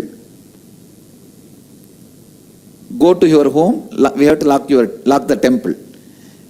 So he did not address as a Swami, he addressed as Swamis. "O Swamingla," means he was also seeing him. That is why he addressed as both Swamis. Go out. We will have to lock the temple. Then I looked at him and told him, "Where are you staying?" He said, "I am staying in the temple only." But actually, some of the sadhus were staying in the temple at that time. They were all having their own small caves. I thought, he's also staying here in one cave. I said, okay, then I'm going to the... He said, all right, go to the house and take bath and sleep and do your puja and come back tomorrow. I told him, if I come back tomorrow, can I see you? He said, yes, anytime come here and call my name, I'll come out. I'm here only. And he showed the cave. I was thinking that as a cave at that time. So I went to the house. I tell you, just visualize when you fall in love first time and you are waiting to meet the person again next day morning, how the clock will not move. That is exactly I was feeling. I was sitting, every 10 minutes I'll see the clock. I had one small alarm clock for me to get up and go to the temple. That clock will make such a noise. Everyone will in the house will curse that clock and me early morning, every day.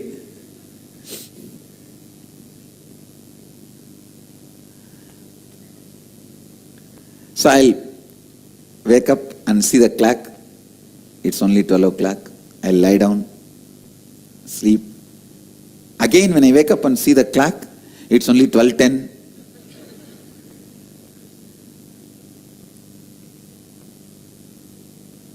Actually, I moved the needle. I wanted to make it as a 4 o'clock. Because 4 o'clock they'll open the temple door. Then I thought, if I move only my clock, how can I make them open the temple? I waited. Around 2:30, 3 o'clock, I could not handle anymore. I ran and took bath, did all my puja. 4 o'clock, I came and stood in the street for the elephant to come to the temple. An elephant came as usual. It came around 4-5. But that 5 minutes I cannot tolerate. I can't handle. What happened to the elephant fellows? Nowadays they are not following the tradition properly. I cursed his father, his grandfather, his great-grandfather, his whole Vamsa.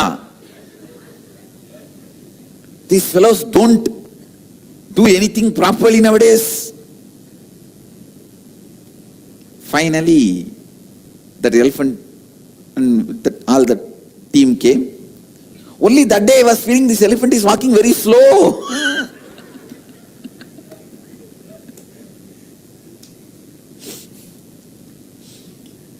Finally, we reached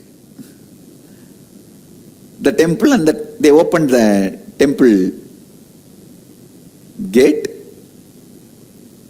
I ran to this cave where I met him. Usually I will run to the main Garbha Mandir, main sanctuary, and have darshan, only then go anywhere. But today directly I ran.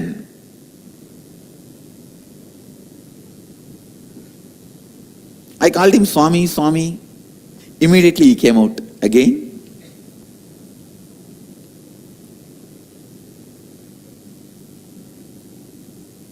He sat. I was sitting and talking to him. I told him whole night I was thinking about you only. I saw his face expression. He was pleased, I think. He was smiling. And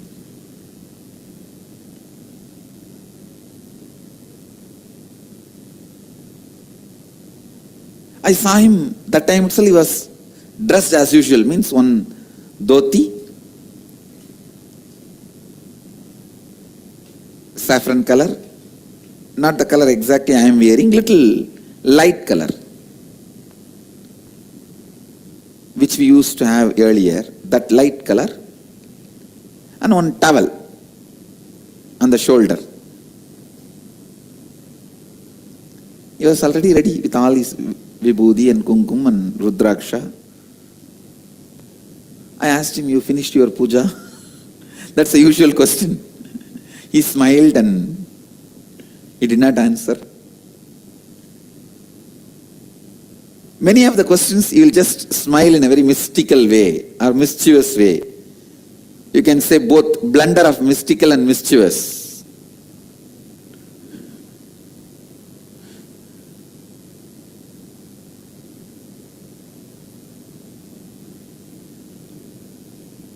Mischievous, mystical.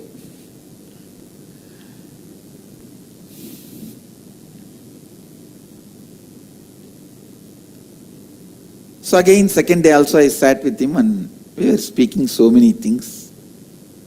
I remember whole day passed, and I also remember in a carrier, a single carrier vessel, in Tamil they called Tukuvali. In that vessel he brought food and gave me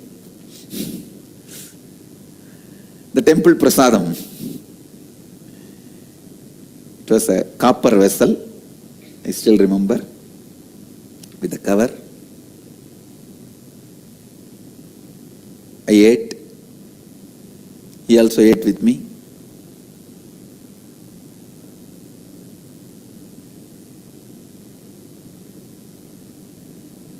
He was clean shaven. Only hair in the head, long hair, but no moustache or beard. Clean shaven.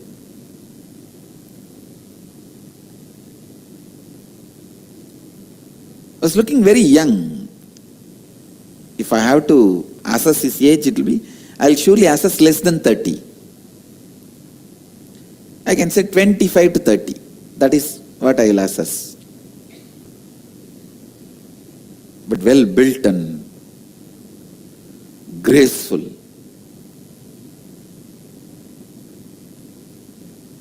A tall figure. Very graceful, must be 6 feet tall and very graceful, well built.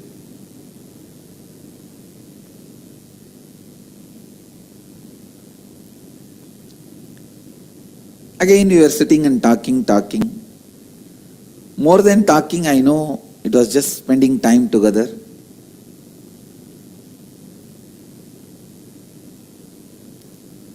Today I got little courage, so I started holding his little finger.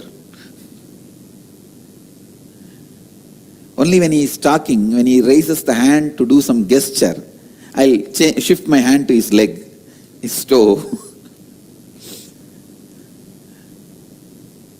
Otherwise I'll be holding the hand.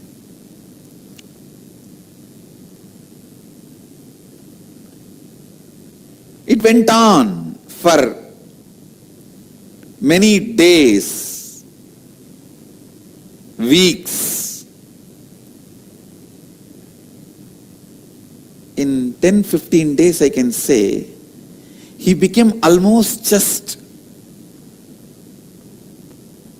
breath of my life. My day is like, whole day I'll be with him, whole night I'll be waiting for him, that's all. How many of you wait to come for the morning satsang to see me? Then all of you can understand what I am saying. You just wait for the next morning to happen, to rush and see him.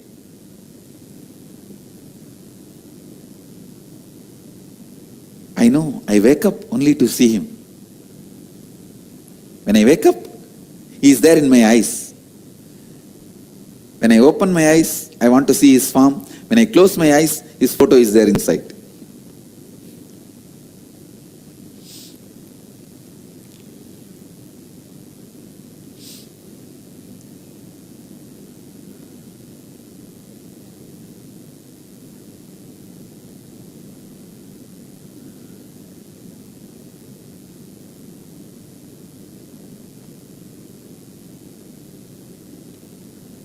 If I have to describe my relationship or what was happening at that time with him, I should tell you this story.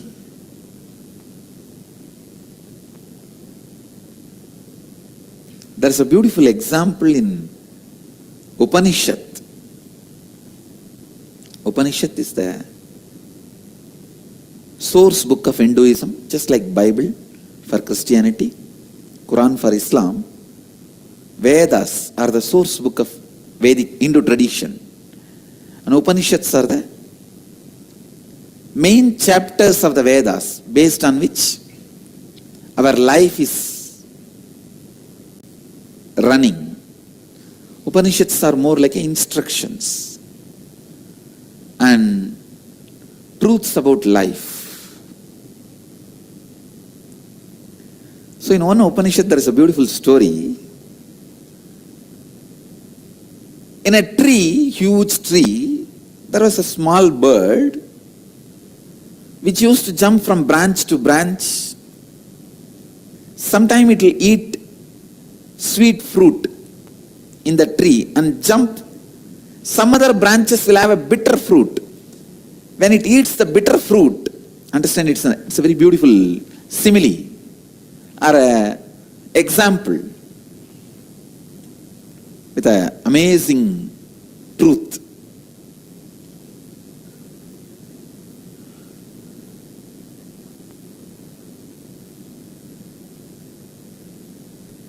When that small bird eats the bitter fruit, it will feel pain. On that same tree, on the top of the tree, there was a big bird sitting, golden color, shining. That big bird neither eats bitter fruit nor eats the sweet fruit. It just sits in the peace and silence, complete completion. It's radiating its glory. This small bird, which is running between these lower level branches, sometime when it eats the sweet fruit, it feels joyful, and bitter fruit, it feels bad. When it feels bad, it look up and see the big bird and think, see that bird, so beautiful, he's so graceful, he doesn't have any pain, any suffering. Why not me also become like that? So it will think, yes, let me go near that bird and become like that bird. It will start jumping towards that bird. But when it is going towards that bird, suddenly on the way, it will eat some fruit which is very sweet. The moment it eats the sweet fruit, it will forget that big bird and it will start eating more fruit till it lands on the bitter fruit again. The moment it eats the bitter fruit again, it will look up and say, I should become like that bird. And then again it will start going towards that big bird. This small bird is spending all his life like this, jumping here, there, here, there, here, there, suddenly looking up when it eats the bitter fruit. But when it eats the sweet fruit, forgetting the big bird, forgetting everything, just eating the sweet fruits. Finally one day, by jumping like this small bird has somehow reached very near the big bird. And one fruit which that small bird ate was so bitter, it decided not to look this side and that side, it just locked its mouth and straight went near that big bird. When it went near that big bird, the more it went near, it felt he himself is the reflection of that big bird. And more when he went, he just merged and became one with that big bird.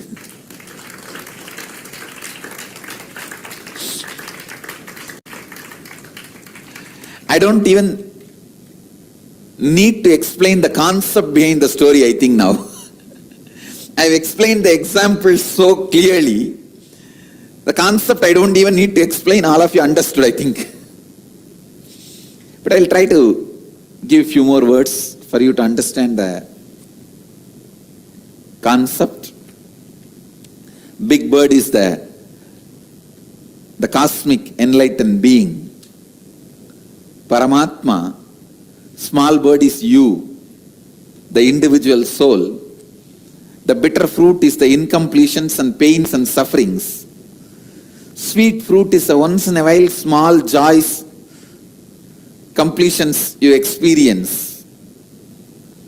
When you experience little sweet things in the life, kind of a fulfillment, you forget about Paramatma. But when you get into the bitter fruit, you immediately remember and look up. And here, there, jumping. Somehow, when you really eat a bitterest fruit, and you decide after that you will never open the mouth again, means you will never allow any more incompletions, and straight look up and move near him, you will understand first you will understand you are his extension. Next you will understand you are just his shadow. Third you will understand you are just his presence. Fourth you will understand you are he. Exactly. This is the exact relationship I had with him. I can say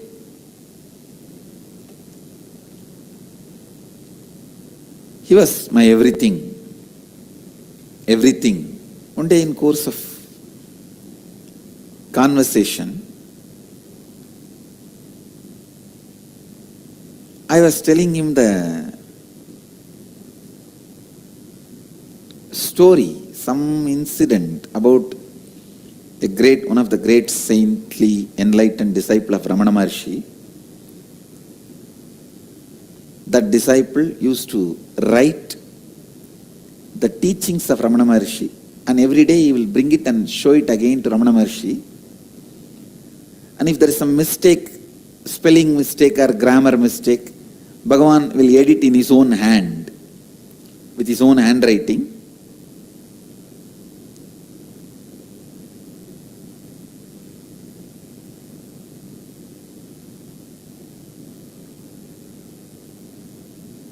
So, that sadhu,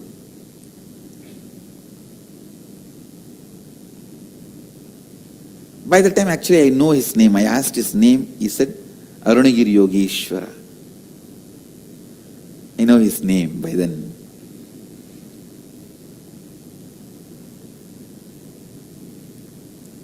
So I asked Arunagiri Yogeshwara, I was telling about this story, then Arunagiri Yogeshwara smiled and said, maybe that is the way that Swami was trying to get the handwriting of Ramana Maharshi in his notebook.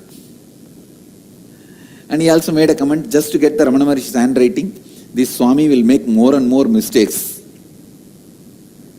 The moment I heard, immediately I thought I got a very brilliant idea. I thought I will also start writing and bring the notebook to you. You will pen down, you will write, I will keep your handwriting with me. And I did it. At least I had 3-4 notebooks.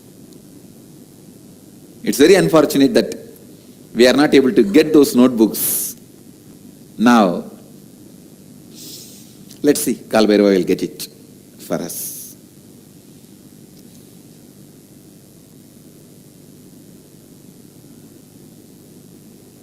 Two, 3 notebooks and 1 or 2 diaries where I'll try to pen down in the night whatever I could remember we spoke, and then purposely make mistakes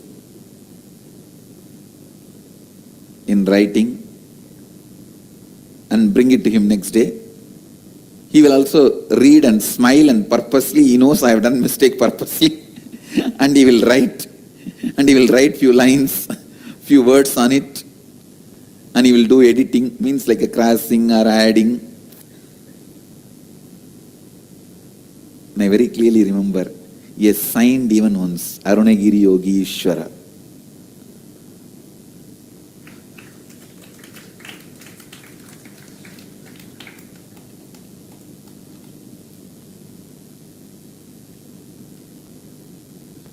So many things.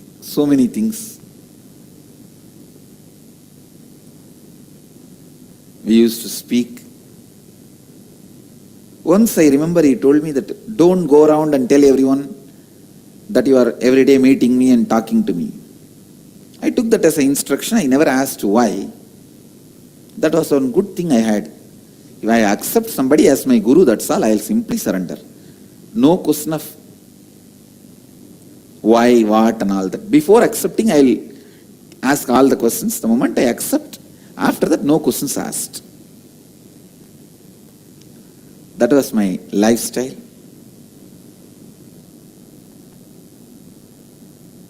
Everything was going well.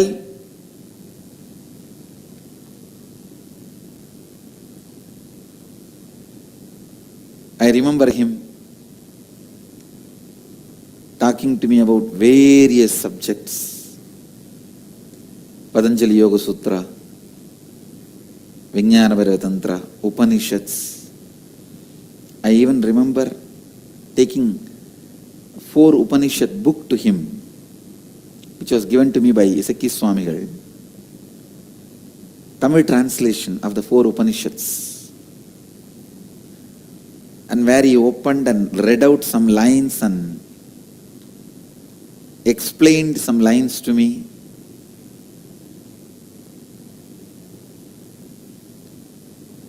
And I had the fortune of directly singing the Devarams of Jnana Sambandar to me. I have heard some of the great songs, Devarams, from his own mouth. I even asked him once, how do you know all this? He said in Tamil, இங்கே தானே இருக்கேன், இங்கே தானே பாடிட்டு இருக்காங்க, அதனால கேட்குறேன், அதனால தெரியுது. He said, I am here only all the time, na, and they are singing all the time here. Na. So I am listening, so I know. These are all that mystical, mischievous answers. With more time passing, I got more comfortable with him. I ate with him. I slept in his lap.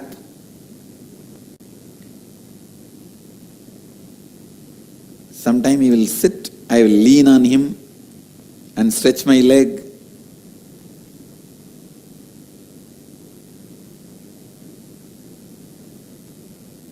He was never just a guru. He was far more than that. Far, far, far more.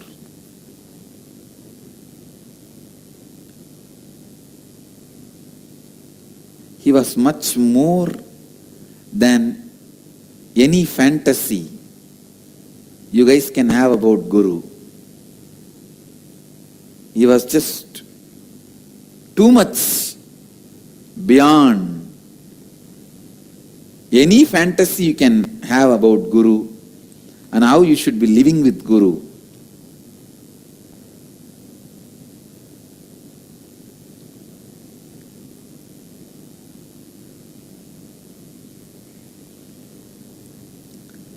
Whatever fantasy you guys may be having, how you should be living with Guru,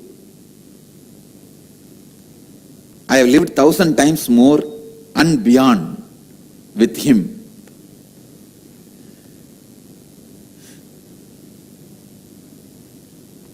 He is the fulfillment of all existing and possible fantasies.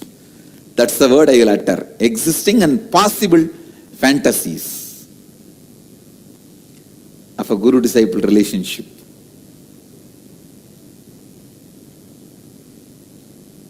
I have seen him materializing.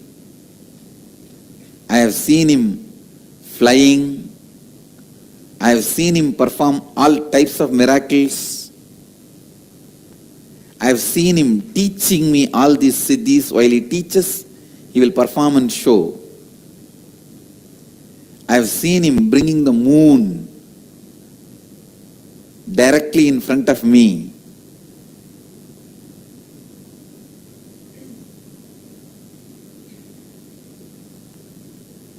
Understand, I am neither lying nor I am a brain deranged person. I am neither lying nor my brain is deranged.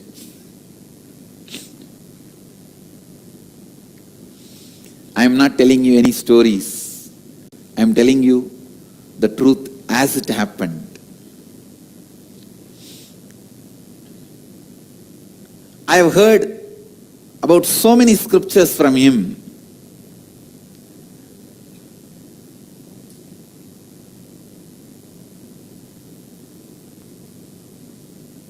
Never he will take more than few minutes to explain any scriptures to me. Immediately he will show through some miracle or just like experience he will transmit. Any samyama he has to teach, he will just teach through experience.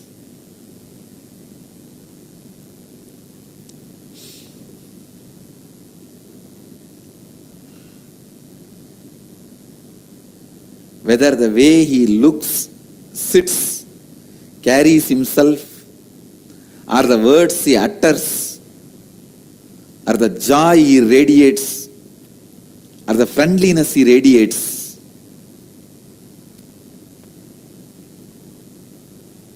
or the way he taught, everything is beyond fulfilling any possible fantasies.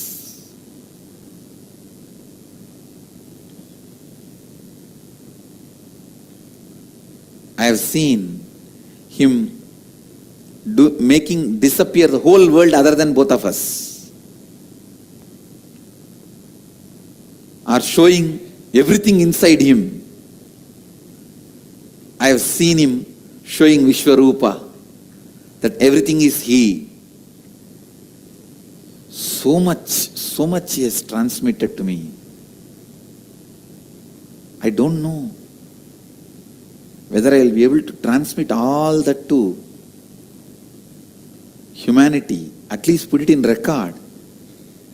The time of next 126 years, I am going to be using this body.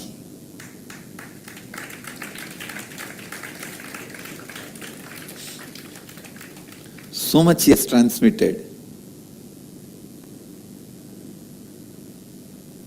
So much he has taught. All was going well. Almost he became my life breath. And I will even carry food from the house and he will eat. One great thing with my mother, she is such a sweet person, never, ever, she will say no to people, food. Any sadhu comes, any beggar comes, my mother's father is such a person, still outside his house they have two small tanks made out of stone, where they will pour water for the dogs, cows, which walk in the street for them to drink. Still they have the tradition. Even if the food is remaining, they will mix it with the water and keep it for the cow. Means not the own, their cows are pet dogs.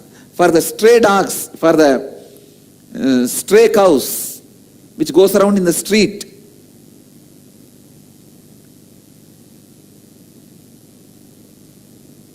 And I remember my father's side grandmother also, she will also feed any stray dog. She will get them. Somehow she will become friends with them and feed them. If they have some skin disease, she will take them to the hospital. Whether it is a sadhus or pets or beggars, my house was always open. My mother was a typical village lady waiting to feed people. So whenever I wanted to take food for some sadhus, she will immediately pack and give. She will never have a second word.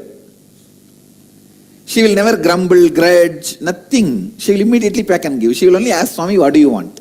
You want idli or you want rice? Idli means breakfast, rice means lunch and dinner both. That's all. That is the only two menu.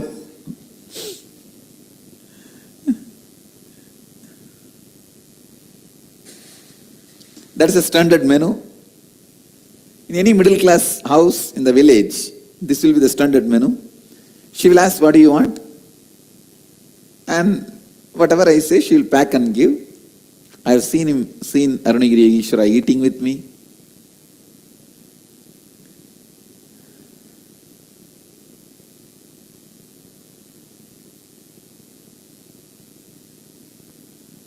One day I told him, please you come to the house, my house. And he laughed and said, you come to the place where I am staying. House where I am staying. The moment he said, I know, wow, it's such an opportunity. I said, come on, take me. You only never took me.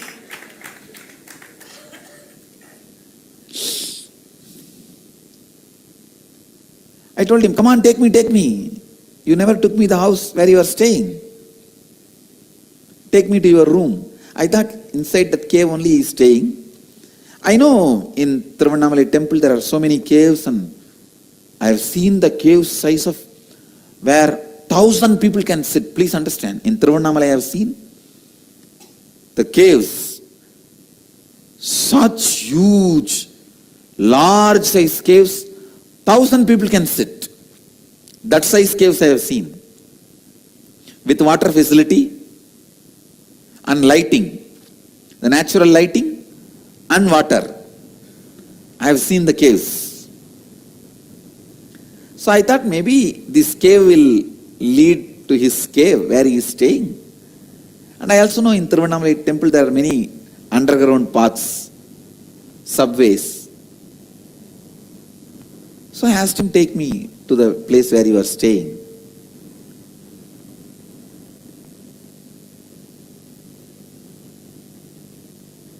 He said, come on, let's go. He entered into that cave by bending, and I remember he just held my hand and pressed. Please understand, now I wanted to put this on record. First time when he pressed the hand, I lost body consciousness. All these days I was with him, I never lost body consciousness. First time I lost body consciousness. So, from this moment, whatever I am describing, I do not know whether physically I was part of that scene or I was taken out of my body and this experience happened. I am not able to be clear. Because the moment he pressed my hand to pull me inside the cave along with him, I lost the body consciousness. And even the scenes I remember after this were not like this worldly. He just walked into a cave and I also walked with him, and suddenly the cave opened and we came out and I saw a huge banyan tree. Little bigger than our Biddi banyan tree. It was Arunachala hill, that much I can very clearly say. And the huge banyan tree.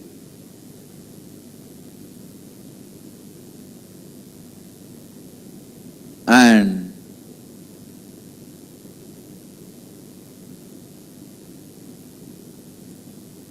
maybe some 20-30 sadhus were sitting around the seat of the Guru.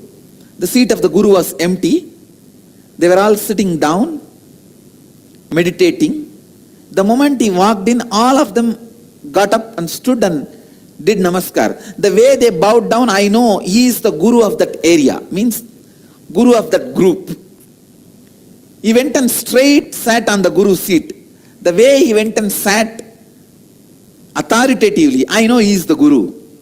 And all of them are his disciples, very elderly sadhus with a long beard, just like you listen and see in the stories.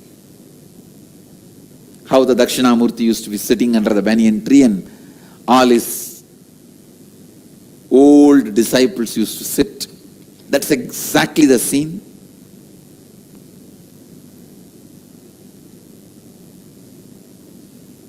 The scene happened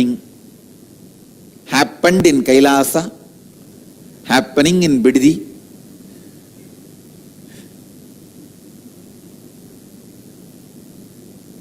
Was literally happening. I saw.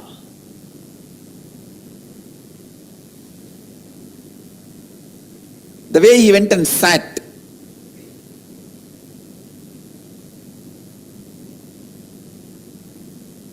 Literally he sat like Dakshinamurti only. He just went and put his leg little this way, that's all. That's the way he sat. Where he put the left leg on the right leg and little closer he kept. Then usual posture of Dakshinamurti, you see. This is exactly the way he sat. And he started answering some of the questions they all asked.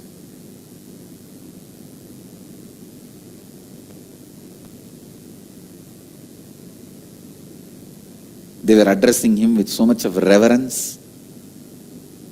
And they all fell flat when he sat in his seat and did namaskar and sat up.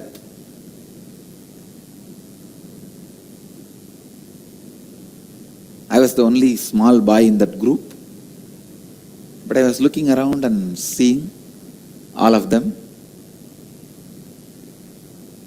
Maybe after some time, their attention turned on me and one person said, "Who is this person? He is the only person without kavi here, who is not a swami, sannyasi." That kind of it did not exactly meant I am not a sannyasi or a person without having kavi, something like that. Because I was with my school uniform. I remember very clearly that dark blue and light blue.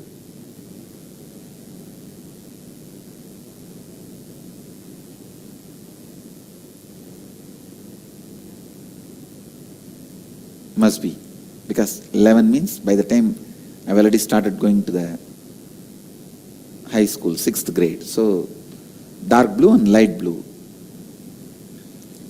In Indian villages, kids will not change they will wear the uniform even in the holidays. They may not go to school, but they will be always wearing the uniform only, same dress only. I still remember the half trouser of dark blue and shirt of light blue. That was the school uniform. And immediately that solved my Kundalini. I said, I may not be wearing kavi, I am also sannyasi only. And I saw Arunagiri Yogeshwara laughed.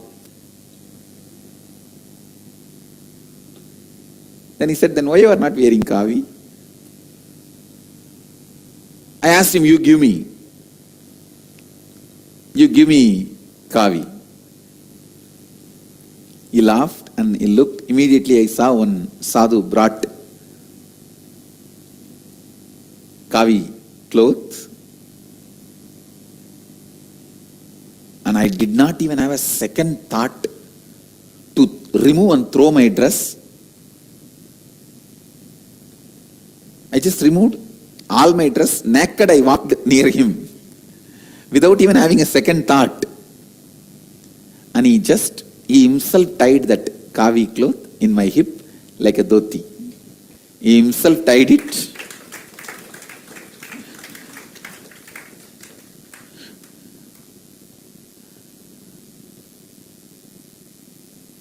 I still remember, just tied the cloth and hugged me.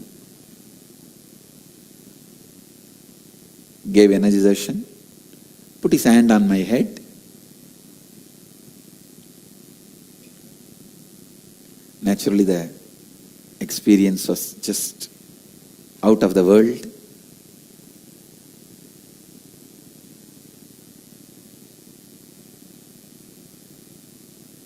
I came and sat in the group. Now I felt one with that group, and group also felt one with me. They did not feel now I am an outsider. One good thing, still I have that cloth given by him. Still the cloth is there. Because the cloth is there, I feel the experience is either happened in the physical plane or a metaphysical plane which gets converted to physical plane. See, there are some metaphysical experience which disappears when the conversion into physical plane happens. But there are some solid metaphysical experiences. It becomes physicality when it comes down to the physical plane. Like Ramakrishna had an experience of Rama giving him the pot full of porridge. A mud pot full of porridge. When he came down from that experience, he had the pot in his hand. The pot was there. The pot did not disappear. Only the Rama's form disappeared, but the pot was there. That did not disappear. So I can say, this experience from the metaphysical plane, when it settled down into the physical plane, the items given remained. That is why I feel the experience has become physical biomemory in me. It remains as a physical bioenergy. And after some time we were sitting and discussing, and all those great yogis and sadhus, they were all talking for a few minutes, and then they all sat in silence for a few minutes. He was sitting gracefully. I neither felt like asking any question nor felt like talking. I can say from my observation that tree looked very real because the leaves were there, fruits were there, the bird's sound I remember, birds were there, and in the breeze the tree was moving.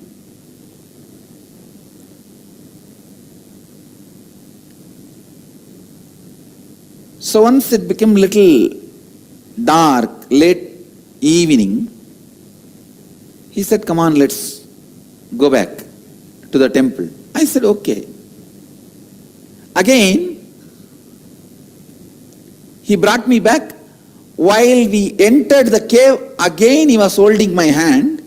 When we came out of the cave to the place exactly where we entered, there only he just left my hand. I saw when he left my hand only, I came to the physical awareness. So either he took my metaphysical body to his metaphysical space, or he took my physical body itself to that metaphysical space. In these two, any one is possible. Because the cloth is there physically with me, I feel it was physical happening. But because it was completely otherworldly, looked out of the world, I am not able to say it is only physical. I'll explain why in the next continuously.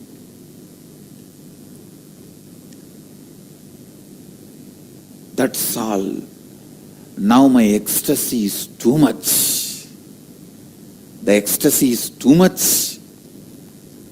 That new kavi, oh God.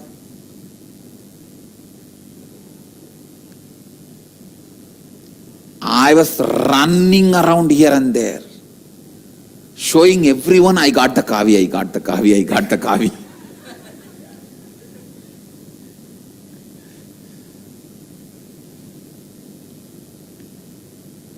He left me in the temple saying that you can go now, and he went away inside his cave. First person I ran was my Guru, Mata Vibhudananda Devi, Vibhudananda Puri. Her name was Kuppammal, local name. I ran to her and showed, see, I have Kavi, I got Kavi. But I did not get the joyful response from her. She became too serious. I did not actually expect serious response from her. I thought she will be very happy. She became very serious and asked, who gave you this Kavi? I said, why? She said, giving Kavi means they gave you sannyas. Actually, she was waiting to give sannyas to me. And how did they give sannyas without asking your father and mother? Now your father and mother, your parents will ask only me. Who gave you the Kavi? I got a little frightened.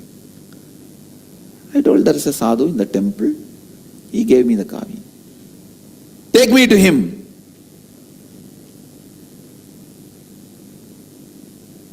She started telling, no one will give you Kavi. You have stolen from some shop. Tell me that. Tell the truth. We will give it back to that shop. I will not tell your grandfather. My grandfather is well known in the city. In that village. So everyone will be afraid of my grandfather, mother's father. I won't tell your grandfather, otherwise I'll tell your grandfather you have stolen from some shop. I got more frightened. Oh God, what is this? She's going to tell now, my grandfather I have stolen. I have not stolen, I only got it. Then I said, all right, I'll take you to that Swami, come. He only gave me, I have not stolen in any shop. She held me in her hand. She really believed I was stolen in some shop.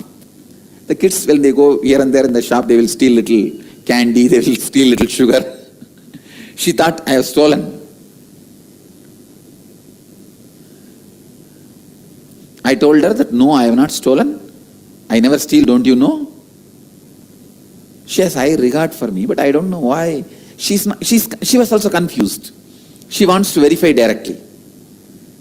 When I took her directly to that cave, and I started calling Swami, Swami, Swami, he did not come out. Almost 9 months.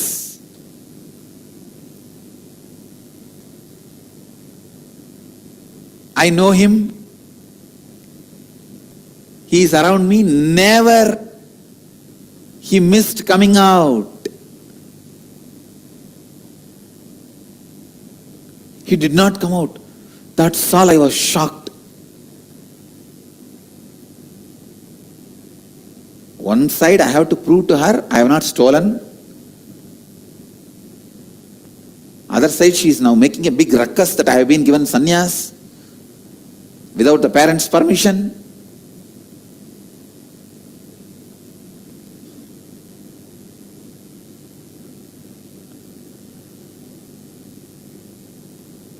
I did not bother even about any of those things, but he is not coming out. That was too much.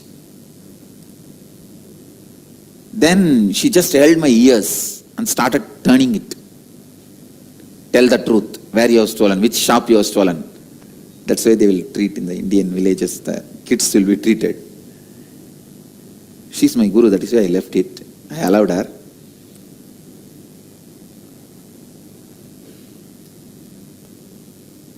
I said, no, from this cave only that Swami came out. She dragged me and took near that cave and showed me, whom are you trying to cheat? Is this the cave? She pushed that stone and showed me. Only then I realized it was not a cave, it was a sealed, solid stone. Please understand. Only then first time I realized in that 9 months It was a solid stone construction. It was not a cave. That is why I doubt whether Arunagiri Yogeshwara taking me inside was a physical or metaphysical. Because I realized it is a stone construction, not a cave. Shock for me. She said, now I have no justification because I am not able to get Arunagiri Yogeshwara. I said it's a cave, it is not cave now anymore.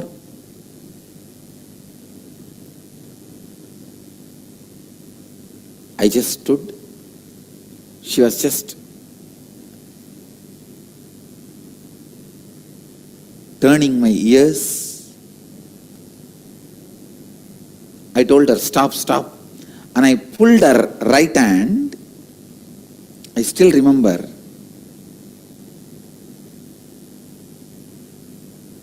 I told her, I promise in the name of Arunachalaleshwara, on you, on me, I have not stolen this cloth. Only Arunagiri Yogeshwara gave me. With that, I slapped on her hand. See, that is the usual way that kids will tell that, I swear. Swearing, I swear. That is the way I did that to her. In Tamil I said, Annamalaiyar மேலையும் ஓம் மேலையும் என் மேலையும் சத்தியம் பண்ணி சொல்றேன், அவர் தான் இந்த துணி கொடுத்தாரு, நான் எங்கேயும் திருடலை. I told her, on Arunachala, on you, on me, I promise. I did not steal in any shop. Arunagiri Yogeshwara only gave. He used to come out of this cave only. When I put my hand and did that satya, I can say maybe this is the first energy darshan I gave. No, the power of that experience was so alive. Maybe first time the brain, my neuron activity mirrored in her brain. Suddenly all her doubt, everything disappeared. All her doubt, skepticism, everything disappeared. Suddenly she kneeled down. I saw in her ears, in her eyes, the tears. Her ears, whole thing is completely listening to me. She said, "Unmele solriyada? Are you telling the truth?" I said, "Yes." Now she has come to the space of listening to me.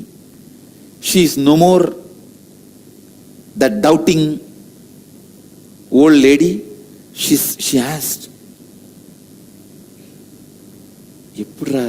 how he was looking. I described to her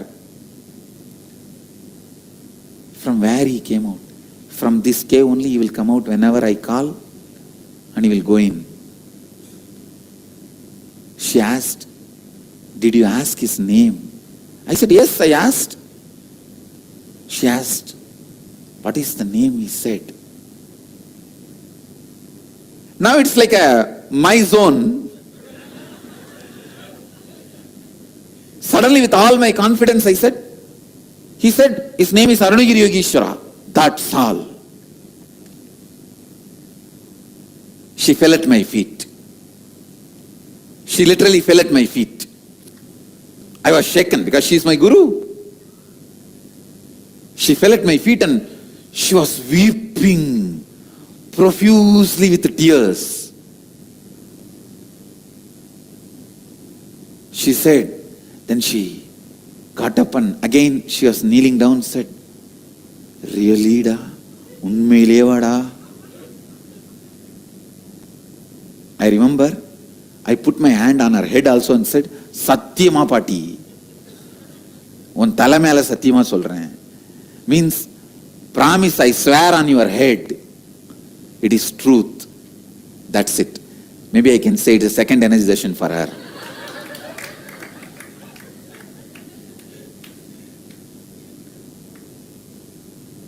She said, hey, we are all meditating for years and doing tapas just to see him once.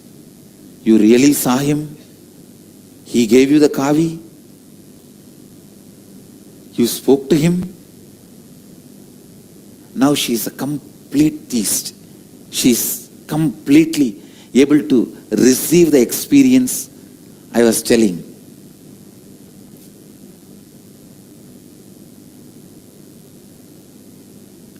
Even now I use this technique. If some of the disciples are arguing, not listening, I will just touch them. That's all. After that they will listen. They will come to the space of listening.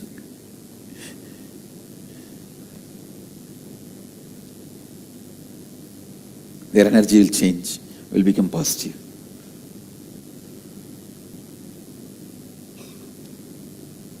That is why these guys who want to run away, they will never meet me.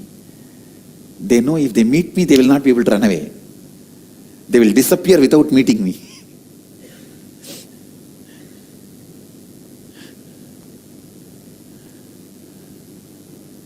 She cried, and she could not handle herself. She just left me and went away to the place where she is staying, to her house, which was actually like ashram. She gave that away to Tiruvannamalai temple. She first wanted to give it to me. When I said, no, what am I going to do? I am not going to be physically staying here in Tiruvannamalai.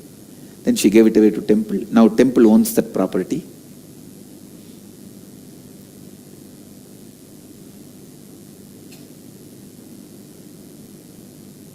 Now, I have a big issue. He is not coming. I felt I breached the word he told me. He told me never to tell anybody. I feel because I told Kuppamal, he is not coming, he is angry. So I shouted, screamed, Swami, please come. Don't leave me like this.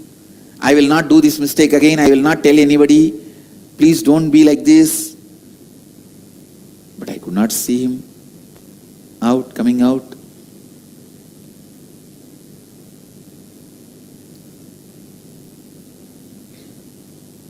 One side when I remembered, she told me, Kuppamal told me, he is directly Mahadeva, Shiva. Living here in Arunachala.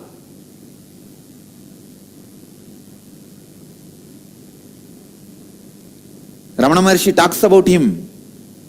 Great Siddhas have seen him.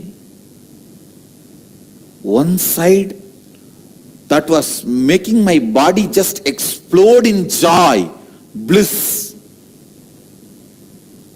He himself came and gave Kavi to me. Other side, now he is not coming. So that was just squeezing my heart.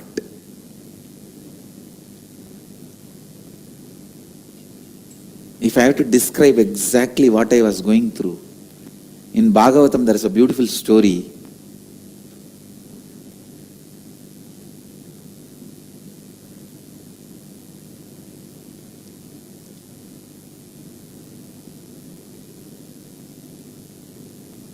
One Gopika wants to go and see Krishna in the middle of the night. He is sitting in the forest and playing the flute. That sound is coming to her bedroom. Husband is not there. So she runs secretly to go and see him and come back. But the moment she came to the main door of the house, she saw the mother-in-law sitting and combing the hair of the daughter-in-law. Sister-in-law, sorry. Mother-in-law sitting and combing the hair of her sister-in-law. Even now in any Indian village, if you go and see, if you see 10 houses, in 5 houses you can see this scene. Mother sitting and combing the hair of the daughter on the doorstep. I thought, oh God, from the time of Bhagavatam we have not changed. 5,000 years tradition. Sitting on the door frame and mother combing the hair of the daughter.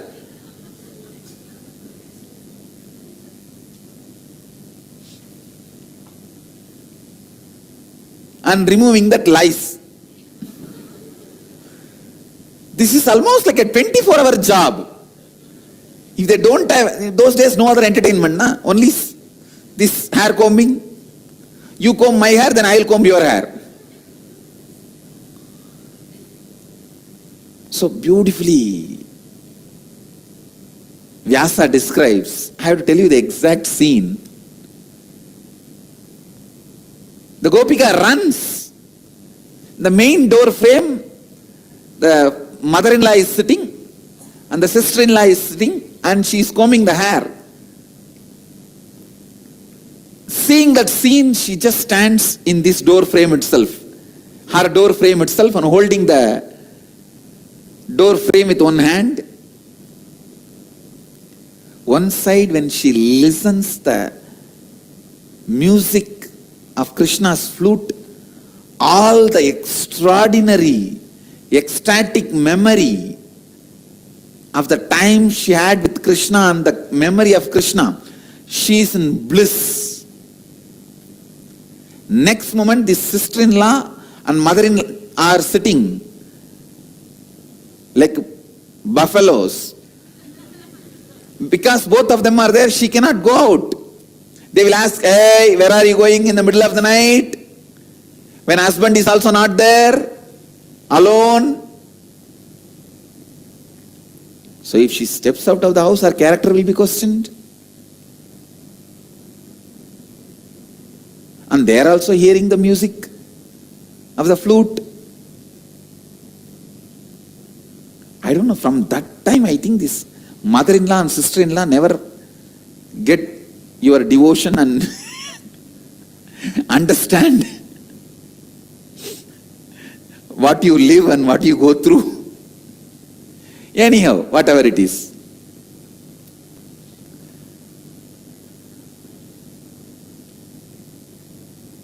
Because mother-in-law and sister-in-law are sitting, she is not able to go. Because she is not able to go, the pain of separation was other side. Vyasa describes the pain was like intense burning, and the bliss of our memory of Krishna was intense joy. This both happening again and again. Because of that pain, she burnt away all her incompletions. Because of that joy, she exhausted all her good karmas.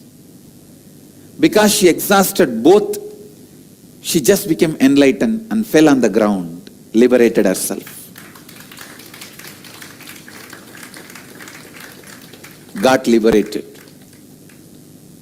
This is the exact story. I have to describe what I was going through at that moment. One side, now I know Mahadeva himself came. I am holding that kavi. I am touching that cloth again and again. He himself came and gave the kavi.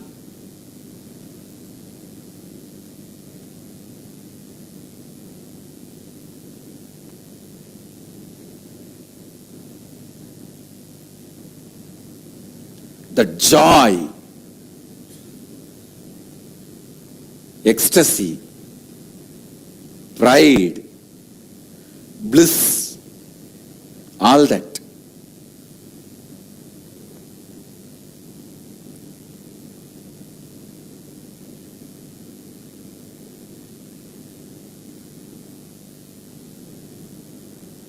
The other side, the pain, he is not coming.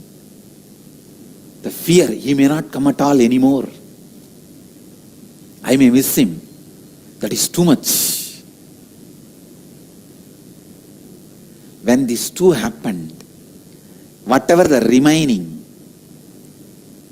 little bit of good karmas I had got burnt by the joy and bliss, knowing that he himself lived with me and initiated me.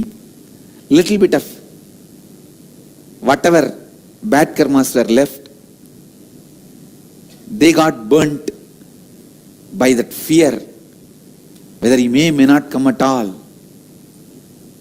This bliss and joy and pain burnt both the karmas. I just dropped.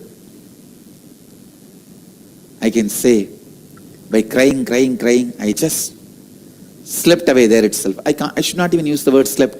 I fell into some state.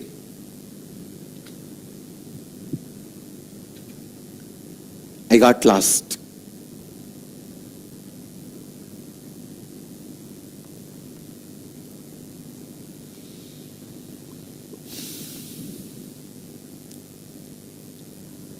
Anyhow, after some time, I think it was a late night, I was sleeping in the temple. I don't want to say sleeping, lying in the temple. The temple watchmen, they will come and wash the temple. Any festival day, they will come and wash the temple in the night. So usually, I will also help them. How I will help them, they will put the tube in the tap and they will be having the broomstick and washing the floor. And we boys who are volunteering, we'll have to just hold the tap and walk behind them, pouring water. That's the voluntary service we used to do. So, that watchman, temple watchman, he woke me up, saying, "Hey, Samir Bhaiya," that is the way he will call me. Wake up, hold the pipe for me, I have to clean. And they are going to put the deity to bed, go and have the Garbha Mandir darshan and come back. Somehow that day, I think some festival. I think it was January 1st.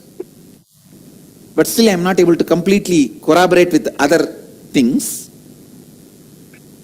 Anyhow, so the deity was put to bed a little late. He said, go and have darshan in the Garbha Mandir.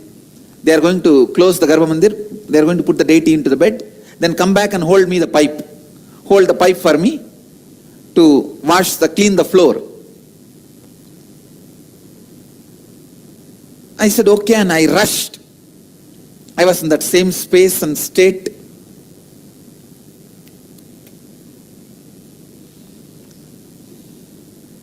I ran to the Garbha Mandir. I saw no priest was there, but Garbha Mandir was open. Those days, very few priests were in the temple. Many times, Garbha Mandir will be open and no priest will be there. The moment I entered the Ardhamandapa, the hall of the Garbha Mandir, to have darshan of the deity, the moment I looked up, I saw Arunagiri sitting on the Shivalinga. He was just sitting on the Shivalinga. I could not control myself. I screamed, "Swami, are you here?"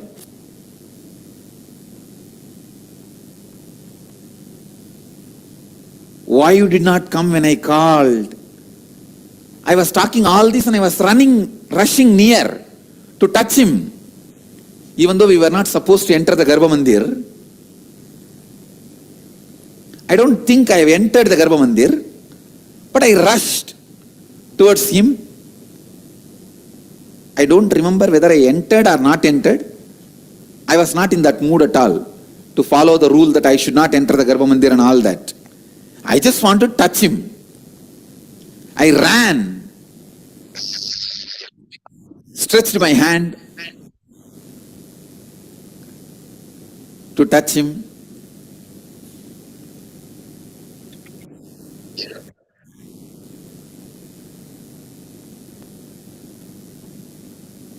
He also stretched his hand. The moment my hand touched his hand, exactly that moment, I saw clearly, he is me, I am him. It was just pure oneness.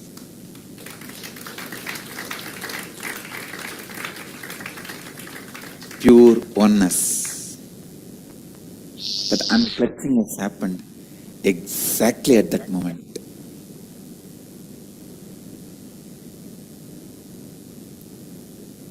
After that,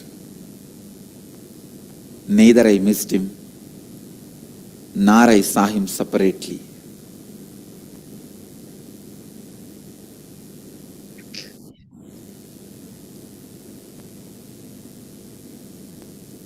That is the exact moment, experientially, the unclutching.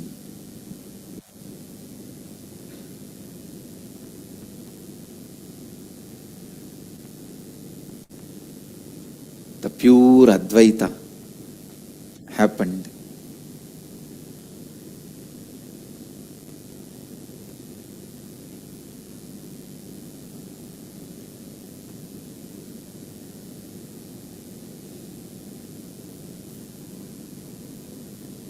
Whatever words you may use, Advaita, Aham Brahmasmi,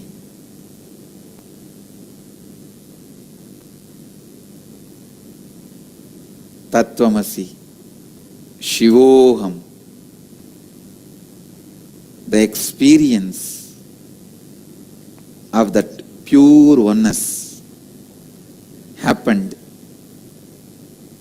as it is to stay once for all.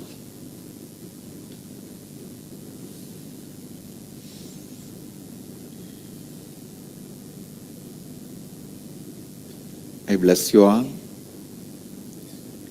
with all my integrity, authenticity, responsibility and enriching and causing. Let you all experience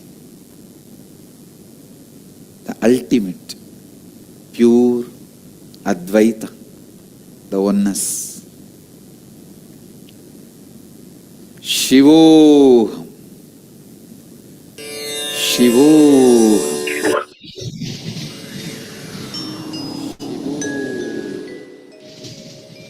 Ananda. Nithyananda Dhyanapitham, Nithyananda Nagar, off Mysore Road, Bidadi, Bengaluru. Phone 08027279999. www.nithyananda.org. www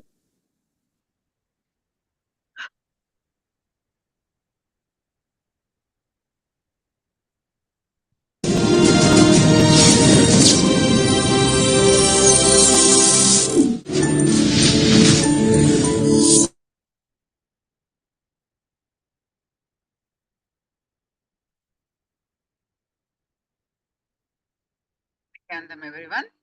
What a beautiful Arunagiri Yogeshwara initiation we had.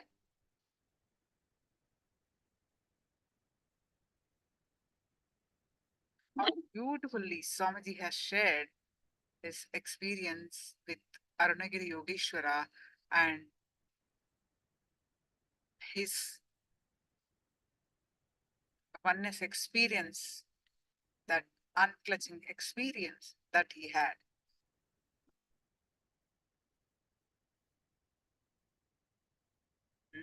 Wonderful. So now please go ahead and post your powerful cognitions, and we are going to manifest the power manifestation of levitation.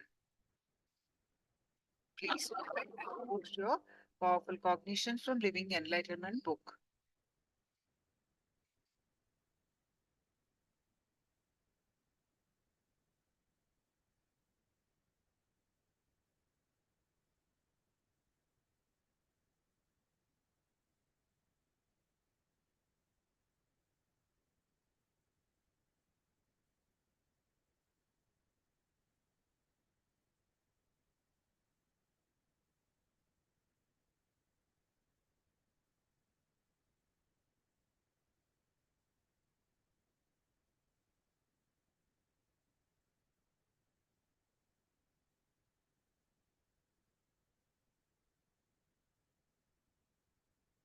posture, powerful cognitions from Living Enlightenment book. We are going to manifest the power of levitation.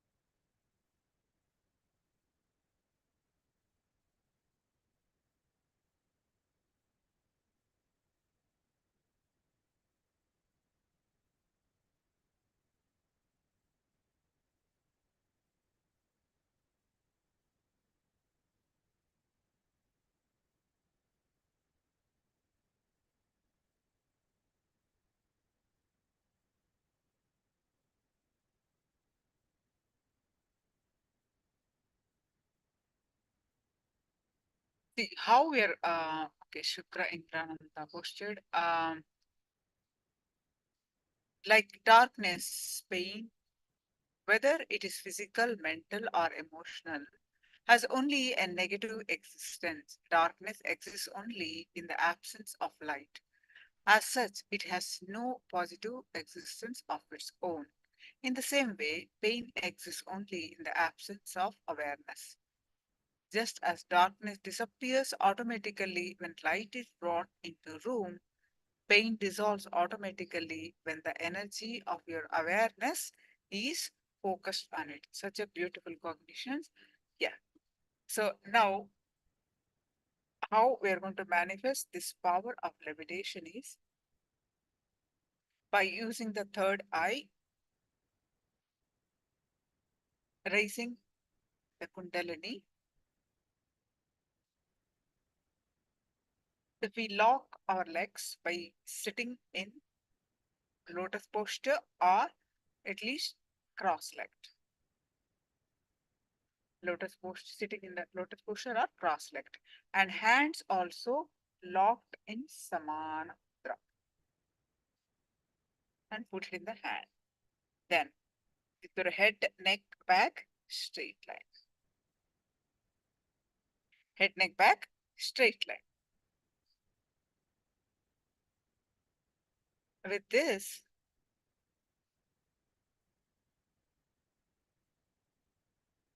now start visualize Swamiji's form in your third eye.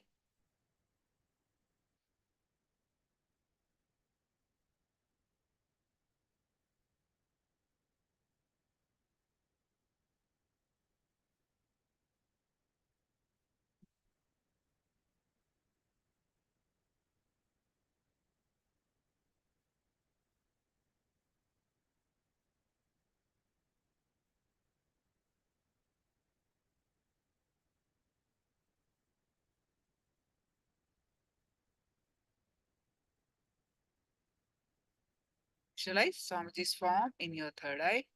See as in the picture, you need to sit at least cross-legged, and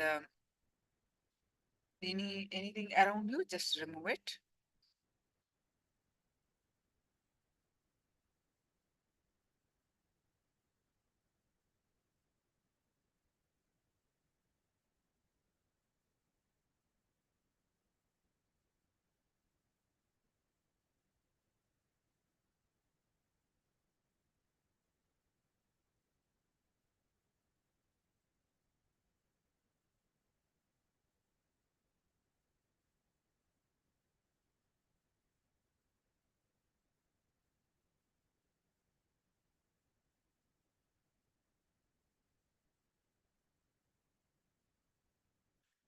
Now start chanting the Mahavakya and experience the space of oneness. With that space of oneness, declare to manifest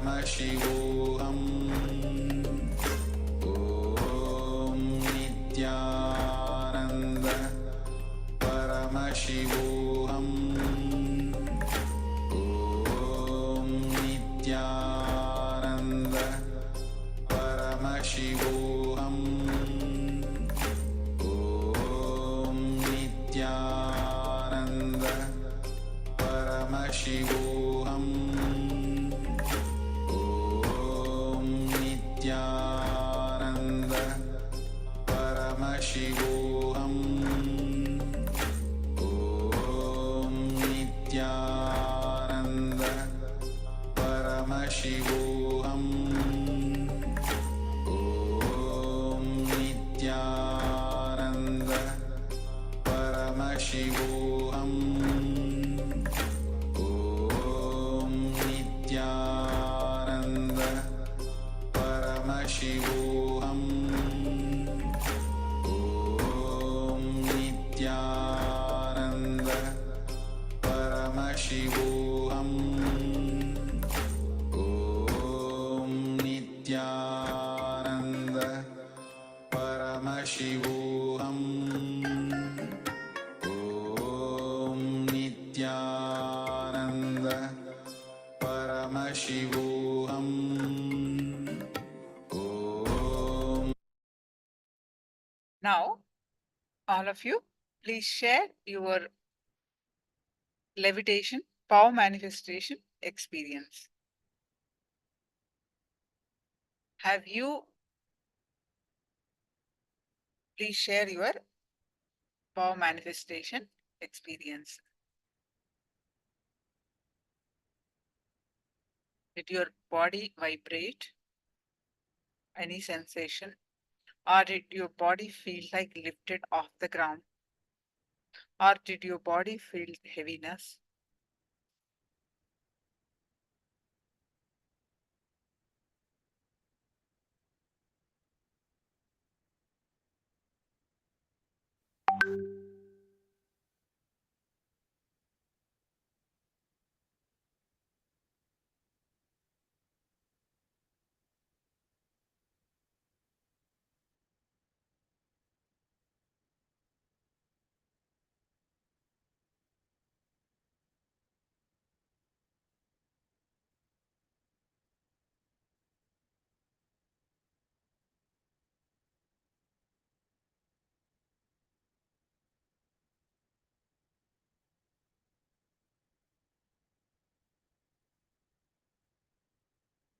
To share your experience, then quickly we'll move on to our next part of the sessions.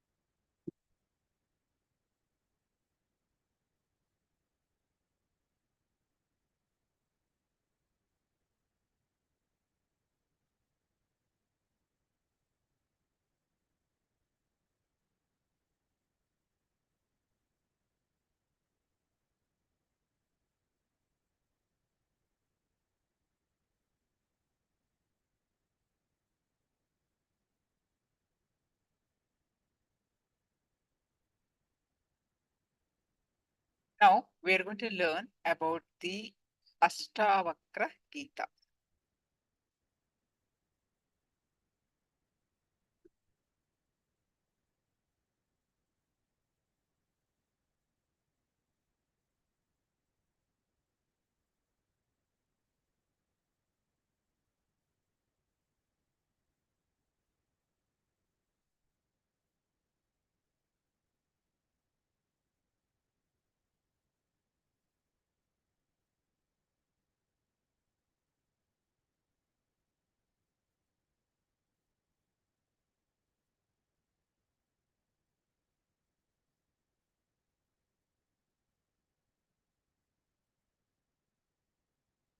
Ashtavakra Gita. Who is Ashtavakra? Let's understand.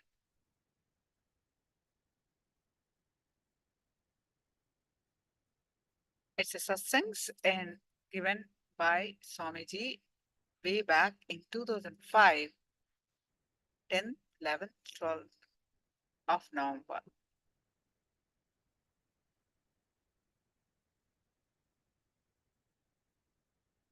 There are three parts, three discourses. In this one, now we are going to learn enlightenment. It is possible.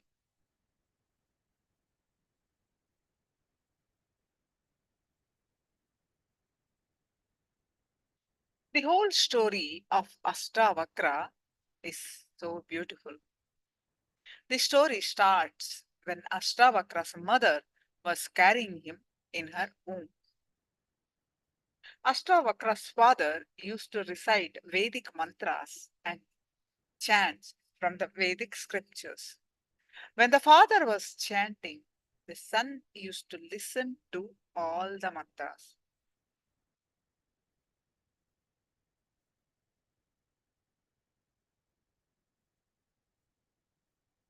Suddenly, one day, the son started questioning the father from inside the womb. What are you chanting are pure words. It has no juice. It has no experience. You are just an intellectual pandit, learned person. Where is the truth? Where is your experience? The father was deeply hurt.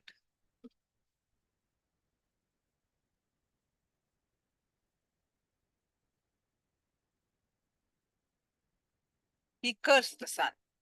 He said, "What? Even before taking birth, you dared to question me? Who knows what else you will do after taking birth?" The father's curse resulted in Ashtavakra taking birth with 8 problems or deformations in his body. At 8 parts, his body was crooked or curved. Ashta means 8, Vakra means curved. So his name was named Ashtavakra, literally means 8 places crooked body. Was conscious, but even though his body was crooked due to father's curse, Ashtavakra was conscious even before the birth.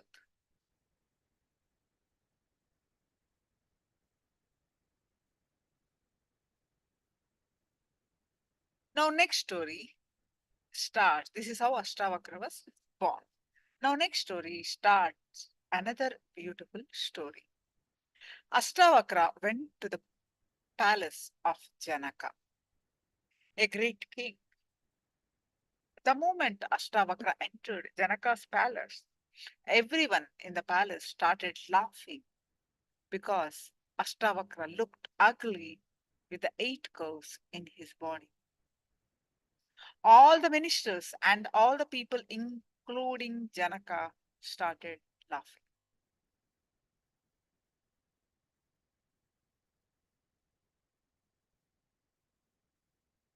But the Ashtavakra did not get hurt. If we allow ourselves to become hurt, we are defeated. At any point if we are hurt, we are defeated. If we become angry, we are defeated. Ashtavakra was not hurt. He was not disturbed in any way. He was just completely relaxed.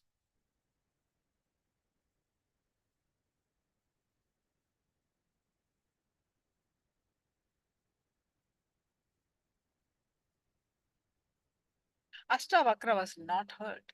He was not disturbed in any way, and he was just completely relaxed.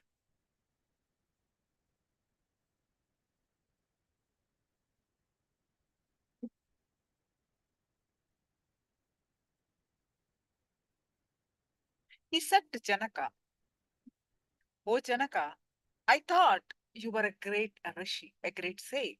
I thought you were a great yogi, accomplished spiritual person. But you are neither a yogi nor do you have any yogis around you. You have only cobwebs. Sorry, you have only cobblers in your court. You have only shoemakers in your court."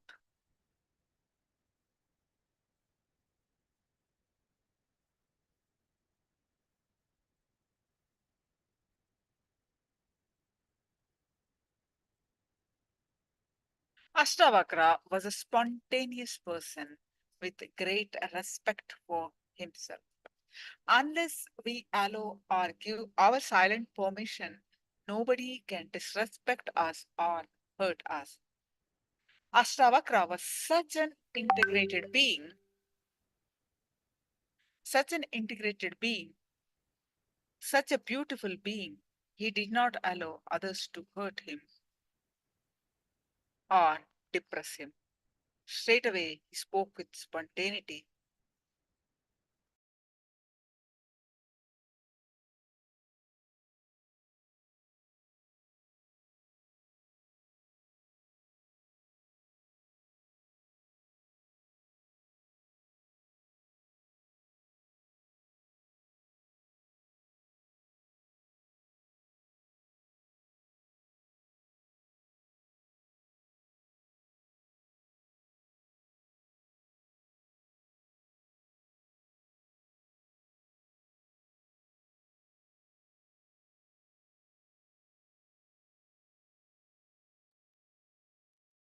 He spoke with spontaneity. You have only shoemakers. Tanaka said, "You have all cobblers around you." And now he's saying, "You have only shoemakers." Janaka was shocked. Ashtavakra is only 12 years now. And on the top, he's standing in the king's palace, where all the king's ministers are around him. On the top, even this boy, 12-year-old, he is not even normal looking. He is looking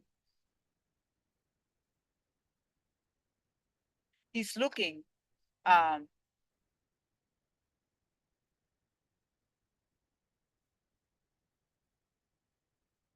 crooked. Janaka was shocked. A king of that sort is the greatest king. Heavy, highly respected. And now a small boy of 8-year-old coming and telling him that you have shoemakers in your court, you have cobblers in your court. Now, very interesting. Let us see how Janaka, not only what would the king behave, they'll get angry, they'll throw the boy away, they'll punish, right? What Janaka did.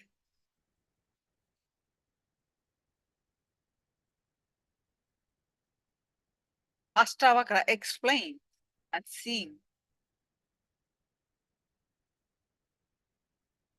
He explained, "These people are seeing only my skin. not my being. Cobblers see only the skin, not the reality. When the cobbler sees an animal, he will think only about the skin, not the being. When a tailor sees you, he will only see your dress. He will measure your being only based on the dress you are wearing. When a jeweler sees you, he will first see only the jewelry you are wearing. He will judge you based on the jewelry that you are wearing. He weighs you. People look at things only from their angles. They have their own ideas. They have their own imagination.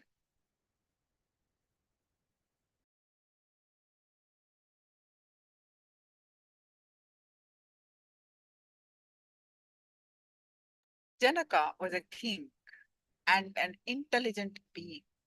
He understood the meaning of the words spoken by Ashtavakra. He immediately came down from the throne, understand a king of the country, a noble king.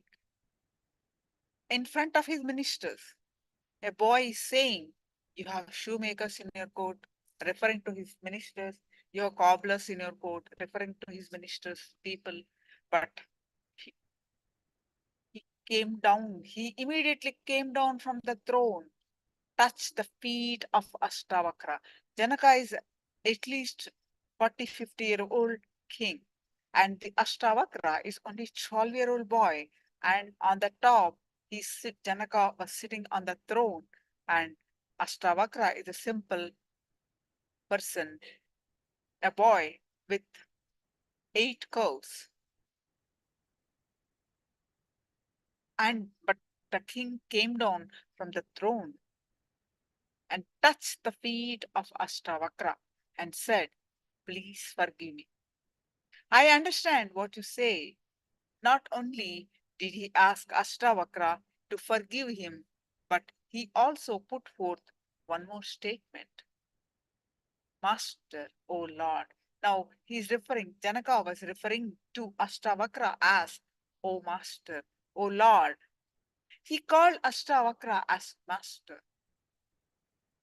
Janaka continued, O Lord, just from your very words, I understand that what you spoke was from your own direct experience.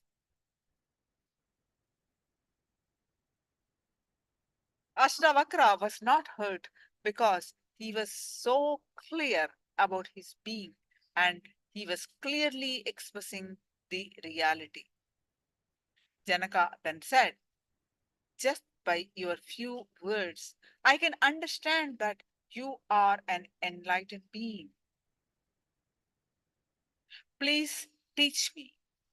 Please give me the wisdom that you have. Because Janaka asked for the truth. Whatever Ashtavakra taught became a big help to him. It helped King Janaka to transform his life, to awaken his being, to achieve enlightenment. Unless you ask for this help, it cannot be given. By your being here, I assume you are requesting this help. So I am assuming you need the help. You need the wisdom and you need the knowledge of Ashtavakra. Then Janaka asked, how can knowledge be acquired? And how can liberation be attained? And how is renunciation possible? Tell me this, O Lord. It is a beautiful question. Janaka's very being is a seeker. He might have laughed at Ashtavakra by mistake, but his very being is a seeker. He is the seeker of truth. We need to understand the word liberation. Liberation means not being disturbed, polluted, or touched by the inner and outer world goals. If we are not touched, polluted, or corrupted by the outer world or inner world goals, we are liberated. The moment we understand the purposelessness of this whole universe, we are liberated.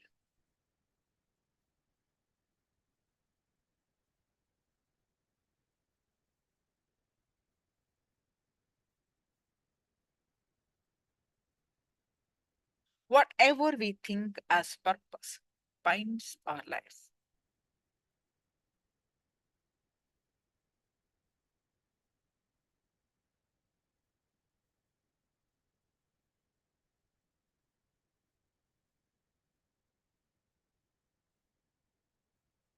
Whatever we think as purpose binds our lives.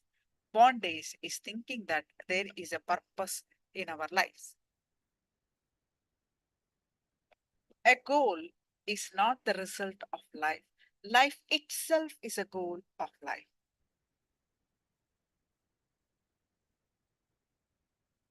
Two things. First, if we sell our life for some goal, we may not achieve anything at all and feel frustrated. Second, we may achieve the goal but still feel depressed. Achieving what you want is different from satisfying why you wanted it.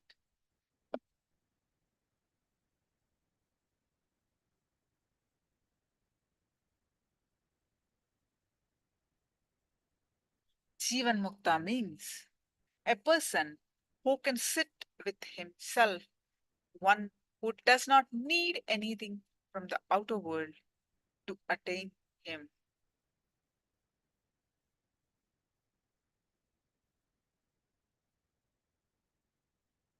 The moment you understand that, that the life has no purpose, the moment you will be liberated. That moment you will understand the meaning of life, living in this moment. We are all like the waves.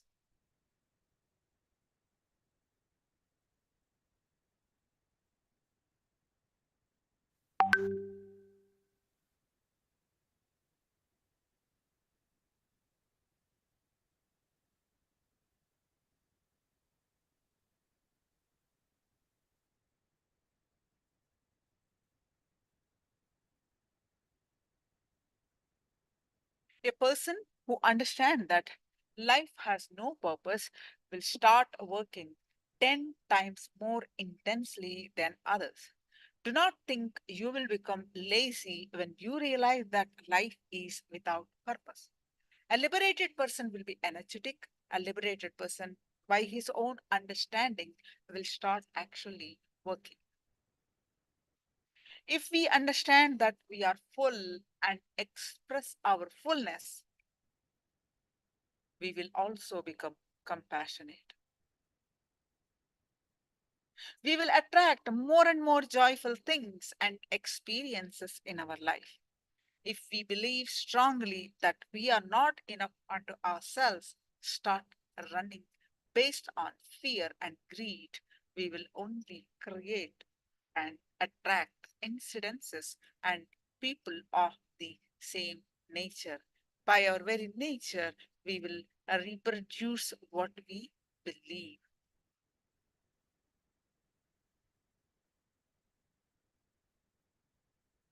If you aspire for liberation, my child, shun the objects of the senses as poison and seek forgiveness. Sincerity, kindness, contentment, and truth as nectar.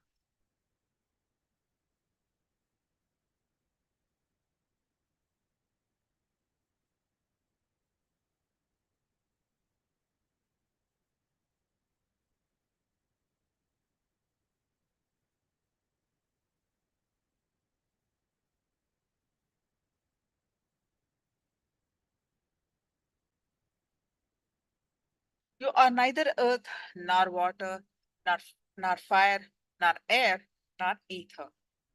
In order to attain liberation, realize yourself as the knower of all these and consciousness itself.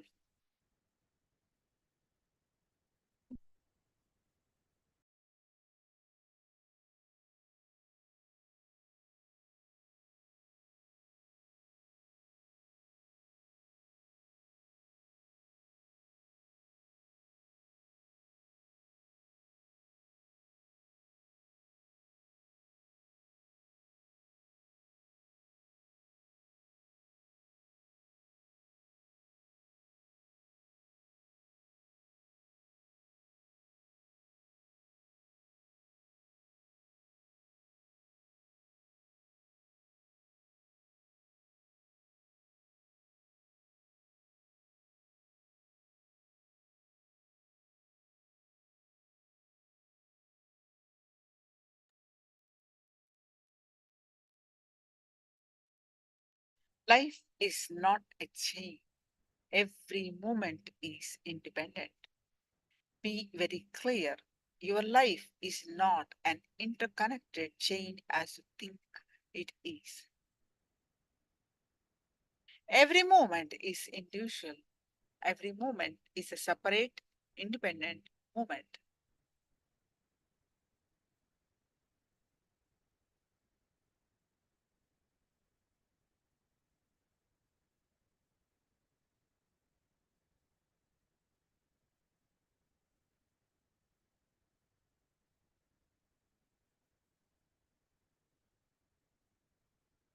Understand, even our body and mind are not necessary to live.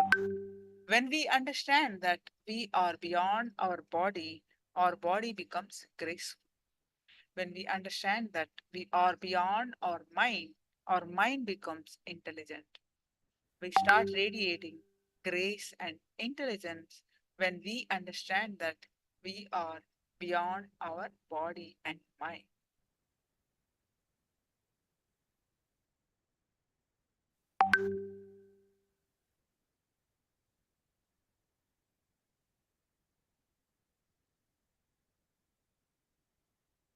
First, you are not body and mind. Second, if you detach from the body and rest in intelligence, you will at once be happy, peaceful, and free from bondage. By its very nature, the body heals itself. The body has its own intelligence. Ego is not necessary.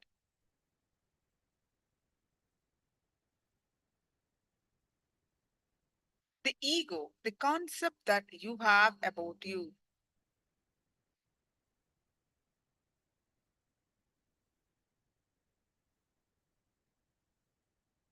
the concept that you have about you and personality that you are carrying are not necessary for you to live inside the body and mind.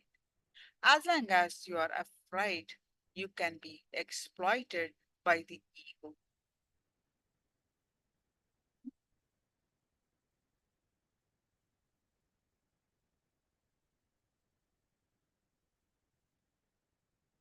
We all have two identities, and the identity that we project to the outer world and the identity that we believe to be us in the inner world. Mamakar. What we project outside, ahankar. Mamakar is always smaller than what we actually are. Ahankar is always bigger than what we actually are.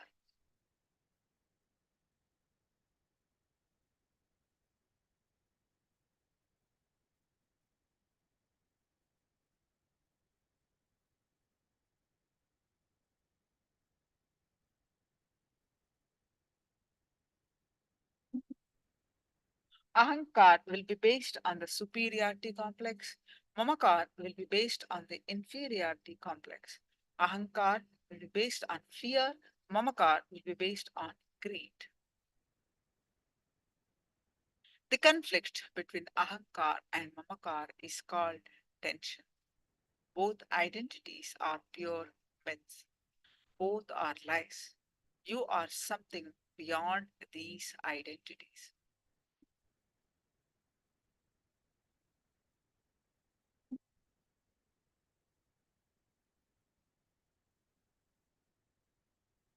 You have any questions? Please let me know. We'll be continuing the Ashtavakra Gita.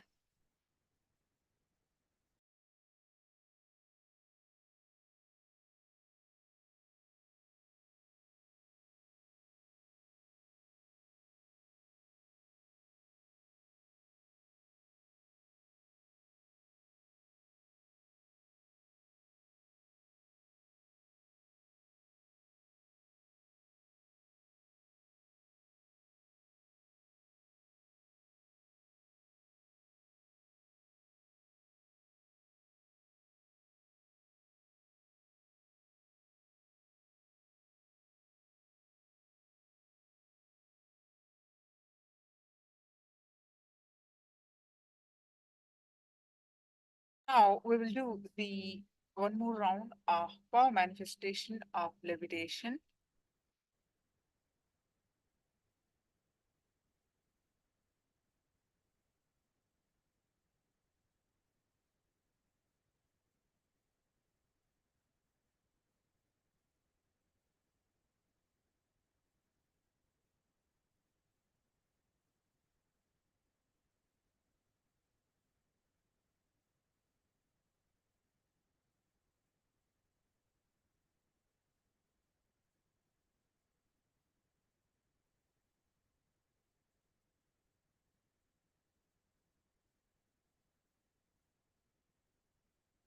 Please post your powerful cognitions from Living Enlightenment book. We're going to manifest the power of levitation.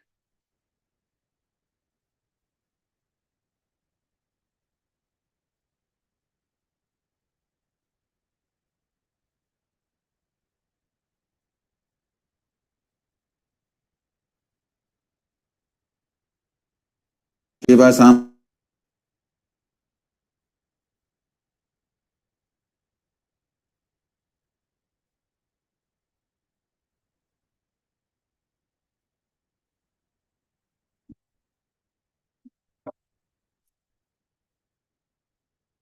Unclutching Please. from KAILASA. Absolute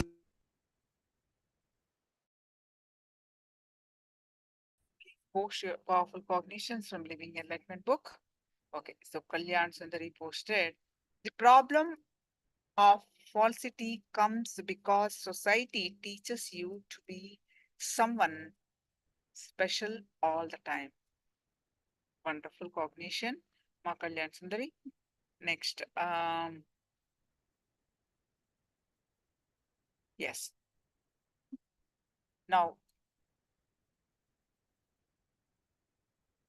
to manifest the power of levitation,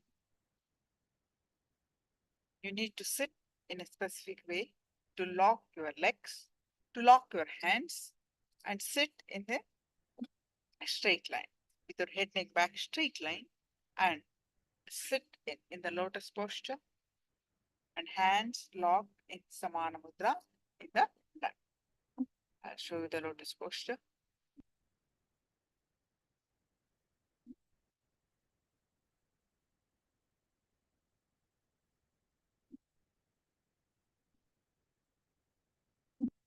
If you cannot sit in lotus posture, you can sit in cross-legged.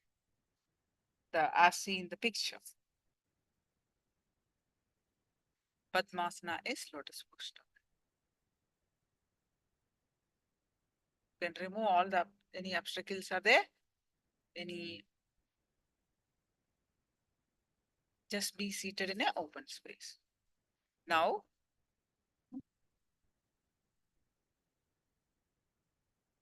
visualize Swamiji's form in your third eye.